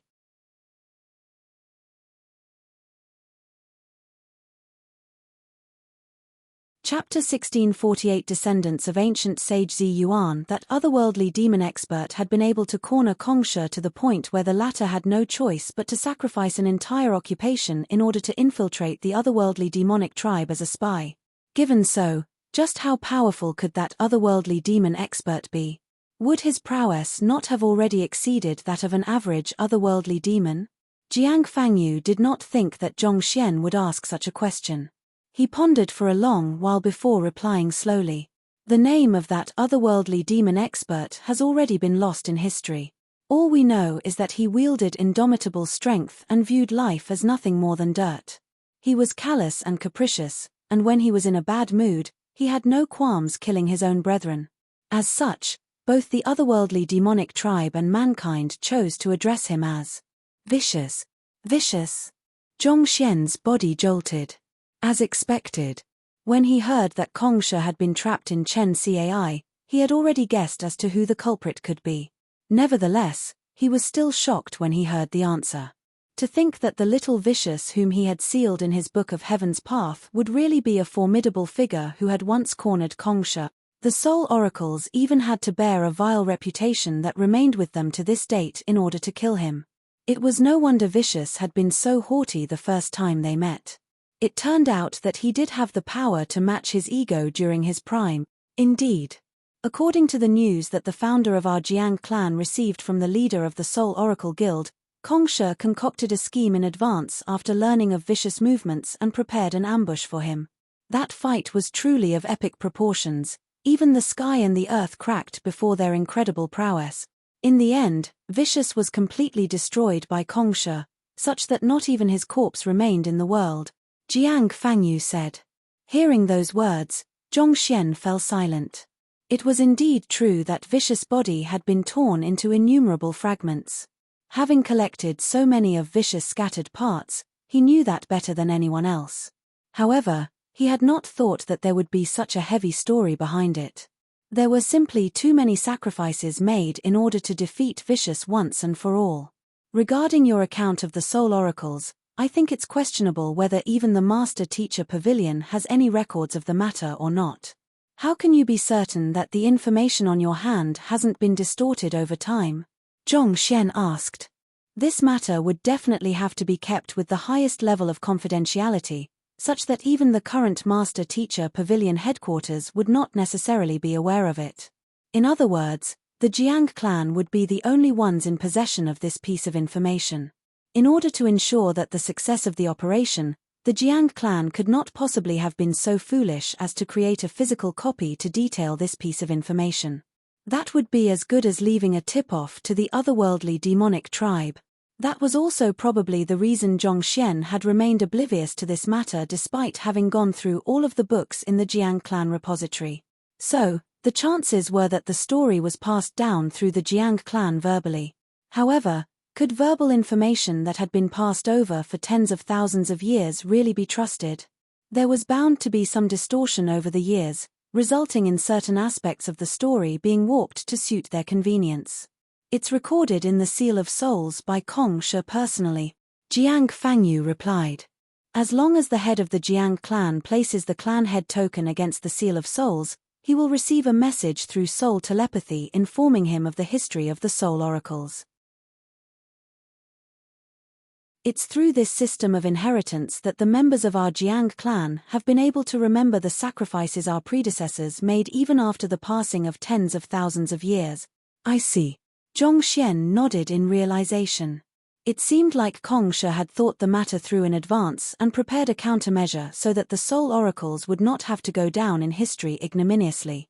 The soul oracles had sacrificed themselves for mankind and the greater good. If their descendants had to live in shame of their ancestors, unaware of the truth, how tragic would the soul oracles be? However, if they recorded it on paper, there would be an inevitable risk of information getting out. If the otherworldly demons obtained the piece of information by some chance, the soul oracles who had successfully infiltrated the otherworldly demonic tribe would have all hell to pay for.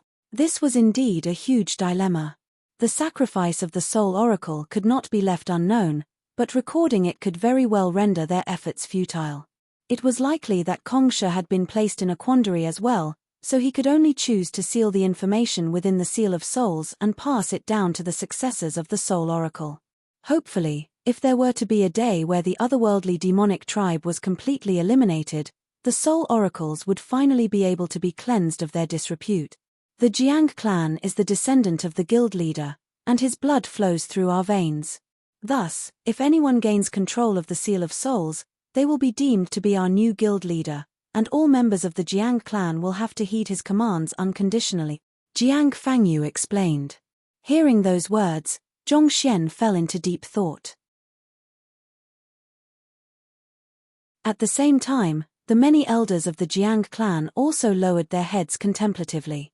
They knew that the lineage of the Jiang clan had its roots from the soul oracles, but they were not too certain about the details. However, hearing Jiang Fangyu revealing everything in detail, the questions that they had harbored for many years were finally answered. To think that our ancestors were actually the soul oracles. Jiang Feifei was also astounded by what she had just heard. All along, she had prided herself as a master teacher, and she had carried deep abhorrence for the soul oracles.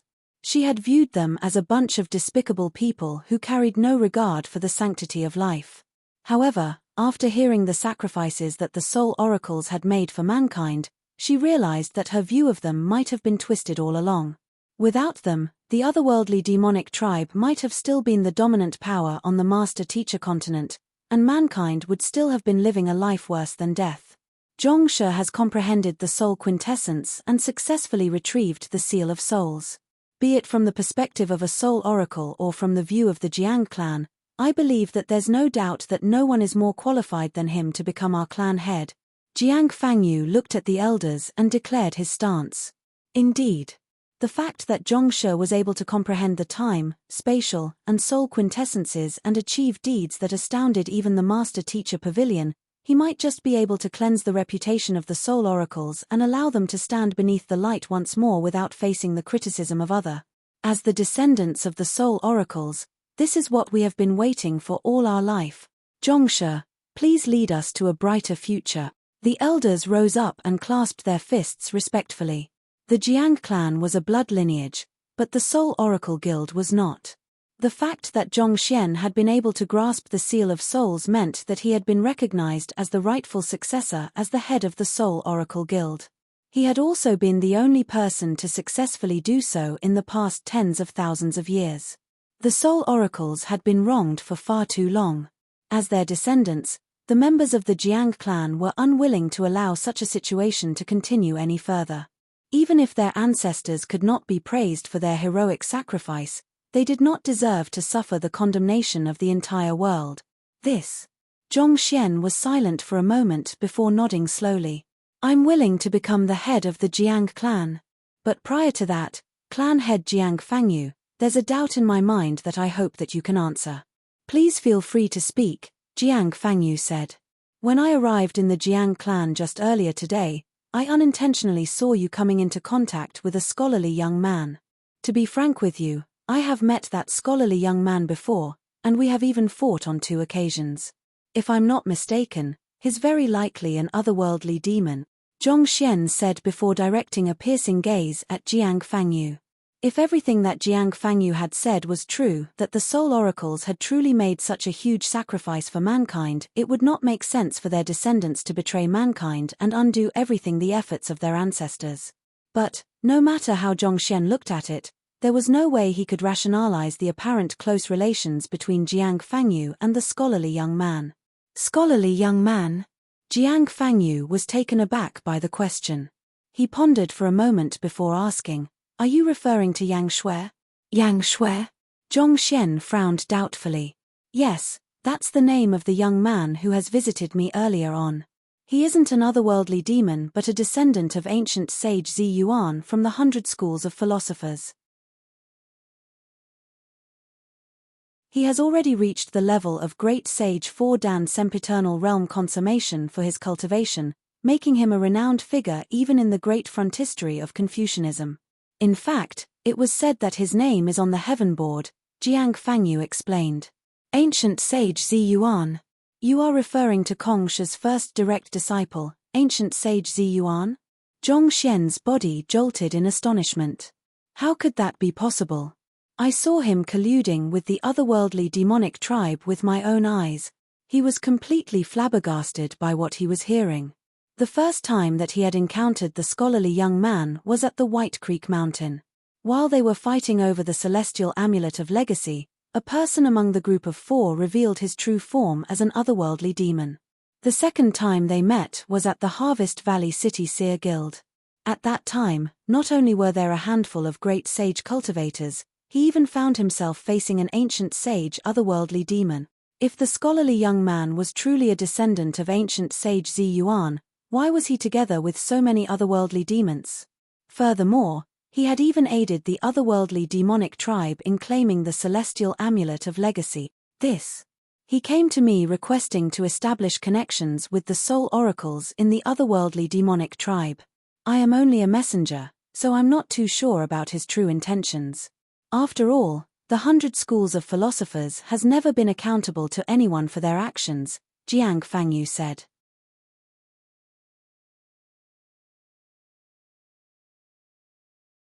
Chapter 1649 Taking Jiang Feifei in as a student, his trying to connect with the soul oracles in the otherworldly demonic tribe?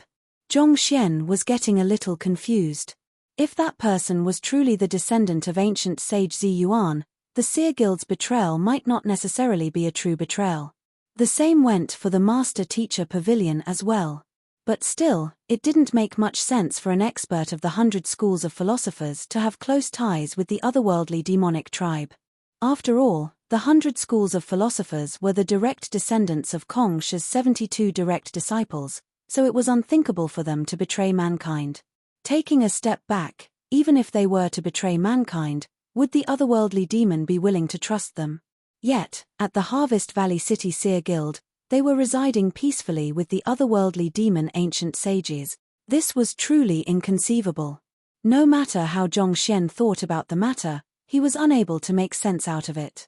After questioning a little longer, he found that Jiang Fangyu truly knew nothing about the scholarly young man at all. His responsibility simply stopped at forming connections between the soul oracles and the 100 schools of philosophers. Our ancestors have made such great sacrifices for mankind. As their descendants, how could we sully their heroism? Furthermore, our Jiang clan is established upon the deaths of countless predecessors in the subterranean gallery over the past tens of thousands of years. We wouldn't be worthy of being called humans if we were to trample over their sacrifices and collude with the otherworldly demonic tribe. Upon realizing that Zhongxian was suspecting them of treachery, Jiang Fangyu stood up, clasped his fist, and declared indignantly, "I apologize for my reckless behavior. I shouldn't have come to such a quick conclusion." Zhongxian quickly rose to his feet and said, the soul oracles had done so much for mankind, yet he still doubted the loyalty of their descendants. It was not to say that he regretted his decision. He would still do it again if he had to. When the fate of mankind was at stake, it was always better to be safe than sorry. Nevertheless, since it was proven that he had made a mistake, it was only right for him to offer an earnest apology. Considering the reputation of the soul oracles in the world, it's no surprise that you would come to this conclusion. At this point, Jiang Fangyu suddenly widened his eyes in realization and asked, "Is that the reason why you emptied our treasure vault? You thought that we were in cahoots with the otherworldly demonic tribe? I'm afraid that's the case." Zhongxian's face reddened in shame.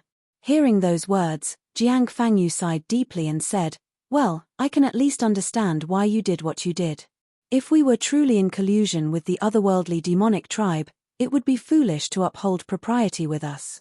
Propriety only came in when the world was at peace. If extinction was on the line, it would be foolish to remain polite and courteous with one's enemies. If there was truly a major human power in the world who had betrayed mankind for the otherworldly demonic tribe, robbing it of its resources would indeed be a fair move. I'll return your treasures back to your treasure vault later on." Zhongxian replied hurriedly. Having learned that the Jiang clan hadn't truly betrayed mankind and had even sacrificed a lot in order to protect it, no matter how thick-skinned Zhongxian was, there was no way he could continue to brazenly claim their treasures for his own.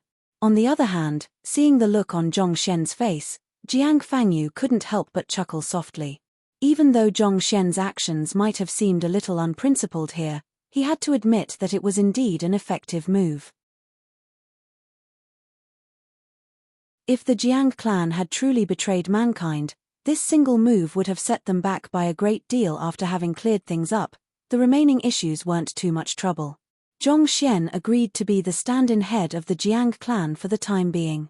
Until the matter with the soul oracles had been reviewed and resolved, they mustn't be shown to have any ties with the Jiang clan. Otherwise, he would have surely recommended Lu Chong to the position instead. Considering that his student had found the ancient domain of the soul oracles and obtained their heritage, he was bound to become a leading figure of the occupation in the future. And speaking of the ancient domain of the soul oracles, the truth was that Zhongxian had been harboring some doubts about its existence for a long time now. Considering that the Master-Teacher Pavilion had gone all out to eradicate the soul oracles, how could they possibly spare the latter's ancient domain? From the looks of it now, it seemed like Kongsha helped to conceal its existence so as to preserve the lineage and heritage of the soul oracles. Otherwise, with the prowess of the Master-Teacher Pavilion, it would have surely rooted it out and destroyed it a long time ago. By the time the inauguration ceremony concluded, it was already late at night. Zhongxian quickly returned all of the treasures back to the treasure vault except for a couple of items which harnessed concentrated spiritual energy. After which, he called Jiang Feifei over and handed a book over to her. "Recorded in here is my comprehension of the soul quintessence. As long as you cultivate in accordance with it, you should be able to comprehend it very quickly. You don't need to waste your time and effort at the Jiang clan's jade hieroglyph anymore," he said. "Your comprehension of the soul quintessence." Jiang Feifei flipped the manual open uncertainly and swiftly flipped through it. By the time her hand flipped over the final page, her eyes were already widened in disbelief. Formless and intangible, it was much more difficult to cultivate the soul as compared to the physical body. Despite her aptitude toward soul arts, she still had no confidence that she would be able to comprehend the soul quintessence. In fact, she felt that even if she were to devote her entire life to it, the chances were that his efforts would be futile. However, the manual which the newly inaugurated clan head had just given her harnessed the very crux of soul cultivation. It wasn't needlessly complex, and it was structured in a logical manner which first reinforced her fundamental understanding of what a soul was before moving on to the more complex aspects. With such a manual, She was confident that she would be able to comprehend the soul quintessence with a month of hard work. One must know that this was a feat which countless predecessors had tried but failed at. This. It's too valuable. Jiang Feifei exclaimed with trembling hands. She bit her lips tightly, seemingly resolving herself to some important decision, before raising her gaze to look at Zhongxian. How can I ever repay you for this valuable manual? If you really wish to, I'll agree to an engagement with you. She still didn't like the young man before her, but she knew how important he was to the Jiang clan. It would be a blessing if the young man were to be bound to the Jiang clan, even if through a political marriage. At the very most, she would just have to sacrifice herself for this cause. Even though the young man said that there was someone whom he liked, in the worst-case scenario, she would just have to become his concubine. With her looks and standing, she believed that there was no reason for the young man to turn her down. Engagement. You are thinking too much. Even though the manual I have just imparted to you may seem easy to cultivate, there's a high chance your cultivation might go berserk if you were to practice it without my guidance.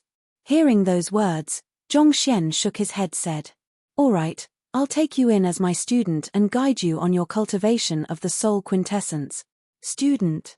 Jiang Feifei was taken aback. She thought that the reason why Zhongxian was willing to hand such a precious manual to her was to force her to promise herself to him. Who could have thought that he was intending to take her as his student instead? The abrupt change in the train of thoughts left her a little dumbstruck. What are you waiting for? Hurry up and pay your respects. Even if you are just an ordinary student of the clan head, it would soon become your greatest pride. Jiang Fangyu exclaimed in agitation, jolting his daughter out of her daze. On top of being the head of the Zhong clan, the Luo clan, and the Sanctum of Sages, Zhongxian students were also the progeny of combat, the chief of the Glacier Plain Court, the leader of the Spirit Awakener Guild, the head of the Yuan clan. All in all, there was no mediocre student under his tutelage. If his daughter could become his student, even if just in name, it would be highly beneficial for her future. Perhaps, she might even exceed him in time to time. Hearing her father's words, Jiang Feifei was stunned for a moment before nodding hurriedly. Yes, I understand. She was still holding on to the notion that Zhongxian was the same young genius who had challenged her back at the Sanctum of Sages. She had failed to realize that over the span of less than a month, the young man had already reached the top of the master-teacher continent. Their standing was no longer the same as before. Putting aside all of his other identities, just on the account that he was Yangshi's senior, it wouldn't be overboard even if Jiang Feifei were to call him great-grandfather. Jiang Feifei pays respect to teacher. Jiang Feifei knelt to the ground and greeted. Good. Come, get up. Zhongxian said with a smile. Earlier, when the young lady knelt down earlier, another golden page was formed within the library of Heaven's Path. Zhongxian couldn't help but heave a sigh of relief. The opponents he had to face was no longer limited to just saint cultivators. There was no doubt that he would be forced to battle against great sages and even ancient sages in the near future. With a golden page in his inventory, his safety would at least be assured for the time being. Even if an ancient sage were to come after him now, he had the confidence that he would be able to subdue the other party with the golden page. Should I try to take in more students to gather more golden pages? Junior Yang's direct disciple, Feng Zi, isn't too bad either. Should I negotiate with Junior Yang to let him to me? Zhongxian stroked his lower jaw as he pondered seriously over this issue. Given his current standing, just the title of Zhongxian's student was enough to put one on a high pedestal. Thus, he had to take absolute care in choosing the students he took in. However, it was easier said than done to find good students. After all, not everyone was as outstanding, compassionate, righteous, and noble as him. You're tuning in to the Celestial War YouTube channel. Don't forget to subscribe and join us on this journey to catch the most captivating stories.